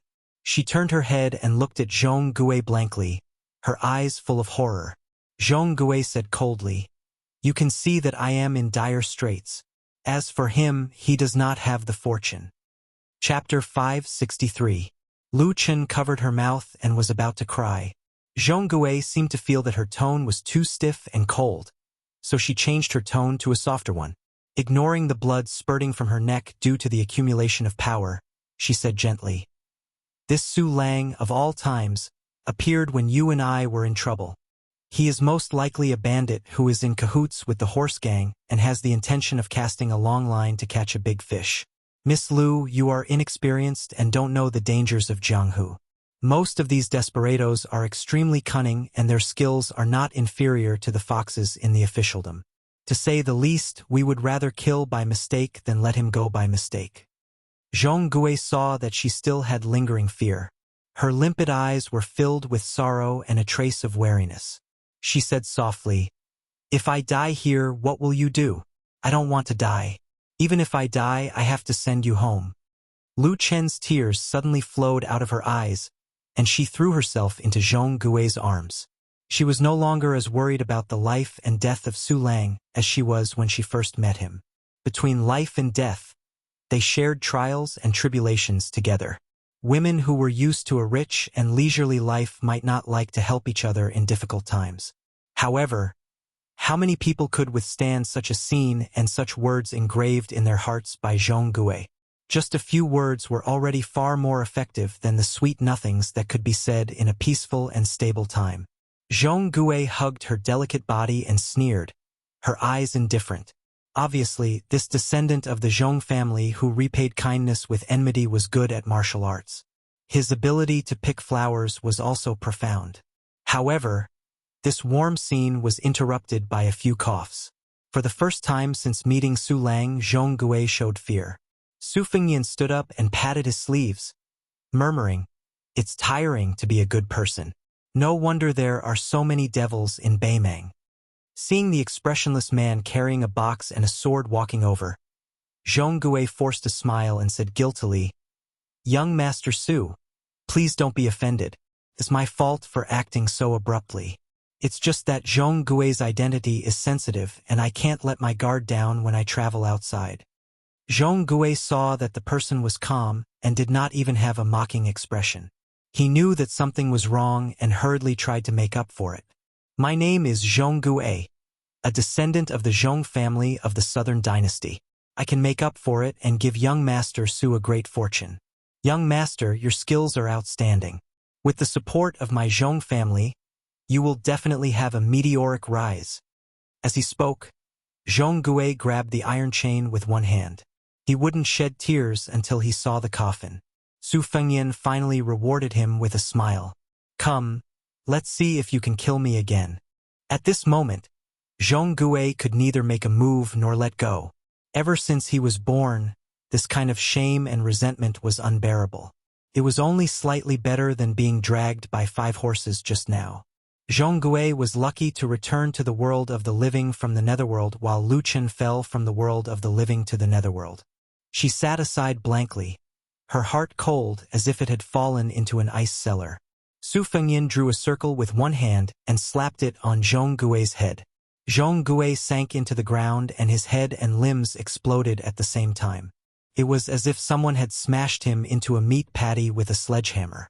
It was more miserable than being torn apart by 5 horses. A celestial being patted the head. It was not only used to tie hair and receive immortality. Fresh blood splattered all over Lu Chen's body, but she just stared blankly and remained indifferent. She was simple, but she was not stupid. It was almost the talent of the children of big clans to know the big picture from small details. Su Fengnian was about to draw another circle and let Lu Chen and Zhong Gui die together as a pair of lovebirds. She suddenly raised her head and asked, "I want to know if you are in cahoots with the horse gang. I beg you, don't lie to me." Su Fengnian shook his head. Her heart finally died like ashes and she waited calmly. Su Fengnian did not show any mercy to the fairer sex and continued to raise his hand like an immortal caressing her head. However, she was disturbed once again. She suddenly burst into heart-wrenching sobs. "I don't want to die." Su Fengnian walked over. After taking a few steps, she sat on the ground and slid back a few steps. Su Fengnian did not move forward. He squatted down and stretched out his hand. "Give me back the porcelain bottle." She threw out the small bottle as if it was scalding her hand. In her panic, she did not throw it accurately. Su Fengnian reached out and caught it. He controlled the bottle and placed it back into the box. Lu Chen seemed to have accumulated 20 years of shrewdness in an instant. Her voice trembled as she said, "Young Master Su, how can you not kill me? I am the legitimate granddaughter of the Southern Dynasty's first Lu family. I am different from Zhong Gui. I don't have any ambitions. I just want to live a good life. After I get married, I will help my husband and teach my children. As long as you don't kill me and don't sully my body, I am willing to be your slave for half a year. Moreover, I promise that when I return to the Lu family, I will not mention a word about what happened today. I will only say that Zhong Gui died in the hands of a 100-horse gang." Looking at the man who looked like a scholar curling up the corner of his lips with a hint of mockery, Lu Chun realized that he had made a mistake and immediately corrected himself. I only said that Zhong Gui had died on the way to the magistrate's mansion in the Shihe region. I didn't know anything about it. At this point, her eyes rippled and sparkled with determination. She bit her lips and said slowly, "If you don't kill me, I'll say that I've had sex with Zhong Gui. If the Zhong family doesn't believe me, they can get the old maid to check my body. They won't be able to find any flaws." Any man would understand what she meant. She was willing to pay the price of her virginity in exchange for her life. Su Fengyan clicked his tongue and lamented that the human heart was higher than the heavens. Lu Chun saw that he had no intention of killing her. She reached out and stroked a strand of messy hair on her temples and continued, "I don't dare to hope that you will return to the Lu family with me. However, since you have something on me and my Lu family has a good reputation in the Southern Dynasty, I will not allow such a big scandal to spread. I also don't want to provoke the Zhong family because of this. Therefore, you don't have to worry about me not being obedient to you. You only need to involve me from afar. I am willing to be your marionette. I believe that with your outstanding skills and wisdom, you will be able to find a way to control me and not get into danger." Su Fengyan wanted to take out some dates but found that his bag was empty. He retracted his hand and said with a smile, "You are very smart. How can you be fooled by Zhong Gui, a rich playboy?" Lu Chun actually had the courage to laugh and said self-mockingly, "It's not that Zhong Gui is good. It's just that the Zhong family's background is better than the Lu family's. Otherwise, how can a younger brother of a side-branch family be said to be a match for a granddaughter of the first-branch family?" Su Fengyan nodded his head in deep agreement. She was indeed a woman from a rich and powerful family with the roots of wisdom. Lu Chen's eyes instantly turned cold. She gritted her teeth and said, "You still want to kill me?" Su Fengyan, who had just had the urge to kill, asked curiously, "A woman's intuition?" She asked back, "Isn't it?"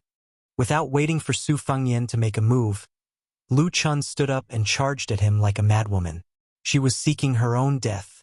She punched and kicked without any rhyme or reason and cried pitifully, "You bastard! Great demon! I'll fight it out with you." She nagged and scolded him as if she was beating him up. Over and over again, she only used a few old-fashioned methods that didn't hurt him at all. Su Fengyan sent her flying with a slap. She was immediately stunned. He looked at the crazy woman who was covering her face and said, "Whether I kill you or not depends on your performance. Bury Zhong Gui first and then follow me to the hinterland of Shihe region. I need you." Lu Chen's eyes lit up as if she had just been pardoned. She glanced at Zhong Gui's mangled corpse and laughed coldly. "It's better if I don't collect the corpse." She immediately received another slap on her face. She flipped over and fell heavily onto the yellow sand like a gray sparrow. Su Fengyan mocked, "Men are cold-blooded. Who knows, they might even be ambitious and ruthless. You're just a woman. Is it very likable for you to be so heartless?" Lu Chen lowered her head. Both her cheeks had been slapped. She was frightened and meek as she said, "I know I'm wrong." Su Fengyan used his immortal touching the top to create a big pit, which he used as Zhong Gui's grave. He watched her move the pile of flesh and blood into the pit bit by bit. He asked her about the Zhong family and the Lu family. She answered him one by one, without the slightest bit of falsehood.